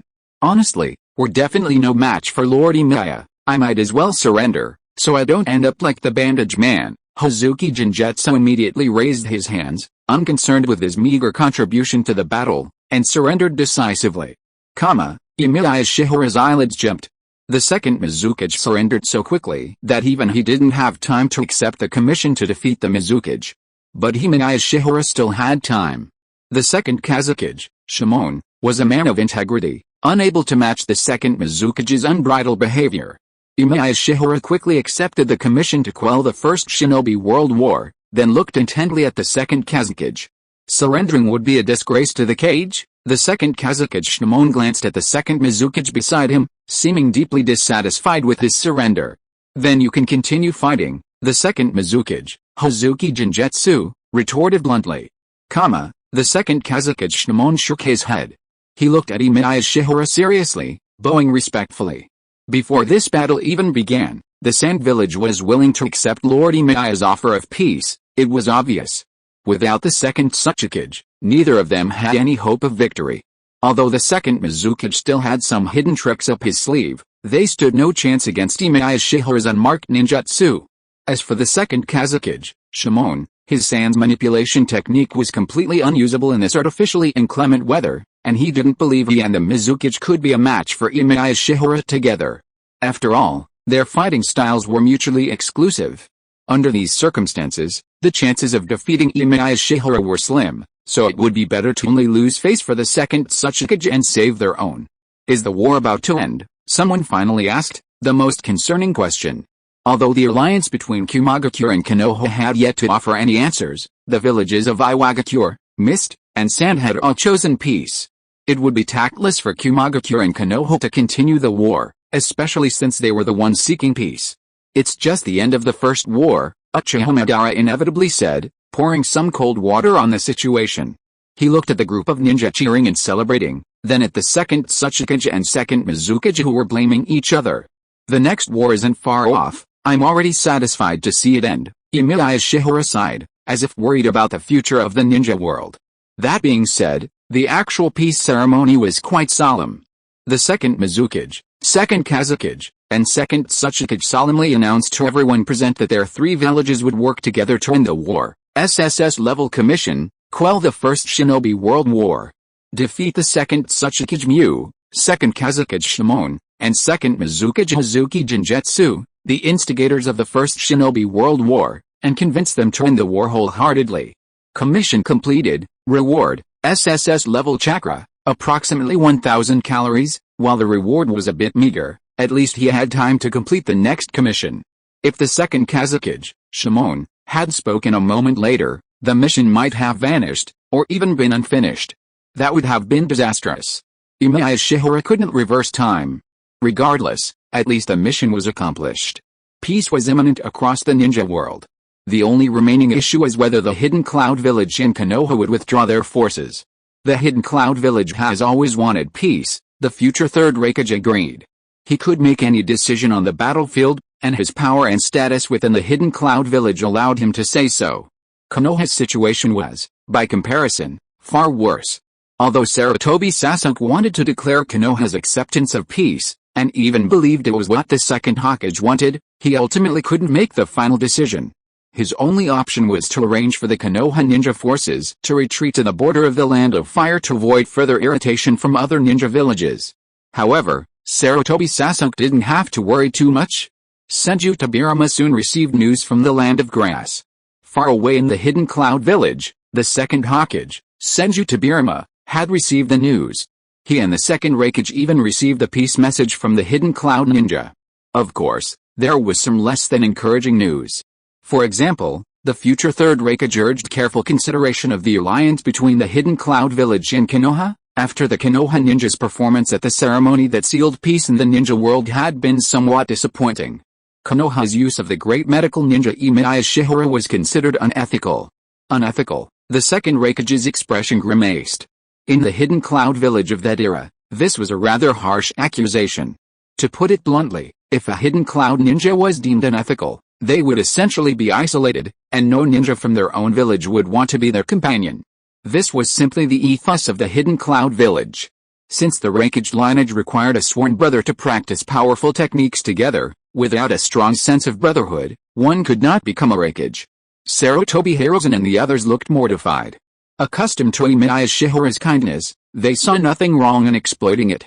Now, however, they were facing criticism from other villages.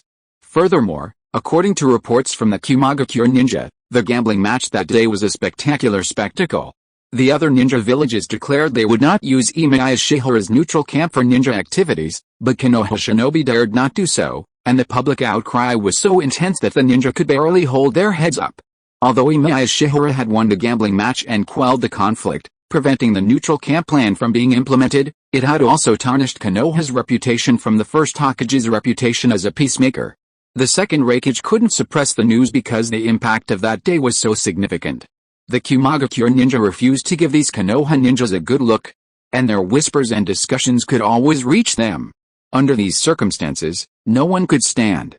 Even the Kumagakure ninjas didn't want them to stay. The second Raikage remained loyal. Although he believed an alliance was unnecessary, he went ahead with the ceremony out of consideration for the first Raikage's will and the first Hokage's honor, and given that the initiative had originally come from the Hidden Cloud Village, he nonetheless completed it. However, the ceremony was not amicable. The Hidden Cloud Village ninjas strongly opposed an alliance with Konoha, believing it would tarnish the reputation of the Hidden Cloud Village. As a result, some individuals took advantage of this period to cause rebellion, leading to unexpected, and perhaps expected, incidents. Two elders of the Hidden Cloud Village, Kinkaku and Jinkaku, led their forces in a coup, using the artifacts left behind by the Six-Path Sage to severely injure the second Raikage of the Hidden Cloud Village. Konoha's second Hokage, Senju Tobirama, was also severely injured by the brothers' ambush, forcing him to retreat with his Hokage guards. This was not surprising, as the second Raikage's position had always been precarious. As two elders of the Hidden Cloud Village, Kinkaku and Jinkaku possessed immense power. Descendants of the Six-Path Sage, they possessed the ability to harness his artifacts. A strong body alone isn't enough. Wielding the Six-Path Sage's divine weapon requires a vast chakra supply. Therefore, during the Warring States period, Kinkaku and Jinkaku attempted to physically devour the Nine Tails, only to be swallowed by it instead. However, the brothers survived the Nine Tails entrapment. Leveraging their physical strength, they tore at the creature from within its body, forcing it to repel them and gaining access to some of its chakra. Clearly, such a ruthless individual wouldn't surrender easily. It wouldn't have been easy for the first Raikage, who founded the Hidden Cloud Village, but the second, who had only recently ascended to the throne, would have been unavoidably reluctant. Add to that the recent discontent within the Hidden Cloud Village over the second Raikage's alliance with Senju Tobirama, and this presented the perfect opportunity. The coup was a complete success. They assumed the second Raikage's death was certain. The only minor issue is that Senju Tobirama had escaped with his men. If Senju Tobirama had escaped alone, Kinkaku and Jinkaku would have been incredibly troubled, as he was known as the fastest ninja in the ninja world. Unfortunately, he seemed reluctant to leave his Hokage guards behind. This made Kinkaku and Jinkaku immediately realize Senju Tobirama's weakness, and the two brothers immediately led their elite troops in pursuit. This won't work. Young Danzo was relatively uninjured. When the coup began, He had dodged the initial wave of attacks and immediately activated his cursed seal mode, even now having some strength left. The others, however, were wounded. Senju Tobirama was severely injured by Jinkoku's sneak attack, harnessing the Nine-Tails chakra, leaving him near death. He was only slowly recovering thanks to the cursed seal bestowed upon him by Emiya Shiyuan. The enemy is catching up, about 20, all elite. Senju Tobirama's finger dropped to the ground, knowing the situation was now extremely critical and that their entire squad would not be able to escape. Along the way, Senju Tobirama summoned the other members of his Impure World Reincarnation. However, these summoned beings were insignificant in combat, even their minds were incomplete. They could only be used to perform the mutual detonation talisman technique, destroying themselves along with the enemy. This, in turn, drew constant ridicule from the Kaguya rebels. This naturally lowered the morale of the Hokage's guards. They had been fighting and fleeing all along, initially believing they could escape, but now it seemed Senju Tobirama realized he had to use his trump card. Let me summon Lord Emiya. Senju Tobirama didn't have time to think, instinctively trying his trump card, heal everyone's injuries first. Lord Emiya is more than capable of fighting, however, if Emiya Shiyuan knew the situation they faced, the kind-hearted Emiya Shiyuan would surely help, or at least provide them with quick aid. If possible, Emiya Shiyuan would certainly join the fight. And Senju Tobirama knew that Emiya Shiyuan would certainly help. Given Emiya Shiyuan's fighting ability, he was more than capable of defeating the kages of the three villages, and naturally more than capable of eliminating the threat posed by Kinkaku and Jinkaku. Are you going to use Lord Emiya to fight? Sarutobi Hiruzen reminded Senju Tobirama a little embarrassedly. Lord Tobirama, Lord Emiya has never liked fighting, and if the information from the Hidden Cloud Village is true, our use of Lord Emiya has already caused dissatisfaction in the ninja world. That's not dissatisfaction, that's already a humiliation to Konoha. Akemichi Tofu was furious and somewhat dissatisfied. Because the Akemichi clan has always been straightforward, he didn't want to publicly accuse Senju Tobirama, but only expressed his inner dissatisfaction. Senju Tobirama remained silent. I'll cover your retreat, Akemichi Norifu, thinking of his fathers and brothers, who might also be caught up in the humiliation, couldn't help but speak. We just need a decoy, and I'll be the bait. The other ninja villages still respect Lord Emiya, but we've been receiving gifts from Lord Emiya, yet we've been constantly exploiting him. Norifu, don't be impulsive, Senju Tobirama coldly rebuked his subordinate. But, Akemichi Norifu was still a little angry, a bit reckless. Now Lord Emiya has quelled the war and helped us resolve our greatest crisis, now we still rely on his words. If we exploit Lord Emiya again for today's incident, do you know what the ninja world will say about Konoha? They'll just firmly believe in one fact, of all the villages in the ninja world, only Konoha is disloyal. Even our allies have suffered an internal coup because of our alliance. Are we going to continue doing this? Senju Tobirama remained silent. What happened in Kaguya was a profound humiliation for him, the second Hokage. If a large ninja village like Kaguya were to experience an internal coup due to its alliance with Konoha, Konoha's diplomatic situation would be completely ruined if news of this were to spread. Konoha would have to make significant efforts to restore its reputation in the future. Even subtle changes would occur within Konoha. The village's ninja might consider the attitude of the second Hokage, and his elder brother, the first Hokage, but they would also undoubtedly criticize him behind his back. At least Senju Tobirama could tell from Akemichi Tofu that the Konoha ninja would react to him after he returned to the village. The Akemichi clan's ninja were known for being outspoken and unconcealed. Similarly, the Akemichi clan was known for their kindness. If even Akemichi Tofu believed that the second Hokage had problems, how would the rest of Konoha accuse him behind his back? In fact, Lord Emiya himself would not think so. The young Danzo frowned and said in a deep voice, Lord Emiya did many things on his own initiative, even if some of them were for Konoha, then I can also die for the morality of Konoha. Akemichi Tauka's face was extremely serious and heavy. He even began to hold up his ninja for protector. Living in humiliation is more unbearable than death. I don't want a village to be blamed by other people in the ninja world, and let Konoha, founded by the first Hokage, become the laughingstock of the ninja world again. Besides, after we return to the village, what will everyone in the village say? Because of our cowardice, the reputation of Konoha has been tarnished. We actually blasphemed a great man for a mere death. At that time, I would feel that it would be better to die at this moment, I can think of it. What kind of humiliation did my parents suffer before that gambling fight? However, that humiliation is a fact we can never erase. The 4 ninja villages have chosen to respect Lord Emiya. They would never exploit his kindness to foment ninja warfare. Yet, we, Lord Emiya's friends and supporters, still seek to exploit him at this very moment. The Kumagakure rebels chasing us are unscrupulously mocking us. Akimichi Tofu clenched his fists, stood up, and turned to walk away. Before leaving, he glanced back at Senju Tobirama. If possible, do not bring shame to Konoha again, Hokage-sama. This was the character of the Akimichi clan's ninja. These chubby young ninjas had never been known for their courage. Even after becoming ninja, they were extremely timid, even more so than other clans, fearing death and even pain. However, once faced with a situation that awakened their inner stubbornness, they would unwaveringly choose death. For example, for the so-called moral principles of Konoha. To restore Konoha's reputation. When Sarutobi Hiruzen quickly stopped Akimichi Wind. Because the Sarutobi and Akimichi clans had a close relationship in the past, he couldn't just stand by and watch Akimichi Wind die. Master Tobirama, Sarutobi Hiruzen looked at his teacher and spoke with a serious and sincere expression. Let me go. I'll just lure the enemy away. I'm stronger than Wind, and stronger than everyone here. Hiruzen, Akimichi Wind looked at his companions in shock. Do you all think so? Senju Tobirama raised his head slightly, gazing at everyone present.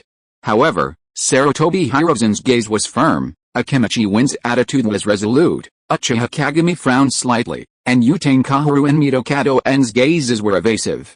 Only the young Danzo was a bit uneasy, as if he had his own opinion on this matter. Why don't we let Emiya Dano make the choice? If he is willing, Danzo. Sarutobi Hiruzen frowned and looked at Shimura Danzo, as if he didn't quite understand the other party's thoughts. Now it wasn't a question of Emiya Shihara's willingness at all. Sarutobi Hiruzen, realizing his friend's moral flaw, could only place a hand on his shoulder and remind him. It's precisely because we always knew Emiya-sama would willingly help us that we've exploited him with such complacency. That's why we're facing criticism from other villages today. Even now, no village wants to be friends with Konoha. The villagers have realized that our exploitation of Emiya-sama was unethical, and we can't continue like that. Monkey, take them away. Senju Tobirama suddenly looked up at Sarutobi Hiruzen and said in a deep voice, from today on, you are the Sandaime Hokage of Konoha? Tobirama-sama, Sarutobi Hiruzen stared at his teacher in disbelief. From now on, you must support each other. What Konoha needs now is unity, not recrimination. Senju Tobirama glanced at Shimura Danzo again before looking back at Sarutobi Hiruzen. Monkey, Konoha's future depends on you. Remember to rally those around you and shoulder the responsibilities of a Hokage. Tobirama-sama, the young Danzo was also incredulous. Senju Tobirama ignored their pleas and continued, the current state of Konoha is truly my fault as the Hokage. He would sacrifice anything for Konoha. It was a sacrifice. He would do anything for Konoha. It was a conspiracy. The Hokage should be prepared for sacrifice, Senju Tobirama said, glancing at his subordinates. At critical moments, someone must step forward and sacrifice. The Hokage should shoulder this responsibility. I will cover your retreat from here and unlock the Impure World Reincarnation Jutsu on Lord Emiya, allowing the events of this war to gradually subside. Unlocking the Impure World Reincarnation Jutsu alone wasn't enough, it would even require his own life to bring an end. Only his death, the accusations against Emiya Shihara that had been exploiting him, would finally subside.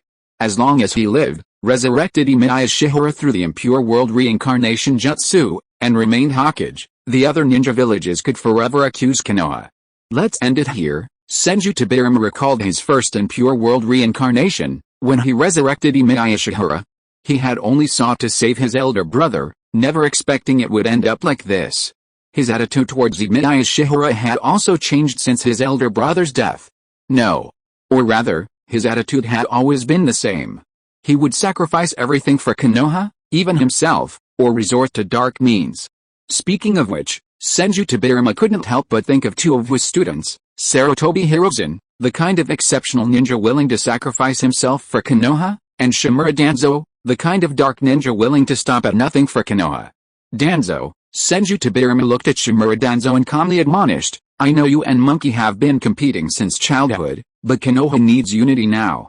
From now on, you must support each other. Yes, The young Danzo lowered his head in frustration. He had always been the one to uphold Tobirama's will, so why choose Monkey as Hokage now? In terms of strength, having received Emiya Shiyuan's cursed seal, his power was no less than Sarutobi Hiruzen's. You may go. Senju Tobirama waved his hand and began to check his ninja tool bag, signaling his subordinates to leave. He was about to prepare for his own death. Fortunately, there were no more obstacles here. Senju Tobirama could use the cursed seal given to him by Emiya Shiyuan with ease. At this moment, Senju Tobirama couldn't help but recall the promise he made when he received the cursed seal. If he used it in a ninja fight, his soul would not rest in peace in the underworld. No rest for the soul. Senju Tobirama ignored his promise.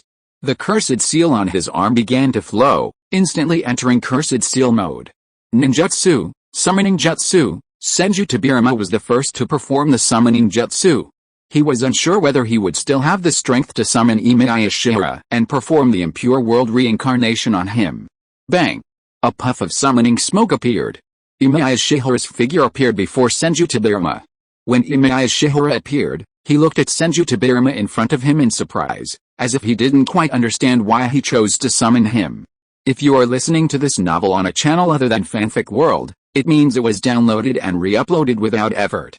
We warmly invite you to visit our channel, Fanfic World. There you will find the original version of this story and many other novels of various genres. We look forward to seeing you dive into a world of incredible novels. Chapter 69, Tobirama, what is the difference between you and Uchiha Madara? Now I will release the Impure World Reincarnation of Lord Emiya. Senju Tobirama's fingers slowly formed a hand seal, and he spoke solemnly of his decision. I must complete this before I die. What exactly happened? Emiya Shiyuan raised his hand and placed it on Senju Tobirama's arm, stopping him. You seem injured. As he spoke, Emiya Shiyuan even offered to help him with his injuries. He then asked in surprise, just now I was discussing with Madara about supervising the withdrawal of the other ninja villages. Didn't you say that you were discussing an alliance with a hidden cloud village? Senju Tobirama's face turned pale. Although Senju Tobirama was somewhat unhappy with the interaction between Uchiha Madara and Emiya Shiyuan, he didn't have time to dwell on it at this moment, and could only quickly mention what happened in the hidden cloud village. A coup d'état occurred during the alliance ceremony. Kinkaku and Jinkaku led their troops to attack him and the second Raikage. Now, the two brothers were leading the Kumagakure rebel ninja troops in pursuit of him. Just as Senju Tobirama spoke of this, a dense swarm of chakra appeared in the forest. It was clearly the Kumagakure's pursuers. Whoosh! Whoosh! Two figures flashed through the forest. Two high-speed figures appeared before them first. One had a full head of golden hair, the other silver. Both were incredibly muscular, with long, jet-black horns on their heads and some unsightly, slowly healing, blast wounds. They were none other than the Kinkaku and Jinkaku of the Kumagakure. With their appearance, their men also rushed over one after another, trapping Emiya Shiyuan and Senju Tobirama in the area.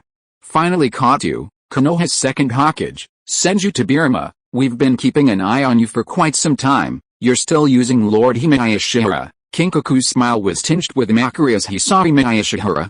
If it weren't for your disrespectful behavior towards this important figure, the second Raikage's alliance with you wouldn't have caused so much hostility in our village, and we wouldn't have been able to make this coup go so smoothly. Unexpectedly smooth. Jinkaku's face was filled with satisfaction, as if he even held a hint of false gratitude towards Senju Tobirama.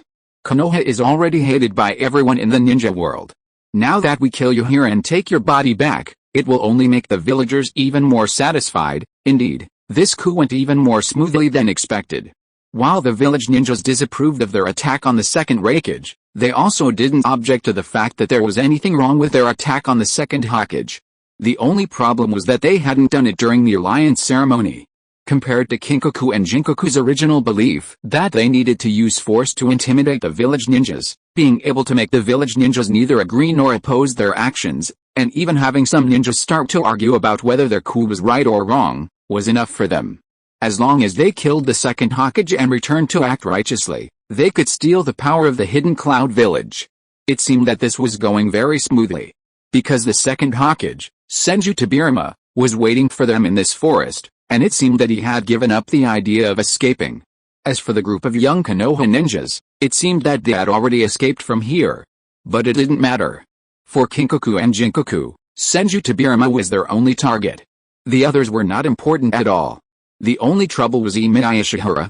Lord Emiya, although we used dishonorable means, but we have already gained the approval of the majority of people. The second Hokage has been using you to participate in the war, so his alliance with the second Raikage has caused dissatisfaction among many people in the Hidden Cloud Village.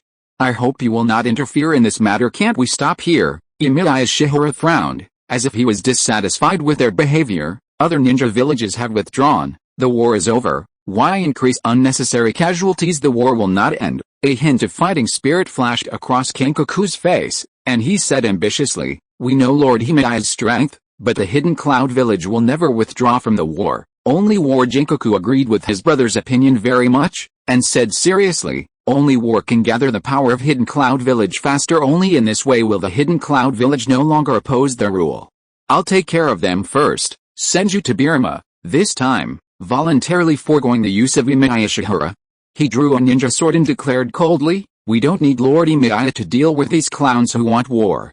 I'll take care of them first, and then I'll undo Lord Emiya's Impure World Reincarnation. Knitting Hokage, are you giving up resistance? Kenkoku grinned, sizing up Senju Tobirama, who remained standing. You're no match for us, with your strength. It seems the humiliation has irritated him. Jinkoku also wore a mocking smile. He was extremely proud of his victory in the coup, and he didn't care about Senju Tobirama's threat at all. But this guy had actually given up on using Emiya Shihara. This was a great thing for the brothers, as they no longer had to worry about Emiya Shihara's power causing any trouble. It was clear that neither side of the battle wanted Emiya Shihara to intervene. Two idiots. Senju Tobirama's face was filled with impatience. The curse seal on his arm gave him an especially powerful strength, and his fingers slowly raised. Did you actually think you were sure to win? You now? Kenkoku let out a cold smile, his fingers curling slightly. No matter what, you can't possibly be our opponent together. Jinkoku, however, they were ultimately too careless. When Senju Tobirama unleashed his curse seal mode, his strength and speed were even greater, and even the quality and quantity of his chakra increased. 6 flying thunder god kunai were unleashed. Senju Tobirama suddenly transformed into a beam of light, flashing among the crowd, instantly dispatching several ninjas. Blood began to flow through the emerald green forest. Those kunai, be careful with those kunai, be careful. Jinkoku-sama, a Kumagakure ninja noticed a kunai and warned Jinkoku in fear. Jinkoku, Kenkoku watched in horror as Senju Tobirama appeared beside him. His eyes blazed with rage at the impending danger his brother faced. What? Jinkoku sensed the danger and instinctively turned his head, only to see Senju Tobirama's blade flash across his body. Flying Thunder God Slash. Senju Tobirama's eyes were icy cold, as if he had killed someone else's brother before, and now he had killed someone else's brother again. Jinkoku, Kenkoku watched his brother fall in disbelief. Roar, a roar of fury shattered his sanity. A surge of chakra suddenly surged. A scarlet chakra coat suddenly emerged from Kenkoku's body, transforming him into a ferocious beast. 6 crimson chakra tails appeared behind him, suddenly pouncing towards Senju Tobirama. This was Nine Tails chakra mode. As a reward for having devoured the Nine Tails flesh and blood, Kenkoku could use this ferocious tail beast mode, but the Nine Tails chakra also caused him to lose his mind. But it didn't matter. When Jinkoku died, Kenkoku's sanity completely vanished. Whatever artifacts the 6th Sage had left behind, all he wanted was to tear Senju Tobirama to shreds. But he ultimately couldn't do it. If Senju Tobirama, possessed of the cursed seal, couldn't even defeat the true Nine Tails, let alone the Nine Tails in its current state, unable to wield the 6th Sage's artifacts, he had no chance of defeating Senju Tobirama. The battle ended quickly. Faster than any other battle ever ended. Relying on the Flying Thunder God Jutsu in the Cursed Seal mode, Senju Tobirama was completely dominant in this fight. His only weakness, chakra, was also partially compensated by the Cursed Seal. The bodies of the Kumagakure rebel ninjas lay in the forest. Senju Tobirama, severely wounded by Kenkoku's final counterattack, sat awkwardly under a tree, a look of relief on his face. There was still some time left. Senju Tobirama wanted to chat with Emiya Shihara, because after his death, there would be no such opportunity again. Mr. Emiya, Senju Tobirama looked at Shihara Emiya as he approached and raised his healing ninjutsu, and said softly, "There's no need to heal me, just let me die here, always. Thank you for helping Konoha save so many lives. Actually, it's a bit embarrassing to say, But in order to save medical resources on the front lines, I've been arranging the transportation of seriously injured people to the rear, just to make use of your medical skills. I'm a medical ninja." Emiya shook his head, seemingly not caring about what he had done. But it backfired in the end. Senju Tobirama remembered the information he received about the gambling fight in the Hidden Cloud Village, and couldn't help but talk about his plan. Now Konoha is infamous because of this incident. Perhaps this is the price to pay for using power that does not belong to you, so the death of a Hokage with a bad reputation is needed to end it all. Fortunately, the war is over, I don't have to worry about the village's problems. When Senju Tobirama mentioned this, a hint of gratitude finally appeared on his face. I also want to thank Lord Emiya for calming down this ninja world war. I just don't want to see more people die. Emiya Shihara shook his head, as if talking to himself, and as if asking the other party, this ninja world war is over, so what about the next one? Leave it to future generations. Senju Tobirama shook his head. When I decided to sacrifice here, I had already designated Monkey as the third Hokage of Konoha. I believe that he can protect Konoha, and I believe that he can protect the peace of the ninja world like my eldest brother. Now there's only one thing left. Remove the Impure World Reincarnation from Emiya-sama, allowing your soul to return to the underworld and find peace again. After saying this, Tobirama Senju slowly closed his palms, gradually completing the hand seals for releasing the Impure World Reincarnation. He whispered, "I'm truly sorry for causing unrest to Emiya-sama's soul. It's okay. I've said before that witnessing this era is a novel experience." Emiya Shihara's body slowly glowed, and his soul seemed to be about to escape from his body. He said calmly, "Although I've always been dissatisfied with this era, I'm truly sorry." Tobirama Senju couldn't help but want to laugh at himself. He raised his head to say something else, but his eyes caught Emiya Shihara's movements. "Emiya-sama," Tobirama Senju's face suddenly changed. "Impure World Reincarnation, release." Emiya Shihara calmly released the Impure World Reincarnation's restrictions, freeing him from Senju Tobirama's control. Even the liberation of the Impure World Reincarnation soul would be of no use. This is a loophole in the Impure World Reincarnation technique. As long as the person being resurrected notices this loophole and uses it to break the connection with the caster, they can remain in this world in this way. The light on Shihara Emiya's body slowly subsided, and his face no longer had that look of compassion, but a look of despair and dead silence. Why? Senju Tobirama noticed that the connection between them had been severed. This also meant that Shihara Emiya had escaped his control. "Because I am very dissatisfied with this era." Shihara Emiya shook his head and slowly lowered his palm after forming the hand seal. "In ancient times, I once believed in people like Hashirama, thinking he could bring eternal peace. Now it seems that this era is inevitably too disappointing. Even if I can quell this war by chance, future wars will still emerge continuously, and the struggles for interests among ninjas will not stop. It doesn't matter. This era is not completely hopeless." Emiya Shihara's soul returned to his reincarnated body, and his eyes raised slightly. "Since the people of this era are powerless, then let me, a ninja from ancient times, use other methods to save the world again." It just so happens that Madara has regained the hope of achieving eternal peace. A trace of panic flashed in Senju Tobirama's eyes. Uchiha Madara. Uchiha Madara colluded with Emiya Shihara? What a joke. How could an evil person like Uchiha Madara collude with a kind person like Emiya Shihara? But this is not a joke. Because Emiya Shihara is too easy to be used. If Uchiha Madara really used eternal peace to lie and convince Emiya Shihara, a kind-hearted person like Emiya Shihara would really be convinced. The trouble that has never been eliminated by the eldest brother is colluding with Emiya Shihara, a ninja from the ancient times. The whole ninja world will fall into a bigger storm, and Uchiha Madara may obtain the terrifying power of the ancient times. Although Senju Tobirama did not know Uchiha Madara's plan, he knew that Uchiha Madara had always been evil, and it was definitely not a just method. Maybe Uchiha Madara didn't think about peace at all, but just wanted to use Emiya Shihara to steal the power of the ancient times. After all, Emiya Shihara's power was indeed something he had coveted. "Lord Emiya, Madara is using you." Senju Tobirama desperately hoped that this ancient ninja would wake up. "Madara is not for peace at all, he just wants to get your power." Tobirama, Emiya Shihara's eyes were the dead silence of a reincarnated person, but those dead eyes seemed to emit a silent mockery. "Haven't you been using me all the time?" Senju Tobirama's heart suddenly tightened.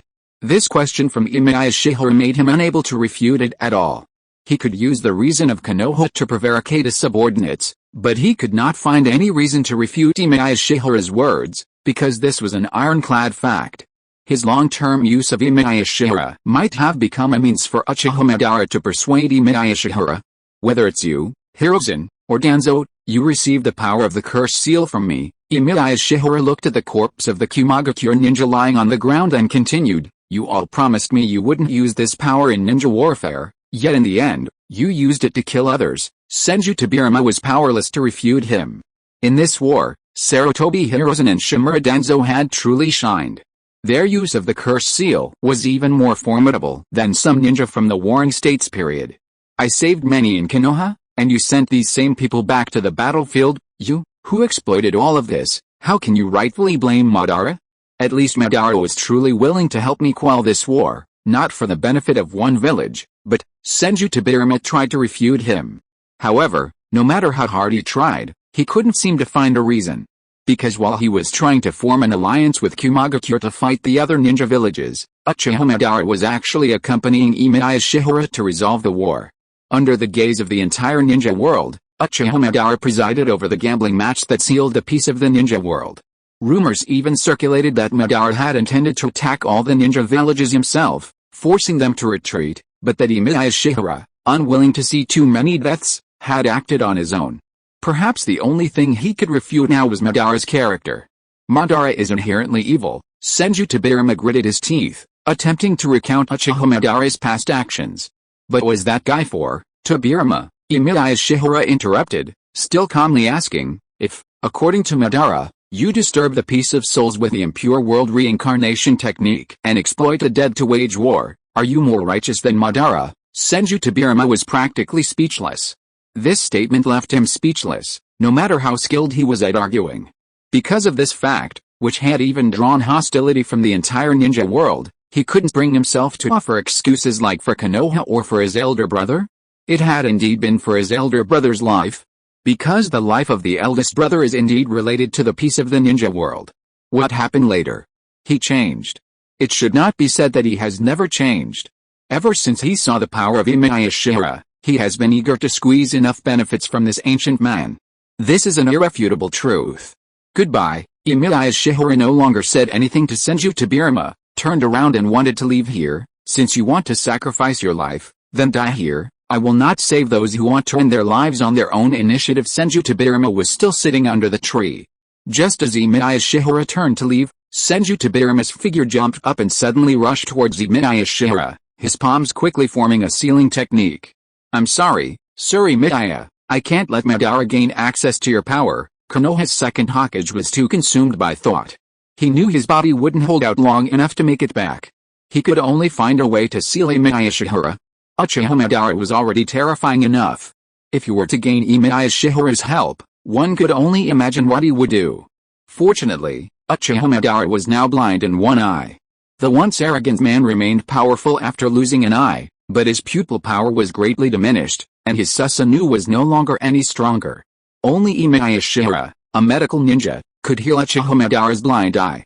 Perhaps this was the reason Uchiha Madara had always associated with Emiya Shihara. Sealing Emiya Shihara now would perhaps permanently blind Uchiha Madara, minimizing his threat to the ninja world. Bang! As Senju Tobirama suddenly approached, only a step away from Emiya Shihara, the air suddenly fell silent. The sound of his high-speed teleportation vanished. Senju Tobirama's figure suddenly froze in front of Emiya Shihara, and the black curse seals on his body kept flowing, slowly covering his body. One curse seal after another controlled his body. These were from the curse seals that Emiya Shihara had once given him, but now these curse seals controlled his body and stopped. This curse seal made the now weak Senju Tobirama unable to break free. This curse seal really had the ability to control the body. Senju Tobirama's eyes moved slightly, looking at his unable-to-move body, and watched as Emiya Shihara slowly turned around. Emiya Shihara looked at Senju Tobirama's face that was close at hand, and asked calmly, Tobirama, do you want to use my power to attack me? Chapter 70, Disappearance of Emiya Shihara. I don't want you to be used by that Madara guy. Senju Tobirama frowned, straining to break free, but his body was now completely sealed, unable to move at all. Spiritual transformation technique. Senju Tobirama's soul suddenly burst free from his body. Even if the seal could contain his power, it couldn't contain his soul. The spiritual transformation technique itself is a technique for separating the soul from the body, allowing it to enter the enemy's body and kill the enemy's soul. Senju Tobirama's knowledge of the soul is comparable to anyone in the ninja world, even surpassed by Emiya Shiyuan, who once resided in the pure land of the underworld. His soul suddenly rushed into Emiya Shiyuan's body. So close. There was no way for him to make a mistake. There was even no possibility of being blocked. Normally, the spiritual transformation technique is powerful enough, but for Senju Tobirama to use it was tantamount to seeking death. When Senju Tobirama's soul appeared in Emiya Shiyuan's body, his head involuntarily tilted up, gazing up at the majestic, godlike soul. That's a bit too astonishing. Senju Tobirama couldn't help but feel a bit shocked at this moment. No wonder Uchiha Madara had always wanted to collude with Emiya Shiyuan. This kind of soul power often reflects the strength of the deceased in life. Emiya Shiyuan's power is even greater than that of his brother, Senju Hashirama. Is this the power that Uchiha Madara has always coveted? Senju Tobirama recalled the conflict between Uchiha Madara and Emiya Shiyuan when they first met in Konoha. Perhaps it was then that Uchiha Madara used illusions to control Emiya Shiyuan and realized his power. He was not only seeking to heal his eyes, but also to obtain the ancient power from Emiya Shiyuan. Seeking death, Emiya Shiyuan's soul looked down at Senju Tobirama, sealing his spiritual space and prohibiting his soul from leaving. Even though Emiya Shiyuan spoke calmly, under the blessing of such tremendous soul energy, in such a closed spiritual space, it seemed a bit deafening. You're a bit too conceited, Tobirama. Emiya Shiyuan stretched out his palm and grabbed at Senju Tobirama's soul, as if reaching for a toy. This was truly walking into a trap. In a battle at the soul level, Emiya Shiyuan was more than superior to Senju Tobirama. To describe him as crushing him was a bit of an understatement. No matter how many other devious tactics Senju Tobirama possessed, at this moment he was no match for Emiya Shiyuan, and even his chance of victory was completely lost. Absolutely impossible. Even if his soul could use any technique in the world, it couldn't possibly prevail in such a pure contest of strength. Unless Senju Tobirama's soul quickly formed hand seals. He watched Emiya Shiyuan's falling hand, a flicker of determination in his eyes, and he said in a deep voice, "Thanks to the secrets of the underworld that Lord Emiya once shared with me, I've also learned a soul-sealing technique, Si Hai Wei Mao Su Zi Wu Si." Senju Tobirama's palm suddenly formed a cross. Boom. The entire spiritual realm trembled. Senju Tobirama's soul unleashed a surge of soul power. Shiki Fujin, a ferocious phantom of the Grim Reaper emerged from Senju Tobirama's soul. This phantom, resembling a ghost, was roughly the same size as Emiya Shiyuan's soul, with long horns and a mouth full of sharp fangs. The Grim Reaper. The most terrifying deity in legend. Legend has it that this being controls everything in the underworld, a monster capable of devouring souls. The Uzumaki clan discovered the existence of the Grim Reaper while researching techniques to seal souls, and even developed the Shiki Fujin, which could summon the Grim Reaper through psychic means, capable of sealing any enemy within the Grim Reaper. Even Emiya Shiyuan couldn't underestimate the power of the Grim Reaper. Even someone as powerful as Emiya Shiyuan would have to wield the power of the Six Paths to resolve the threat posed by the Grim Reaper. I'm sorry. Senju Tobirama watched Emiya Shiyuan dodging the Shinigami's dagger with his arms folded, his heart finally calming. This is the only way I can seal Emiya Dano. You can't leave your body. The Shinigami will surely capture your soul and seal you away, although my soul will also be sealed within the Shinigami upon summoning it, to prevent Emiya Dano's power from aiding Madara. Senju Tobirama accepted his fate and continued, the moment your soul is sealed, not even Impure World Reincarnation can revive you. Your soul will be forever sealed within the Shinigami. In such a short time, Senju Tobirama had devised this sealing method. After defeating the Kumagakure rebel ninja forces, he was no longer able to fight. After his surprise attempt to seal the body failed, he had no choice but to resort to this mutually assured tactic. It might seem a bit unfair to Emiya Shiyuan now. However, Uchiha Madara could not use Emiya Shiyuan no matter what. Even if he found the other half of Emiya Shiyuan's body, he would not be able to revive him through Impure World Reincarnation. It seemed as if everything was finally over. However, just as the shadowy figure of the Grim Reaper reached out to grab Emiya Shiyuan, Shiyuan's palm suddenly grasped the Grim Reaper's and punched him in the face, sending him flying backwards, tumbling awkwardly behind Senju Tobirama. Senju Tobirama's face instantly changed. How could Emiya Shiyuan be so powerful? Even the Grim Reaper was no match for him? Tobirama, Emiya Shiyuan's spirit needed his rest, as if faintly feeling the painful recoil from his punch, his gaze fixed on the tiny soul. You want to use the Grim Reaper to seal me away, but you probably don't know that I've been fighting the Grim Reaper in the underworld. I've been leading those souls lost between life and death, forever unable to escape, back to the pure land of the underworld. That's one of the reasons I allowed Hashirama to remain in that chasm. Senju Tobirama's spirit trembled. Oops. I've done something foolish. He had made an irreparable mistake.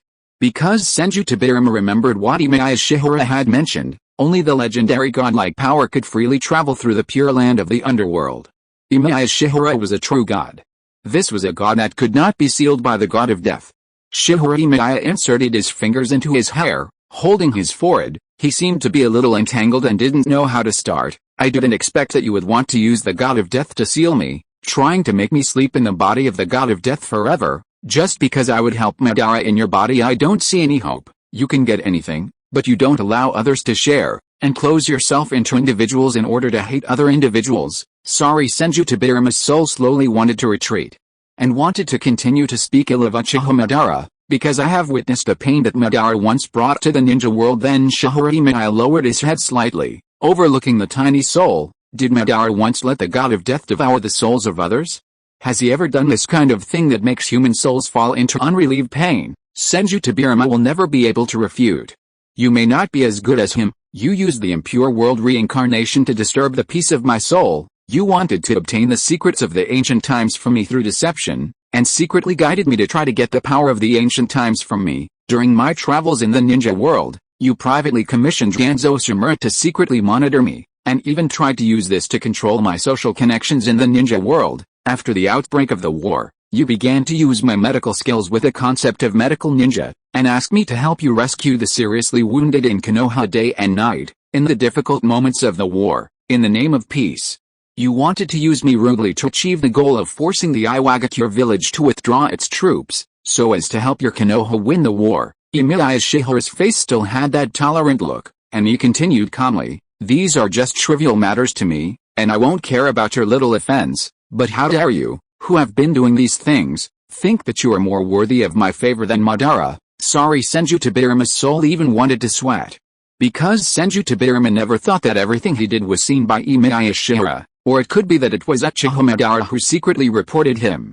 After all, Emiya Shiyuan just mentioned that Uchiha Madara had indeed secretly reported him. That inherently evil bastard, as expected, has been colluding with gods like Emiya Shiyuan with ulterior motives. In order to get rid of the god of death, I also have to pay the price of returning to the underworld once. As Emiya Shiyuan spoke, 9 pitch-black truth-seeking jade slowly floated out from behind him. Only this posture can solve the god of death. In this posture, the Impure World Reincarnation technique will be automatically lifted, because this is a power that cannot be contained by the Impure World body. Senju Tobirama subconsciously wanted to retreat, because the shadow of the god of death behind him was also slowly retreating. When Senju Tobirama's arm slowly raised, the shadow of the god of death's arm also raised together, but he could clearly feel that the shadow of the god of death was also trembling. The god of death was actually afraid of Emiya Shiyuan at this moment. But it doesn't matter. Emiya Shiyuan didn't care about leaving his body behind and returning to the underworld. His voice was calm. When someone breaks the taboo that separates life and death, the rules agreed upon for mutual support are no longer observed. No, despair flashed in Senju Tobirama's eyes. He realized what Shihara meant. Was the Shinigami taboo? Was he saying that he had truly angered Shihara by wielding his power? Don't despair, now you can be proud. For you, plotting against someone you might even call a god is enough to make you proud. After saying this, Emiya Shiyuan's aura gradually increased, and his palm suddenly grasped Senju Tobirama's soul. I also want to learn from the ninja of your generation how you can meticulously plot against others. Emiya Shiyuan slowly raised his palm, suddenly grasping Senju Tobirama's soul in his own grasp. Before this godlike soul, Senju Tobirama's body and soul seemed insignificant. He even had a vague illusion that Emiya Shiyuan would crush his head with a single blow. However, from where Senju Tobirama's soul could not see, a pair of samsara eyes quietly appeared in Emiya Shiyuan's eyes. The next moment, Senju Tobirama suddenly felt his memories being continuously extracted. A faint light flashed in Emiya Shiyuan's samsara eyes, his face expressionless as neither surprise nor joy, as his samsara eyes continuously absorbed the chakra memories deep within Senju Tobirama's soul. Emiya Shiyuan memorized all the theoretical sources and processes of Senju Tobirama's development of forbidden techniques, his soul rapidly evolving and reasoning through them. The Flying Thunder God technique, the Impure World Reincarnation technique, the Spiritualization technique, these techniques were as numerous as the stars in the sky. Every technique mastered by Senju Tobirama was extracted by Emiya Shiyuan in this moment. Under the chakra of the Six Paths mode, Senju Tobirama had no chance of resistance. These forbidden techniques and memories will also be the greatest gains of Emiya Shiyuan's resurrection. After all, in order to maintain his image as a medical ninja, Emiya Shiyuan has never had any interest in the techniques of Senju Tobirama. The reason why he has never dabbled in any forbidden techniques in Konoha is because of this moment, truly extracting these techniques from the minds of the developers of the forbidden techniques. Of course, power is not the most important thing. What is truly important is that he will possess this knowledge from Senju Tobirama, and in the future it will be easier to guide the person who will resurrect him. Finally, all memories were extracted by Emiya Shiyuan. Emiya Shiyuan's eyes returned to normal, and he threw Senju Tobirama's soul to the ground in the spiritual space. The eyes of the second Hokage were filled with pain. The pain in his soul made him unable to react for a moment. He looked like he had been through a storm. My memories, Senju Tobirama struggled to stand up. The intelligence of ninjas is top secret. All his information has been read out by Shihara Emiya, even from the Warring States period when he was born to the present day. Your soul doesn't look noble at all. Shihara Emiya looked down at the soul of Senju Tobirama. The god of death opened his mouth silently and floated. Because the soul of Senju Tobirama was the reward it should receive. Take his soul and go. The shadow of the god of death did not hesitate any longer. It grabbed the soul of Senju Tobirama with one hand and threw it into the mouth full of fangs. It could finally reap its reward. When the soul of Senju Tobirama fell into the mouth of the god of death, he even felt a little relieved. A row of fangs appeared in his sight, allowing him to see Shihara Emiya through the gaps in the fangs. What will this medical ninja become? What would become of this medical ninja, once dedicated to saving lives, after he had used the Shinigami against him, after Uchiha Madara had deceived him? Senju Tobirama gazed at the gap between the Shinigami's fangs, as if he saw a glimmer of hope for the future. Only hope could sustain his will. The Shinigami seal wasn't over yet. The Uzumaki clan also had a way to free the soul from the Shinigami's body, but it also required a soul sacrifice, and no living person would do it unless absolutely necessary, perhaps for a long time to come. Yet, when Senju Tobirama's soul fell into the Shinigami's mouth, Emiya Shiyuan's ordinary eyes continued to stare at him until he was devoured by the Shinigami. Still holding out hope, but there's no need for that. The moment you emerge from the realm of the dead, you'll become a new chess piece. Emiya Shiyuan's spirit returned to the living world. His spirit still hovered in the present world, but he quickly gathered his strength. My other chess piece is almost here, right? Since his Impure World Reincarnation body had already collapsed, he couldn't remain in the living world for much longer. He gazed up at the sky, seemingly still lingering on the world of the living. Only this vibrant world could truly experience the feeling of being alive. Even with godlike powers already within him, Emiya Shiyuan struggled to maintain his human heart. It should be almost here. Uchiha Madara had already noticed Emiya Shiyuan's situation when he was summoned by Senju Tobirama. They would surely rush towards Emiya Shiyuan, perhaps even hoping to kill him. Spiritual transformation technique. Emiya Shiyuan, having acquired the technique from Senju Tobirama's memories, flew his soul rapidly into the distance, leaving behind his final words. Elsewhere, Uchiha Madara was indeed just as Shihara had anticipated.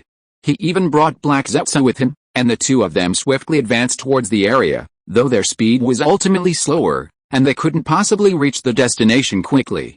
In the sky, Emiya Shiyuan's soul soared at breakneck speed. Under the power of the spiritual transformation technique, Emiya Shiyuan's soul flew at an astonishing speed, as it was impossible for him to remain in the real world in this state. What's that? Uchiha Madara, hurrying along, looked up at the luminous object flying high above. It was hurtling towards them.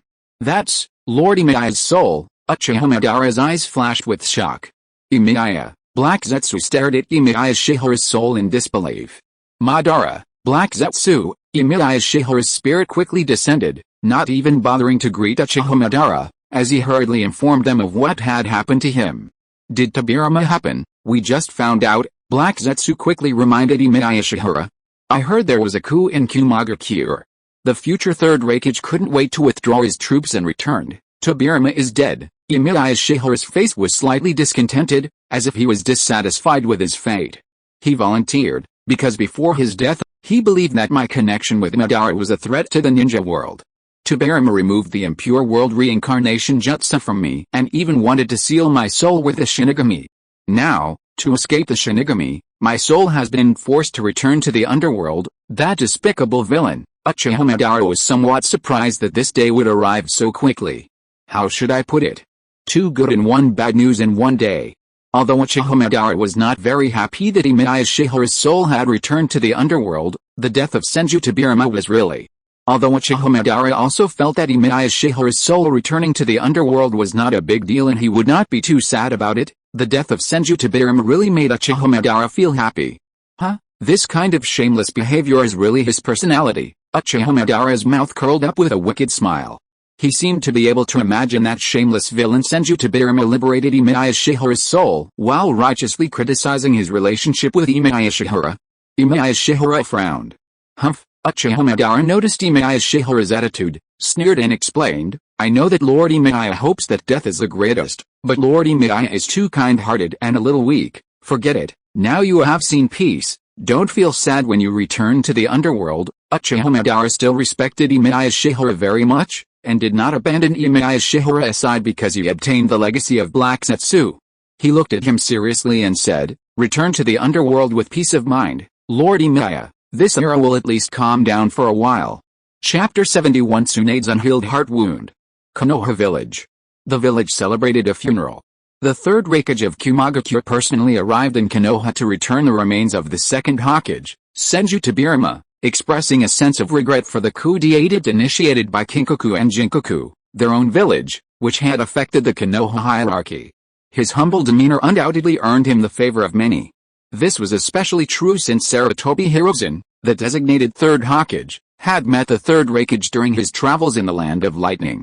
While they couldn't claim to have a mutual admiration for each other, they at least knew that the other's future was not insignificant. Besides the second Hokage's body, the Third Reikage explained, recounting the circumstances. We also found the remains of a Tsunagakure ninja near him. Some of the searchers saw someone's soul ascend. Thank you, that was Emiya-sama's soul ascending. Sarutobi Hiruzen tried to force a smile, but reluctantly gave up. We also gave up on using Emiya-sama. In the Kumagakure coup, Konoha suffered a greater loss than the Kumagakure itself. They lost the second Hokage, Senju Tobirama, who had protected them, and the medical sage Emiya Shiyuan, who had always watched over the Konoha ninjas. It was obvious. Before his death, the second Hokage must have unleashed his Impure World Reincarnation technique and proactively helped Emiya Shiyuan's soul ascend. That's perfect. The Third Reikage's face finally showed a hint of satisfaction. The Kumagakure ninjas were also deeply dissatisfied with Konoha's use of Emiya Shiyuan. If the other party was willing to release that noble soul, and the second Hokage sacrificed himself to help resolve the coup in Kumagakure, they would be content with this alliance.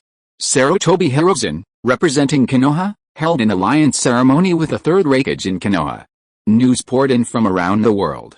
The First Shinobi World War had finally ended thanks to Emiya Shiyuan's intervention. In the Konoha hospital, little Tsunade stood dazed in the hospital corridor. Every time the little girl finished school, she instinctively returned to the hospital. However, this hospital no longer had the medical ninja who had taught little Tsunade medical ninjutsu, occasionally rewarded her with a glass of sweet sugarcane juice or glucose, and cared for her diligently and attentively every day. Is Emiya-sama not back yet? Little Tsunade ran to the nurse's station, standing on tiptoe as hard as she could, trying to ask the nurse on duty. Not back yet. The medical ninja was a little afraid to look at the little girl, nor did she dare to say that Emiya Shiyuan would never appear here again. Fortunately, little Tsunade wouldn't stay long. The little girl quickly made her way home, kicking pebbles in frustration. Uzumaki Mito had long known about Shihara Emiya's spirit's ascension, and unsure how to explain it to her little granddaughter, she could only diligently teach her training. Perhaps the child would soon forget the story. However, little Tsunade was incredibly clever. She quickly sensed something was amiss and immediately sought out Hatake Tsukumo, the man she knew best, to reveal the truth about Shihara Emiya's spirit's ascension.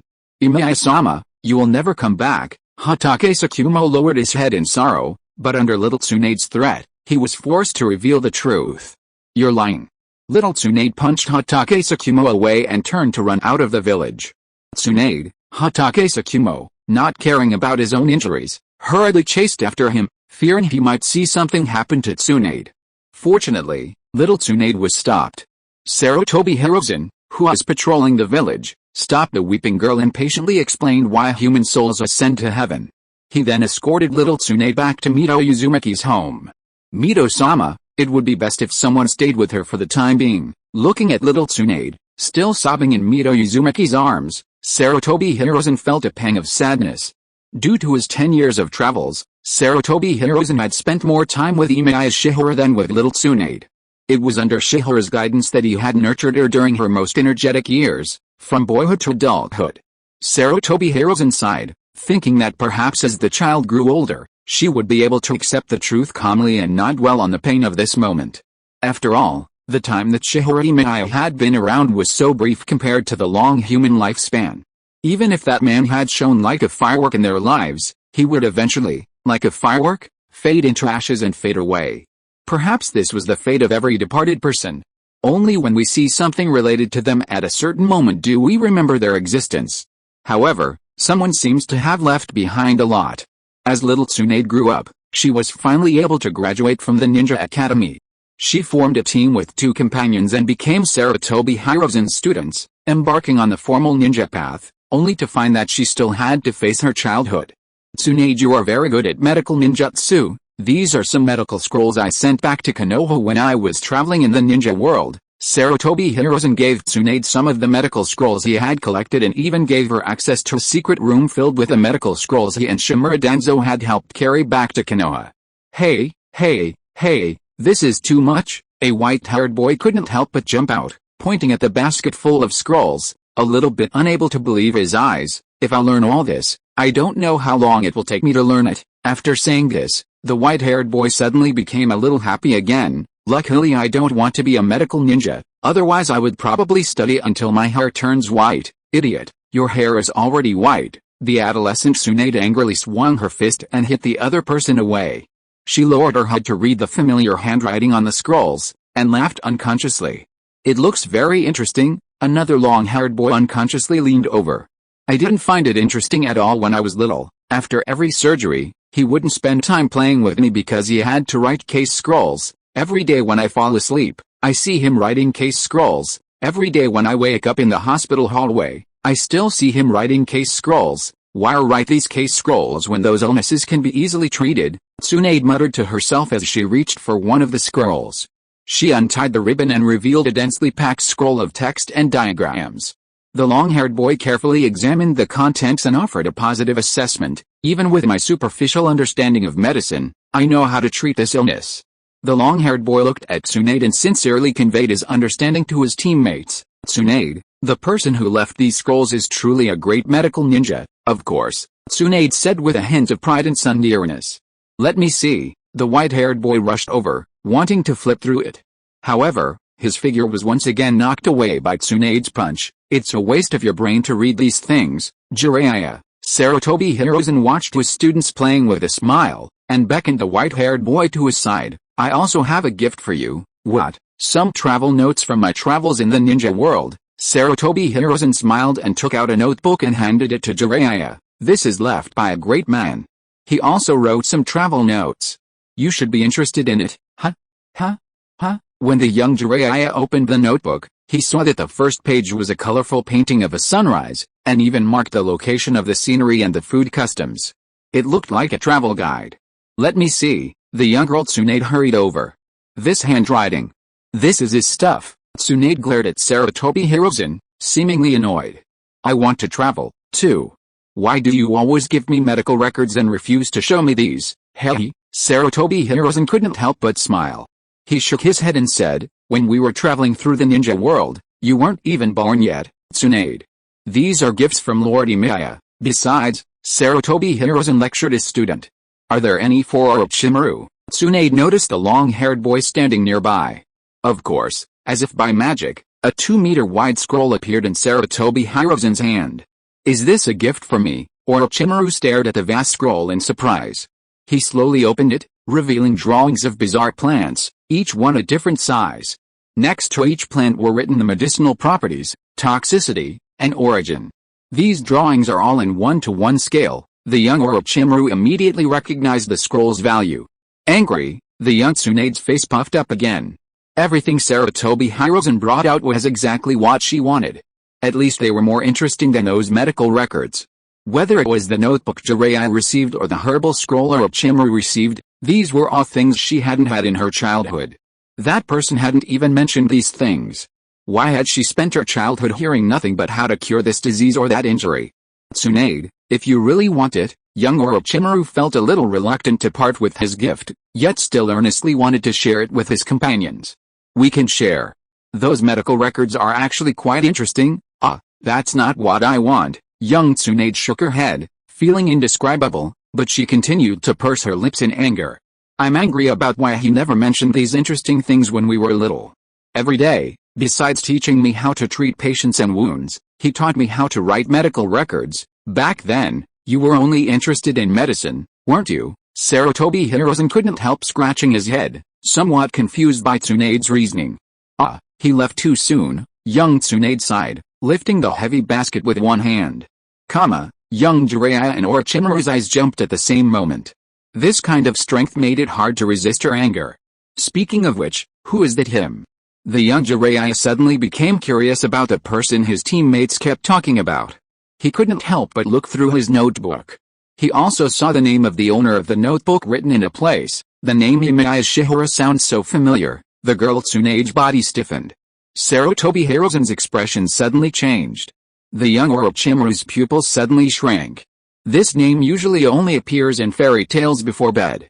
However, there were always rumors about this name in Konoha for a while, but they soon disappeared under Sarutobi Hirozen's orders.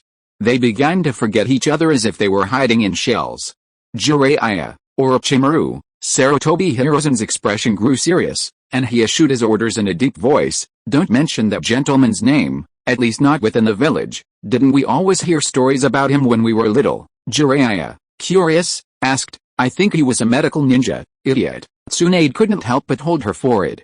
If the person you heard about in your bedtime stories as a child suddenly appeared before you one day, how would you feel? When Tsunade finished this, she couldn't say any more, her body suddenly stiffening. Because she was the only one who had truly experienced this. Only she had seen the protagonist of the stories she admired appear before her, streaking across her childhood like a meteor. It's not that strict, actually. That person's existence is something that even a ban cannot forbid. Sarutobi Hirozen's voice gradually quieted, and he spoke softly. Jiraiya, Orochimaru, the traces of that gentleman's presence in Konoha are ultimately just our selfish orders. Sarutobi Hirozen had issued an order. Anyone who encountered or came into contact with Emiya Shiyuan was forbidden from mentioning his time in Konoha. Originally, according to Shimura Danzo's wishes, anyone who mentioned Emiya Shiyuan was forbidden. However, banning Emiya Shiyuan's name was impossible, as any trace of his existence could not be permanently erased. He was not a Konoha ninja, but a magnificent treasure of the entire ninja world. Regardless, Konoha alone could not erase a single individual. They could only try to eliminate as much of their existence as possible. Due to the shocking resurrection of Emiya Shiyuan through the Impure World Reincarnation technique by Senju Tobirama, and his reputation within the ninja world, there had been persistent slander against the second Hokage of Konoha. I'm leaving now. The young Tsunade seemed reluctant to discuss the matter. She shouldered the basket of medical records and headed home. What happened to her? The young Jiraiya watched his teammates leave with curiosity. Probably. The young Orochimaru shook his head, not saying what he wanted to say. He had seen Tsunade at Konoha Hospital before, and had also secretly spied her silhouette against the setting sun. Naturally, the young Orochimaru could guess Tsunade's feelings. But he couldn't tell anyone else about her. As a person with a high emotional intelligence and IQ, the young Orochimaru knew very well that he couldn't publicize the fact that his teammate went home and cried secretly. Perhaps that girl would be really sad, right? Chapter 72 The appearance of the second crystal coffin. Time slowly slipped forward. It seemed as if the traces of Emiya Shiyuan would never fade. Because that once real person always lingered in the Konoha ninjas' minds, reappearing whenever they felt they might forget him. For example, in the medical ninja courses, his name was unavoidable for any medical ninja. The treatments for any disease could be found in the case scrolls he left behind. Tsunade grew up. She became an excellent medical ninja. Over the years, she formed a ninja team with Jiraiya and Orochimaru, carrying out numerous missions for Konoha, and her strength grew stronger and stronger. It's fair to say that Tsunade was the strongest in the team. She could serve as a combat ninja, blocking all attacks from the front, a medical ninja, assisting the wounded from the rear, and even a skilled sensory ninja. This was because she had once received Emiya Shiyuan's guidance. Similarly, Tsunade yearned to become someone like Emiya Shiyuan. She constantly searched the ninja world for traces of the slug. Because of her childhood bedtime stories, she always believed that a medical ninja would have a slug on his shoulder, and she finally found the legendary Whetbone Forest. The only problem was that this slug didn't seem very small. Although the slug's voice was very cute and its words were soft and sweet, its size, like a huge, endless hill, was intimidating. Fortunately, the slug behaved very kindly. At least it was kind like in fairy tales. This immediately eased Tsunade's nervousness. "So you are a medical ninja?" The slug's voice was soft and pleasant.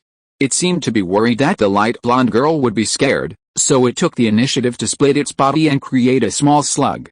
Yes, Tsunade's heart finally relaxed. Because this little slug looked quite adorable. "Then let me see if your medical ninjutsu." The slug's voice suddenly paused. It sensed a strange diamond-shaped mark between Tsunade's eyebrows, split into two triangles. The upper triangle was half black, the lower half purple, a strikingly peculiar mark. Yet, this peculiar mark didn't stand out from Tsunade's forehead, instead accentuating her beauty. "What is that mark?" The slug's voice suddenly grew agitated. "What is it?" Tsunade subconsciously tried to avoid the question. As she grew older and became a qualified ninja, she instinctively sought to keep the memory of that person secret. However, Tsunade quickly realized another problem, and her body stiffened, realizing that the slug must know the person. "Perhaps I've made a mistake," the slug subconsciously avoided the question. Because the master's plan had always been a secret. For that incomprehensible plan, the adult left behind a pair of his eyes and a crystal coffin for him to keep safe. The crystal coffin would keep him company. Those eyes would always watch over him. He had spent over 1,000 years in this Whetbone Forest, accompanying the crystal coffin for over 1,000 years, or rather, being accompanied by the crystal coffin for over 1,000 years. He didn't know why he'd left half his body behind. Perhaps if he'd left the whole body, he'd be able to resurrect more quickly. But he was always obedient and trusted the adult. The adult had once said that, sooner or later, they would meet again. That day, when his life would no longer have a lifespan limit, would be the day he would return his eyes to him. The slug didn't know how to grant a human immortality. But the person who raised him said so he had waited patiently for that day, because the adult had entrusted him with everything. Over 1,000 years passed, and that day still hadn't arrived. Each day, it could only stare blankly at the silhouette within the crystal coffin, reminiscing about its past as a child. The elder had once mentioned that most of life is boring. To avoid boredom, one needs to engage in meaningful activities for a period of time, allowing the remaining time to continue savoring that meaningful past. But that time is simply too long. Its life is simply too long. The only thing sustaining it are those beautiful childhood memories, so fleeting compared to the millennia it has endured. The more it dwells on them, the longer it seems. "Let's test our medical ninjutsu first," the slug whispered, looking at Tsunade before it. "If you satisfy me, we can sign a summoning contract." Tsunade passed the test with ease. For her, this test was simple. The slug clone rested on Tsunade's shoulder, watching her sign the summoning blood contract. He slowly praised her. "Your medical ninjutsu is excellent. If one day your medical ninjutsu improves even further, you'll receive a special gift." "What does it take to reach that standard?" Tsunade asked curiously. "It's a unique ability." The slug clone took this matter very seriously. As the master had instructed, it involves storing chakra and, through extremely subtle chakra control, maintaining peak bodily functions. Tsunade was silent for a moment. The blonde girl slowly raised her head and touched the lower half of the diamond-shaped mark on her forehead. This was a technique she had developed, and it was also the technique the master had mentioned. This method of chakra control not only kept the body in peak condition, but also refined medical skills. Only through long-term practice in this way could one become an excellent medical ninja, capable of performing even the most delicate surgeries. The upper half of the diamond-shaped mark on Tsunade's forehead is a curse seal, allowing her to harness natural energy in battle. The lower half is a yin seal, allowing her to cultivate chakra control and release it in battle. Furthermore, the natural energy can enhance chakra power. Is that it? Tsunade stroked the lower half of her forehead mark, seeming a little embarrassed. Although I've only just begun to successfully cultivate it in the past few years, it sounds like it should be this type. The slug clone's tentacles touched Tsunade's diamond mark, and it instinctively wanted to touch the upper half, feeling a sense of familiarity. This familiarity piqued its curiosity. However, the slug clone remained obedient and focused on its business. It sensed Tsunade's yin seal and involuntarily stiffened. Yes, that's it. That's what the elder mentioned before. Only those who have cultivated to this level are worthy of receiving the crystal coffin. I seem to have asked if this would allow us to meet again. The man seemed to have said this with a smile, suggesting a possible reunion. If anything went wrong, at least the crystal coffin could be used to advance ninja medicine. That laughter had made the slug very sad. Was it time now? 1,000 years or so, hadn't it? Now that she'd truly met a medical ninja who had reached this level of skill, she should be able to deliver the crystal coffin, right? Wait a moment, I'll go get the gift. The slug clone quickly retracted its tentacles. Okay, Tsunade was a little confused. She was even trying to guess what the gift might be. However, she vaguely understood why that man had always loved slugs, and why they would always appear in his stories. Slugs were truly adorable. What gift would it be? Tsunade just hoped it wasn't just a medical record scroll. Because she always saw case scrolls left by Emiya Shiyuan in various places related to medical materials in Konoha. Even the Anbu had a collection stored there. It was said that the third Hokage Sarutobi Hiruzen had asked the Anbu to bring them back when he accompanied Emiya Shiyuan on his travels. Just as Tsunade was muttering this in her mind, she felt a sudden collapse beneath her feet. The next moment, the wet-bone forest was like a landslide. The slugs, as vast and boundless as an endless mountain, began to rapidly fragment, splitting into countless tiny slugs. These tiny slugs, as numerous as water droplets in a river, held up something, which swam slowly towards Tsunade. Tsunade's eyesight was excellent. Because of her good eyesight, she could see what these river-like slugs were holding. It was a crystal coffin with extremely delicate patterns on it. Tsunade's eyes were unconsciously drawn to the crystal coffin. She wasn't noticing its beauty, she simply saw a familiar silhouette. Within that crystal coffin lay a familiar silhouette. Legend has it that the ancient medical ninja Emiya Shiyuan left behind two crystal coffins, one of which remained with the Senju clan, while the other has been missing ever since. No wonder, this crystal coffin has been missing ever since. Because it has always existed within the wet bone forest. It's the last crystal coffin in the world, and it's also the last bit of Emiya Shiyuan's body tissue left in this world. This is for you, the slug clone on Tsunade's shoulder whispered. A group of slug clones clung to the crystal coffin, unwilling to leave.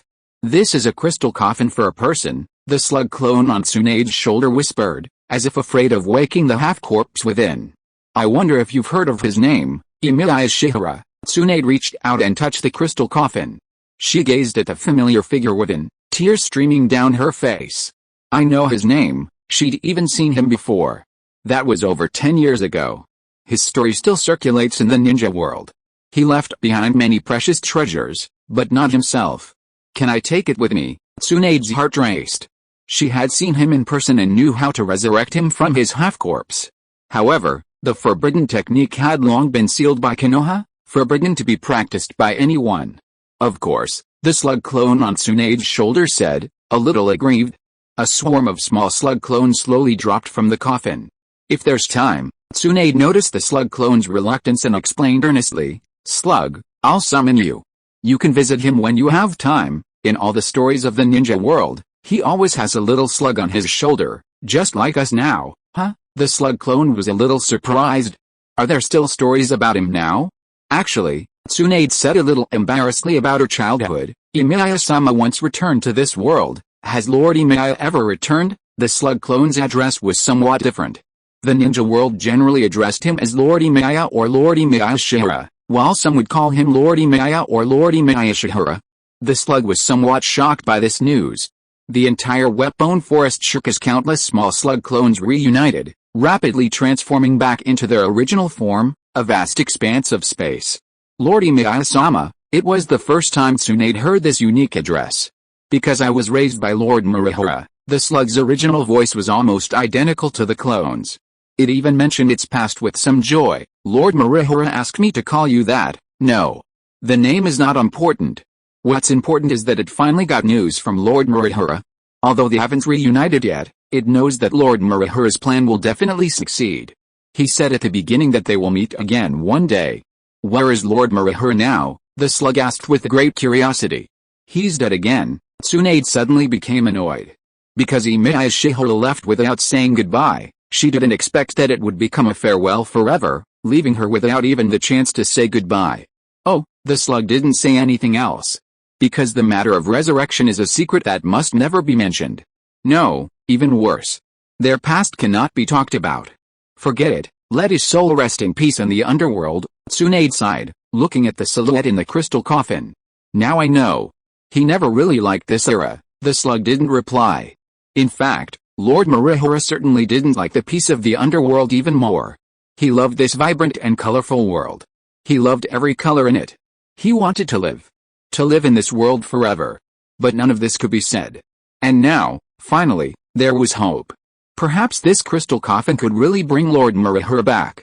Chapter 73 Age Spots. Konoha Village. Tsunade brought back a crystal coffin. Although she stored it in her own medical ninja chamber, it was quickly discovered by certain individuals, as so many knew the people within. Fortunately, the damage caused by Konoha's previous use of Emiya Shiyuan was still lingering, and most of Konoha's higher-ups didn't dare to think of using Emiya Shiyuan again. Of course, this inevitably excluded someone. For example, Shimura Danzo, who had served as the Hokage's assistant. Having witnessed the first Hokage's reign, when Konoha's immense power was able to suppress all opposition, Shimura Danzo gradually realized the importance of power. He wanted to obtain Emiya Shiyuan's cursed seal to strengthen his own ninjas. However, there were two problems. First, he hadn't mastered the Impure World Reincarnation technique. In fact, no one in Konoha had ever mastered it. The third Hokage, Sarutobi Hiruzen, strictly forbade anyone from learning the technique to prevent Konoha from being accused and humiliated again. Secondly, of course, Tsunade had been keeping a close eye on the crystal coffin, studying daily beside it. Her status made Shimura Danzo wary. After all, Tsunade was the granddaughter of the first Hokage. She also possessed the power of Emiya Shiyuan's cursed seal. However, Tsunade's possession of the crystal coffin wasn't hidden from many. For example, she couldn't conceal it from her friends. Orochimaru, having just returned from Raichi Cave, noticed something was amiss with Tsunade. The young Orochimaru, increasingly handsome, his aura seemingly growing more sinister. He clutched a medical record scroll, curious about what had happened to his companion. Tsunade, you seem a little uneasy lately. Didn't you say you were going to search for the sage's land, the wet bone forest? I've already secured a summoning contract with Raichi Cave. Jiraiya, while practicing summoning techniques, had been accidentally reverse summoned to Mount Myaboku, one of the three great sage lands. This caught the attention of Orochimaru and Tsunade, who also happened to have information about the other two sage lands. When his parents died as a teenager, Orochimaru had obtained the slough of a white phosphorus snake. He had therefore sought out the Raichi Cave and successfully obtained a summoning contract with it. Oh, don't mention it. Tsunade slumped over the table, somewhat exhausted, fiddling with her teacup. I also found the wet bone forest and passed the slug test. Isn't that something to be happy about? The young Orochimaru gave her a look of surprise, then picked up the teapot and filled the cup. I remember you always liked slugs, didn't you? But Tsunade wanted to say that she had obtained Shihara Emiya's crystal coffin and was a little tired from studying late every day beside it, but she remembered Shihara Emiya's taboo in Konoha and reluctantly took a sip of tea and decided to keep quiet. Forget it, let's not talk about it, then think about something more worthy of our happiness. The young Orochimaru shook his head and handed her a small plate of snacks. By the way, didn't that Jiraiya guy say he was going to train?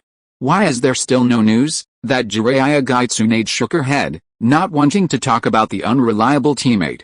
Do you miss me? The voice of the young Jiraiya immediately echoed in the room. and a hint of confidence flashed across his face. When I was training at Myaboku Mountain, I heard a magical story. Tsunade, you will definitely be interested. The giant toad sage of Myaboku Mountain once met a man, not interested at all. Tsunade waved her hand to signal him to go play somewhere else. I guess it's another story about the six-path sage and the ninja clan? I'm not interested, no. The young Jiraiya no longer kept the secret and revealed the truth straightforwardly. His face also remembered the shock when he heard the story. Remember the taboo in our village? It's the name of Emiya Shiyuan. Tsunade's expression suddenly changed. There was a hint of curiosity on the face of the young Orochimaru. Although Konoha has always forbidden to mention the fact that Emiya Shiyuan was in Konoha, it was no secret to the three of them. As long as they asked in the ninja world, they would know what happened back then. During the First Ninja World War, Konoha used Emiya Shiyuan to participate in the war, which eventually aroused public outrage. In the end, it was Emiya Shiyuan who quelled the Ninja World War. You can't imagine it. Jiraiya's face became smug, and he took away the refreshments on the plate without any hesitation, and picked up Orochimaru's teapot and poured it directly into his mouth.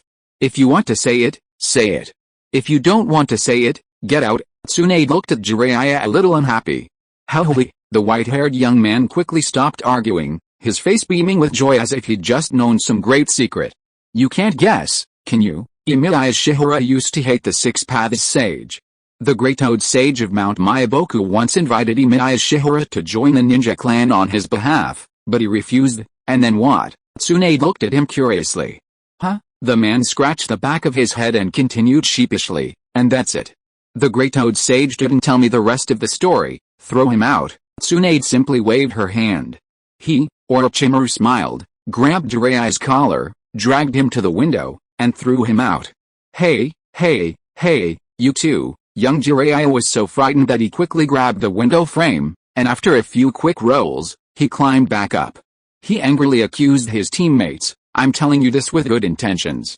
Haven't you always been interested in him? Young Orochimaru pursed his lips and chuckled, saying, but this doesn't sound interesting at all. In fact, it was even worse than what he had heard in the Raichi cave. The White Snake Sage was not shy about talking about Emiya Shiyuan, but he inevitably felt a little regretful when mentioning him, which allowed Orochimaru to discover some clues. That was a man who was not obsessed with power, but later he got godlike power by accident.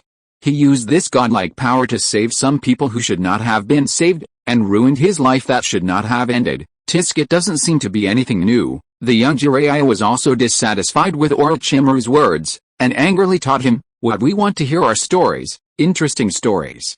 For example, how he died for saving people. There's nothing good to hear. Tsunade interrupted Jiraiya and planned to leave here. I'm going to see the case. You guys chat here slowly. I didn't find out more. The young Orochimaru shook his head slowly, and no longer mentioned these things.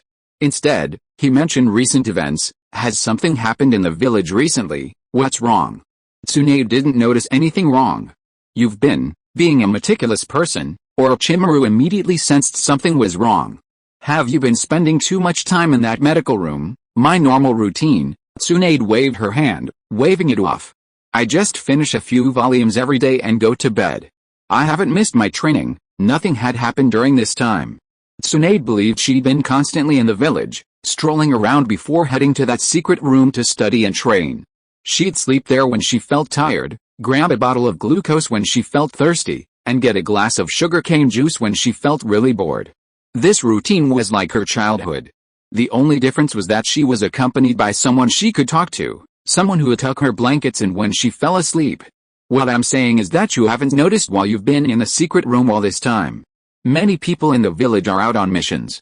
That's a bit unusual. Young Orochimaru brought this up, his narrow eyes taking on a subtle, snake-like quality. This year, we've had more and more conflicts with the Iwagakure and Sand villages. The ninja world always has its interests clearly defined. Each ninja village, no matter which, is eager to eat enough to waste, and unwilling to pass these benefits on to other ninja villages. Ultimately, conflict is inevitable. Compared to these young people, a certain elder sees these truths more clearly. Due to the recent large number of Konoha ninjas leaving the village, an elderly man trembled and infiltrated Konoha village, his hood concealing his presence. This elderly man's movements were peculiar. He neither visited Konoha village's commercial streets nor went to the Hokage's office to enjoy the scenery, nor did he issue any ninja commissions. Instead, he trembled and came to the most unwelcome Uchiha clan site, Nanga Shrine. This is the place where the Uchiha clan holds clan meetings. It has remained unchanged since the Warring States period, and from its inception, this shrine was also incorporated into Konoha's territory.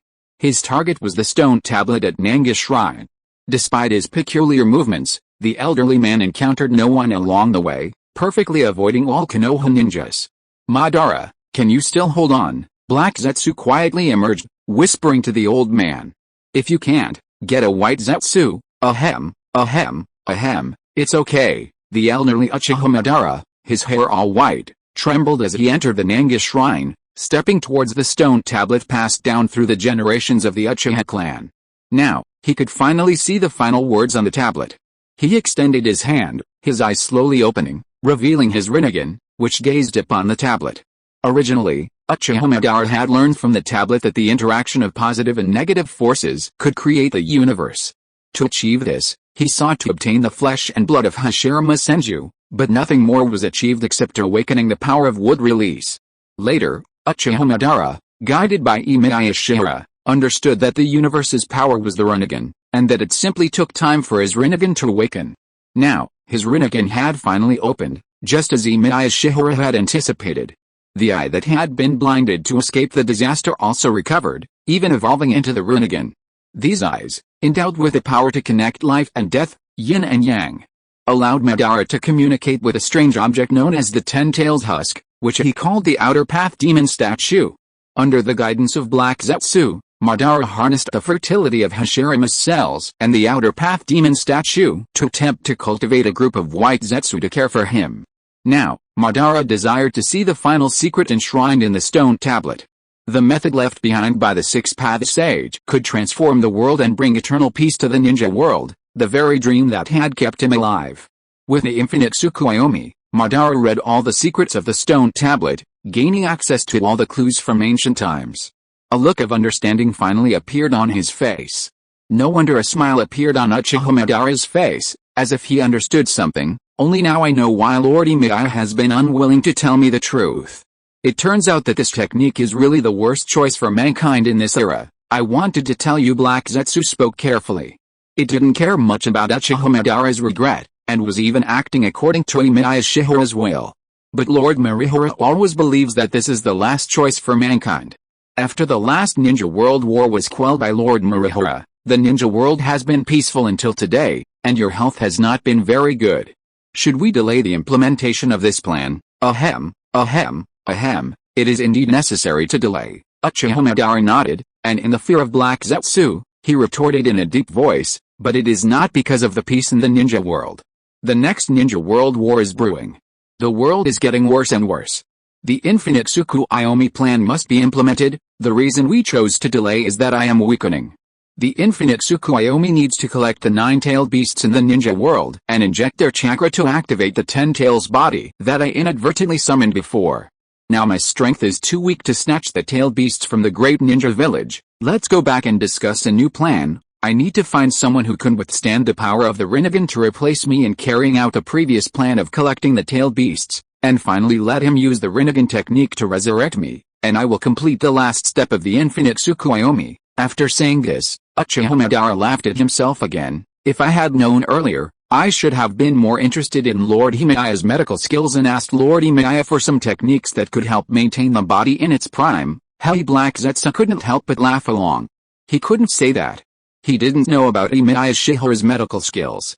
After all, when Emiya Shiyuan had been traveling around the ninja world to treat illnesses, he had never followed him, and he didn't know if Emiya Shiyuan had left any methods behind.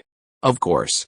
If Black Zetsu had been monitoring Konoha, he would have discovered that Emiya Shiyuan might have left a method behind, that is, Tsunade had already developed the Yin Seal. Okay, we should go. The old Uchiha Madara turned around and prepared to leave, his steps becoming heavier. Fortunately, it was me who wanted to carry out this plan.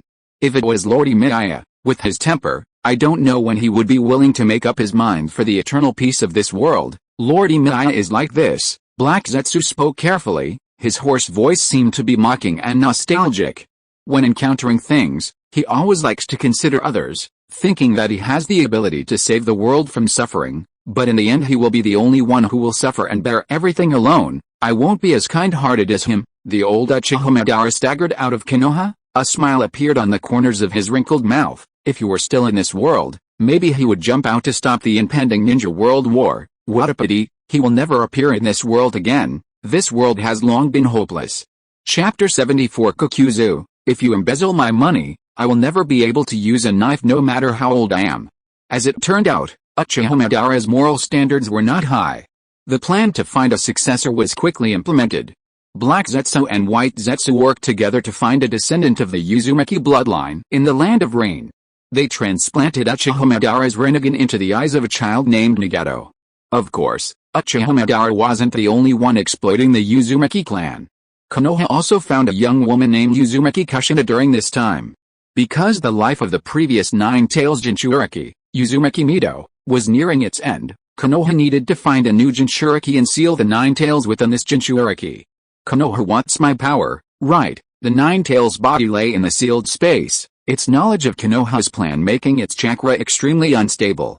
Now that you've exploited that guy Emiya Shiyuan, you want to use me again, right? Sorry, Kurama. Uzumaki Mido's face was filled with shame.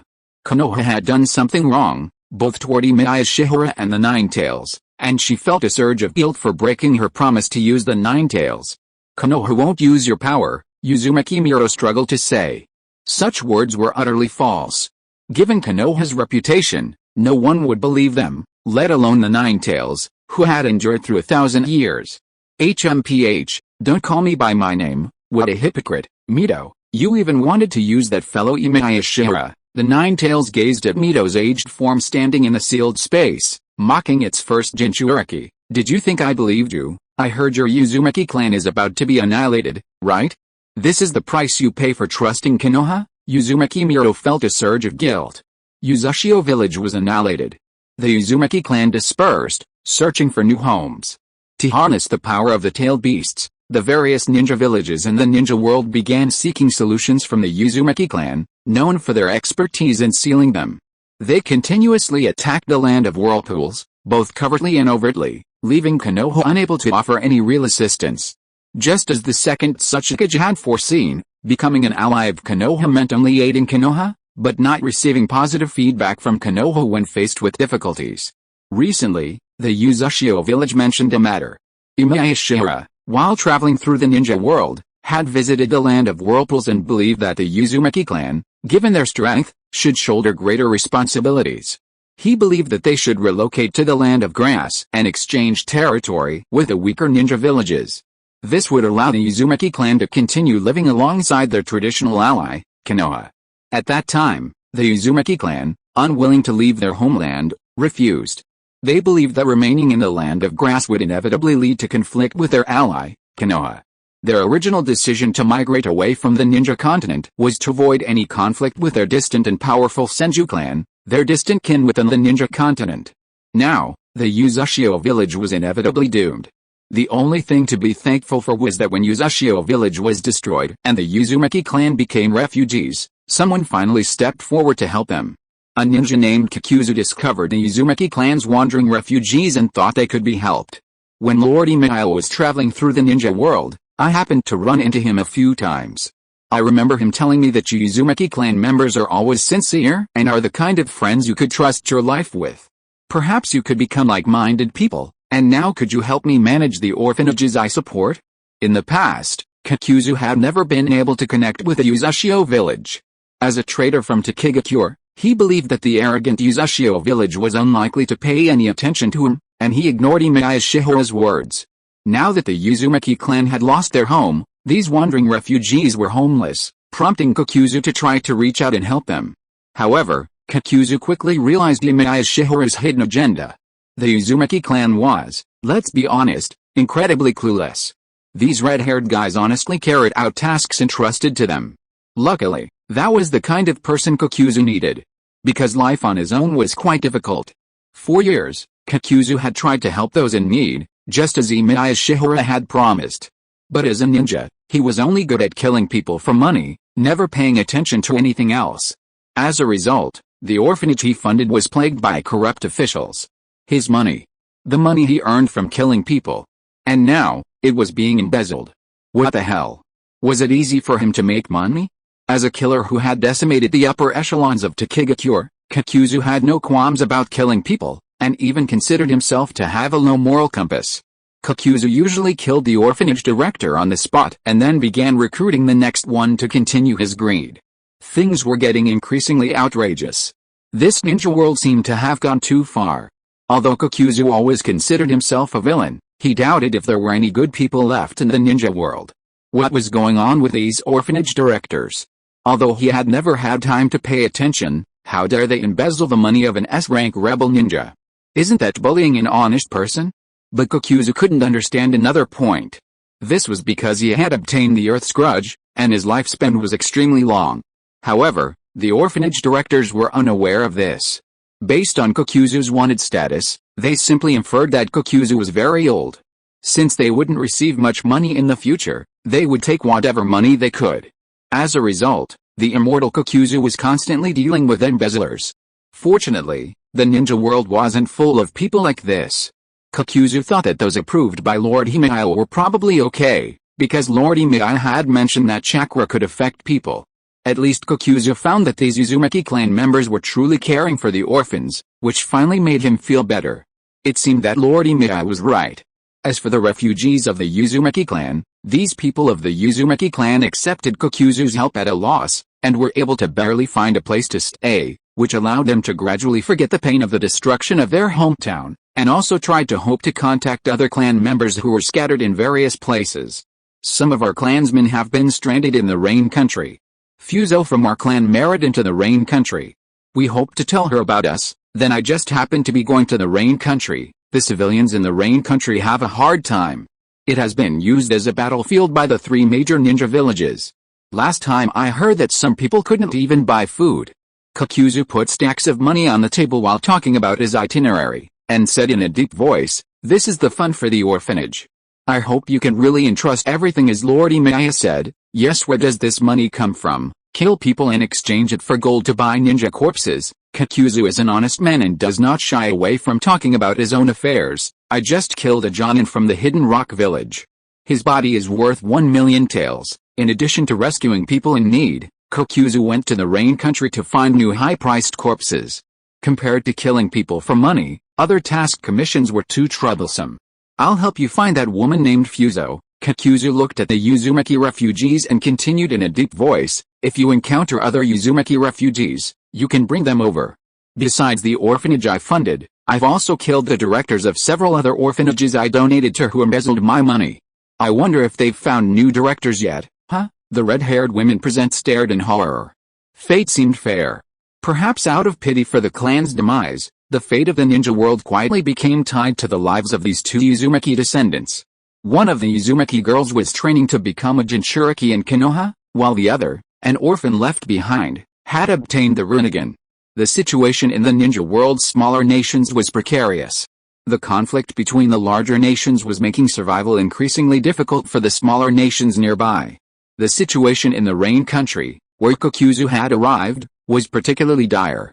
The Iwagakure, Konoha, and Sand villages used the Rain Country as a battlefield, brazenly carrying out raids, assassinations, and espionage missions there, often targeting even ordinary people. Unexpectedly, the Second Shinobi World War erupted in the Rain Country. This war was even more brutal than the previous one. Because the First Shinobi World War was quelled by Emiya Shiyuan, the other ninja villages had more men to join the war, but this time, there was no one to quell the war. Of course, the most unexpected thing was that the one who started this war was none other than Hanzo, the leader of the Rain Country. His power was immense, earning him the respect of countless people and considered the pinnacle of ninja, rivaling Emiya Shihara's status as a medical ninja. The leader of this small ninja village publicly demanded that the 3 larger ninja villages cease their activities in the Rain Country, threatening war. This demand was a recipe for disaster. This guy really thought he was Emiya Shihara. Whether it was Konoha, Iwagakure, or Sand Village, they all responded immediately, and some even directly regarded Megakure as the front battlefield of this war. Of course, no one expected this. The Second Shinobi World War ushered in Konoha's golden age. The entire Konoha's record in the Second Shinobi World War was brilliant. Orochimaru, Jiraiya, and Tsunade actually led the Konoha ninjas to stop the salamander Hanzo. Raindrops fell from the sky. Even the rain was infected with a deadly poison of the salamander. A diamond mark flashed on Tsunade's forehead, and black curse seal energy and purple chakra gathered on her forehead. Her fists were particularly strong and powerful on the battlefield, and her self-healing ability was also very strong in the curse seal mode, allowing her to stop Hanzo in this frontal battle. The salamander Hanzo looked somewhat familiar. Did Lord Emiya leave you this power? Hanzo had seen Shimura Danzo wield a similar power in his youth. He had also seen Tsunade's summoning beast, the slug. No wonder Konoha was besieged during the First Shinobi World War. It seems you've gained so much from Lord Emiya. Yes, and your poison antidote. Tsunade's face was filled with fearlessness. She held 2 antidote potions between her fingers and tossed them to Orochimaru and Jiraiya behind her. I've been looking through the medical records he left behind and found some records of him treating people accidentally injured by your poison gas. Does he also know Lord Emiya? The slug asked curiously. Shouldn't everyone be unaware of him? Orochimaru's summoning beast, the Mang Snake, swallowed its core and muttered, the old women in our area used to talk about that man. The Mang Snake originated from the Raichi cave. The old woman it was referring to was naturally the White Snake Sage. Only Gamabunta, the summoning beast of Mount Myaboku, was baffled. He'd only heard about Emiya Shihara's story occasionally, but wasn't particularly interested. Is that White Snake still thinking about Emiya Shihara-sama? The slug's voice, still innocent and adorable, yet filled with murderous intent. We should have killed it when we first encountered it. Hey, don't get mad at me. The snake panicked and tried to retreat, knowing it was no match for the slug, whose power was precisely restrained by it. Quiet down. Gamabunta hurriedly urged the 2 combatants to quiet down, saying gravely, looks like we've won now, right? At least we have. Jiraiya nodded. Supported by Orochimaru, he managed to drink the potion. He said, as long as the 3 of us can hold off Hanzo here, the battlefield on the other side will be no problem. It certainly looks that way now. Orochimaru's gaze fell on Tsunade. He saw the change in her after the curse seal mode was activated, and his eyes couldn't help but burn. He, too, had longed to gain greater power. The pursuit of power also made him want to transcend taboos. For example, certain forbidden techniques sealed within Konoha. While their existence might be a secret to others, it wasn't secret to Orochimaru, the 3rd Hokage's disciple. Of course, learning these forbidden techniques was difficult. They were often found in Konoha's highest secret sealed books, and each one required a long time to study and master the underlying theory. After returning from this battle, he should find a way to gain greater strength. His teammate Tsunade's strength was growing too rapidly. It seems Rain Country has no hope of winning this war. Hanzo sighed. He realized he had no way of defeating the 3 young men before him, especially since Tsunade's curse seal recovery and medical ninja abilities allowed her to fearlessly block all his attacks head-on. Konoha's new generation of ninjas, you've truly grown up. From today on, you will shine in the ninja world. Before the war is over, I'll give you the title of Konoha's 3 ninjas. Have you finally decided to give up the war? Tsunade breathed a sigh of relief as Hanzo seemed about to give up. This battle had been a huge burden for her. The curse seal left to her by Emiya Shihara had allowed her to continuously practice chakra control in order to enter curse seal mode. This had also led her to develop the yin seal, a technique used in conjunction with the curse seal, using the medical ninja method. If she hadn't trained diligently during this period, able to simultaneously wield the power of both the curse seal and the yin seal, she wouldn't have been able to stop Hanzo on the battlefield. These powers did indeed greatly enhance her strength, but the short burst of power would exhaust her afterward. Konoha's ninja, it's not that I've decided to abandon the war, it's just that I never wanted to start this war in the first place. Hanzo's eyes fixed on Tsunade below, calmly explaining her plan. I simply want to use my power to end the increasing conflict between you, the great ninja villages, just as Lord Emiya did during the First Shinobi World War, and prevent the civilians of the Land of the Rain from suffering from your constant fighting. Tsunade already knew all this. To conceal the Second Hokage's use of Emiya Shihara and Konoha's disgraceful actions during that period, Konoha rarely discussed the events of the First Shinobi World War. However, other villages never shy away from discussing them, and even taunted Konoha with them. As time passed, the past gradually subsided. However, the Second Shinobi World War seemed to have brought new twists and turns. For example, people like Hanzo of the Salamander began to mention Emiya Shiyuan frequently again, and even hoped to quell the war like Emiya Shiyuan, but he failed in the end.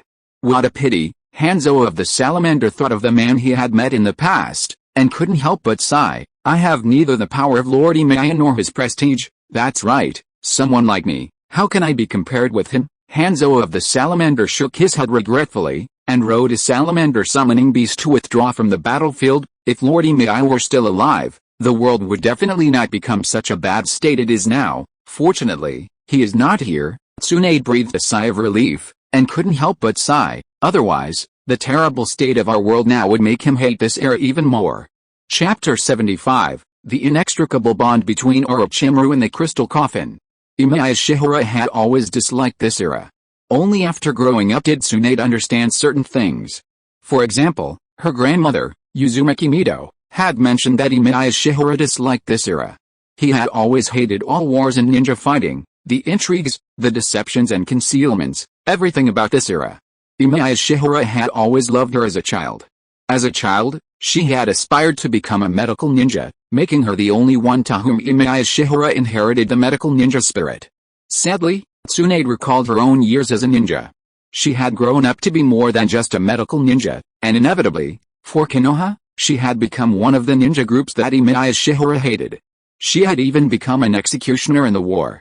Anyone who joined a war inevitably stained themselves with blood. There would always be those who sought to kill her, and naturally, they would be slain by the more powerful. Even the power that person had given her was used by her in battle. No. Not necessarily. Because that person always saved the world. No matter how much he appeared to dislike the world, he would strive to save those suffering, just as he tirelessly treated the seriously wounded in war, and just as he would proactively use his fame to quell the First Shinobi World War. That fellow, Hanzo, was right. If you were still around, the world wouldn't be in such a mess. Let's go, report to the village, Tsunade said as she walked towards her teammates, frowning as she wiped her palms, trying to clean off the mud and blood. Tsunade, use this, Orochimaru tore off his shawl and handed it to her. Although Orochimaru didn't quite understand why Tsunade was so concerned about her hands at this moment, he knew that she must be feeling a little uncomfortable with the war. As a teammate, Orochimaru was very tolerant. Huh? How can I use your shawl? Tsunade instinctively waved him away.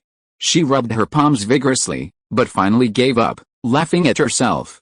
Forget it, it can't be cleaned anyway, haha. Jiraiya's arm still rested on Orochimaru's shoulder, his mood somewhat relaxed by his victory.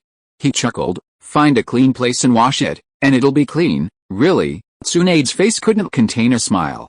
Unable to resist, she looked up at the gloomy sky of the land of rain, watching the raindrops falling from the dark clouds, and suddenly uttered a dejected word. Are there still clean places in this era? Orochimaru and Jiraiya were silent. In fact, not only were there no clean places, but everywhere was filled with darkness and mud. After the battle, while resting near the battlefield, they encountered 3 orphans who had entered the battlefield carrying bread on their backs. Yohiko, Nagato, and Konan. The 3 orphans had a simple reason for coming. They hoped to learn ninjutsu from Jiraiya, who frequently traveled the ninja world, leaving behind a reputation as a chivalrous warrior. Although they longed to find another ninja to be their teacher, unfortunately, that ninja didn't have the time to pay attention to them. Can you still buy bread? Orochimaru glanced at the dry bread in his own hand, then looked warily at the large loaves of bread in the orphans' backpacks. If they can still buy bread during this war, they don't look like ordinary orphans. No, Yohiko explained hastily, hoping they would understand. This is what we received from Kakuzu-sama yesterday. Kakuzu-sama has been distributing food. Kakuzu, yes, Nagato and Konan, who were beside Yohiko, were not very communicative, so he could only explain himself. Ever since the war in the Land of Rain, probably because everyone is having a hard time, Kakuzu-sama has come here and has been distributing food to the refugees. He also personally sends orphan children to orphanages in other countries. They had almost gone to an orphanage themselves. Kakuzu even mentioned to them about a woman named Fuzo that Nagato still had relatives alive, and asked them to wait until he finished distributing the food before sending them away. But Nagato refused, because his friend Yohiko wanted world peace. Okay. Kakuzu also greatly appreciated the Uzumaki clan's stubbornness. These red-headed people were incredibly stubborn and determined to complete any task entrusted to them, making persuasion difficult. Unfortunately, Kakuzu wasn't a qualified teacher. Furthermore, Kakuzu's work schedule was incredibly busy. Constantly needing to earn money, he had no time to guide the three brats in their training, and he didn't believe becoming ninja was a good idea. Even before leaving, Kakuzu sternly warned them, if you become ninja, you'll die. Becoming a ninja inevitably entangled in inter-ninja conflict, and even if he slaughtered every one of the Tokigakure high-ranking officials, he wouldn't be able to escape it. Unfortunately, the three brats didn't want to hear it. They chose someone else who also held a prominent position in the ninja world. That's it, Yohiko said, looking at Jiraiya and explaining earnestly, we originally wanted to study with Kakuzu-sama, but he didn't have time for us. We also didn't want to go to an orphanage. We wanted to become ninja who could bring peace to the world. Jiraiya couldn't help but feel a headache. How did he become a backup for these three brats? Did they think he had the time to take care of them? That man named Kakuzu is right, Orochimaru said with a cold look, his temperament becoming even more colder through the trials of war. Three brats like you could die on the battlefield at any time. Even if you become ninja, you're destined to die in battle. It's better for you to be sent to an orphanage and live as ordinary people. Tsunade couldn't help but look at the long-haired boy. Those eyes, Jiraiya suddenly noticed the long-haired boy's eyes. They were the legendary eyes of the legendary Six Paths Sage, the Rinnegan. At that moment, Jiraiya remembered what the Great Toad Sage had said when he first arrived at Myaboku Mountain. He was burdened with finding and guiding the destiny of a prophesied child who would change the ninja world in the future. As Jiraiya grew older, he began to travel the ninja world, hoping to find the child of prophecy spoken of by the Great Toad Sage, but he had never found anything. Now, it seemed he had found it. This child with the Rinnegan might be the legendary child of prophecy. I'll stay and take care of them. Jiraiya decided to stay and teach the three children. Because this was the fate that the Great Toad Sage had said he would have to accept sooner or later, he had even prepared for it, believing that the war would come to an end. Anyway, there shouldn't be any trouble. Jiraiya looked at his two teammates a little embarrassedly. Hanzo the Salamander has surrendered, and this ninja world war should be over soon, but Tsunade couldn't help but frown. This is a bit reckless. Orochimaru couldn't understand his companion's actions, but he was always willing to respect their choices. However, he also had a different opinion. Perhaps letting the three of them leave with that man named Kakuzu is the best option, because our war is far from over. Yes. Not only is it not over, it can even be said that it has just begun. With the war between Konoha and the Hidden Rain Village over, the war between Konoha and the Hidden Sands Village officially began. During this battle, Hatake Tsukumo, renowned for his mastery of the swordsmanship and his storm-release bloodline, powerfully slew two of the Hidden Sand Village's puppeteer captains. This, however, only incurred even greater hatred. Chiyo, the elder of the Hidden Sand Village, personally commanded the puppeteer army, forcing Konoha to dispatch even more troops to stop the massive invasion. To withstand the Hidden Sand Village ninja army, Konoha even deployed its newly graduated students, including Tsunade's younger brother, Naoki. After Tsunade's grandmother, Mito Uzumaki, shed the nine tails within her and died, Tsunade was left with only Naoki as a relative, a man she always doted on. This is a treasure left by my great-grandfather. Tsunade gave her brother the pendant her great-grandfather, Hashirama Senju, had given her, hoping it would bring him good luck. She tapped his forehead and said, "Why can't you become a medical ninja like me? I want to protect Konoha, become a hero who protects Konoha." Naoki waved his fist with great ambition. "Sister, a medical ninja can't become a hero who protects Konoha? Who said that?" Tsunade punched him in the head. It hurts. Naoki covered his head and stepped aside. Hey, Orochimaru stood beside them, grinning happily. While it was true that it was difficult for a medical ninja to protect Konoha, it wasn't impossible to protect the world. Unfortunately, a medical ninja who protected the world was a taboo in Konoha. Then I'll leave it to you, Orochimaru. Tsunade entrusted her newly graduated brother to her friend, hoping Orochimaru would protect him in this war. Unfortunately, Tsunade underestimated the cruelty of war. Because Jiraiya remained in the Land of Rain, Tsunade and Orochimaru were forced to lead two armies to intercept the Tsunagakure army. Konoha finally won the war at a heavy price, a price that was finally paid by Tsunade. Naoki, Tsunade's brother, had died in battle. I'm sorry, Tsunade. Orochimaru's cheeks were covered in sweat. He held Naoki's relic pendant in his hand. Tsunade had entrusted her brother to him, but he had betrayed her trust. Tsunade ignored Orochimaru, only to walk blankly towards Naoki's body and calmly remove the white cloth. Orochimaru stood outside the door, a trace of sadness in his eyes, whether it was for Naoki's death or a sense of sympathy for his fellow humans. Life is so fragile, death cannot be the end of a life. When a human dies, they lose everything, their loved ones, their friends, and every connection they once had in this world. Tsunade stayed in Naoki's morgue for a long time before coming out. She reached out and took Naoki's pendant without blaming Orochimaru. Fortunately, the war was finally coming to an end. Although the number of casualties in the war increased, and many outstanding Konoha ninjas lost their lives on the battlefield, they spent several years and finally won the hard-fought victory in the war against Tsunagakure. Tsunade returned to Konoha village. She lay quietly in the medical ninja's secret room, holding the pendant left to her by the first Hokage, gazing at the silhouette in the coffin. The scene looked a little scary. However, Tsunade didn't seem to be afraid of the corpse at all. She lay in the secret room, polishing the pendant in her hand, wondering what she was thinking. Death is not the end of life. She had experienced the death of loved ones more than once, and her heart should no longer be so fragile. The traces of the deceased remained in the hearts of the living, and they could also live forever. Just as Tsunade was trying to convince herself to give up a dangerous idea, Orochimaru, ever concerned for her, found the secret room. He found Tsunade, lying dejectedly on a cot, and the crystal coffin in the center. Orochimaru, is something wrong? Tsunade raised her head with a dejected look, her tousled blonde hair draped around her neck. She seemed somewhat displeased with Orochimaru's entrance into the secret room. Orochimaru shook his head, involuntarily moving closer, knowing the legend about the crystal coffin. This is that person's crystal coffin. It's said to be for medical ninja training. Tsunade sat up, bored, hiding nothing from her teammate. I was just thinking about learning a forbidden technique to resurrect the rope tree, but on second thought, I'm better off not desecrating the dead. After all, she had once witnessed Emiya Shiyuan. At that time, the reincarnated Emiya Shiyuan. Like the living dead, Tsunade picked up the pendant in her hand and dropped it on the crystal coffin, as if finally letting go of her grudge. Naoki wouldn't like living like him, and resurrecting one person would require sacrificing another's life as a sacrifice. Tsunade spoke openly about Konoha's forbidden techniques and taboos. Her eyes fixed on the silhouette within the crystal coffin, and she suddenly laughed at herself. If I become that kind of unscrupulous ninja, I'm sure he'll be disappointed. After all, I'm a medical ninja. During this time, she finally let go of her worries.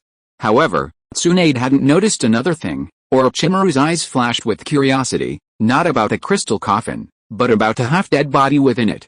The ninjas of ancient times, his teacher, the third Hokage Sarutobi Hiruzen, the village's assistant Hokage, Danzo Shimura, and his friend Tsunade, all became exceptionally powerful because of the power bestowed upon them by that one man.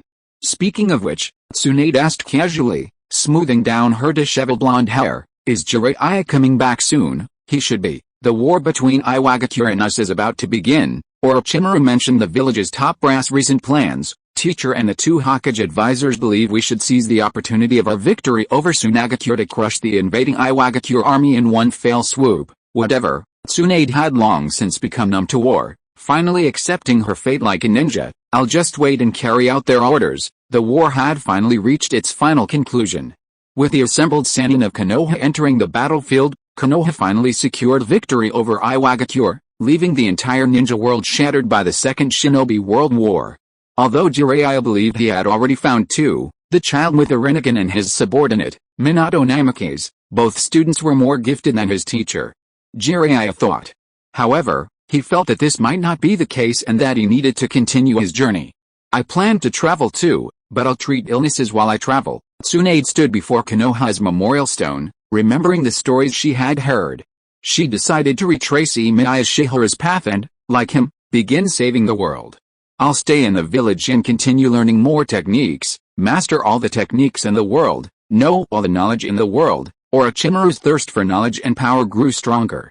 Alright, it would be inconvenient for me to leave. Tsunade thought it was a good idea for one of her friends to stay in Konoha, and she planned to entrust her crystal coffin to Orochimaru. I'll leave the contents of that medical room in your care. When the village is no longer under ban on him, you can send them to the medical department. It was originally intended as learning materials for medical ninjas, Orochimaru had already seen the crystal coffin. Tsunade didn't think she needed to hide anything from Orochimaru. Besides, it was just a medical ninja item, and it should be used to its full potential, in accordance with his legacy. Remember to clean it for me, Tsunade instructed her friend bluntly. Okay, Orochimaru smiled and nodded, agreeing. What are you talking about taking care of? Jiraiya seemed confused by their riddle. A very precious treasure, Orochimaru shook his head, whispering, you wouldn't be interested in that kind of treasure. Well, I don't know when we'll see each other again, Jiraiya said casually, not questioning their secrets. He simply prepared to leave. Tsunade, however, remembered her past instruction from Emiya Shiyuan. She found a niece of a fallen comrade among the children willing to learn medical ninjutsu, and took the child with her on the journey. Of the 3 ninjas of Konoha, only Orochimaru remained. When Orochimaru carefully wiped the crystal coffin in the secret room according to Tsunade's instructions, a narrow light flashed in his eyes, as if he saw some treasure. I wanted to find a chance to get it. I didn't expect Tsunade to choose to entrust it to me like this. Orochimaru's palm fell on the crystal coffin, stroking the lines bit by bit. He remembered the scene when he first saw this crystal coffin, and couldn't help but mutter to himself, Tsunade, I have planned to try to learn the forbidden technique that you gave up to revive Rope Tree, but not to desecrate a piece of Rope Tree's soul, but to gain more powerful power from this man. Tsunade, the curse seals on you, your teacher, and Danzo are a very coveted power. For power, there is nothing wrong with doing whatever it takes. I am just learning from my most admired ninja, the 2nd generation Hokage who once brought shame to Konoha. End of this chapter. Thank you so much for reading until the end. Don't forget to give it a like. Looking for more exclusive content and immediate access? Subscribe to our Patreon. Remember, every like, subscription or donation encourages us to continue. Thank you all. See you in the next video.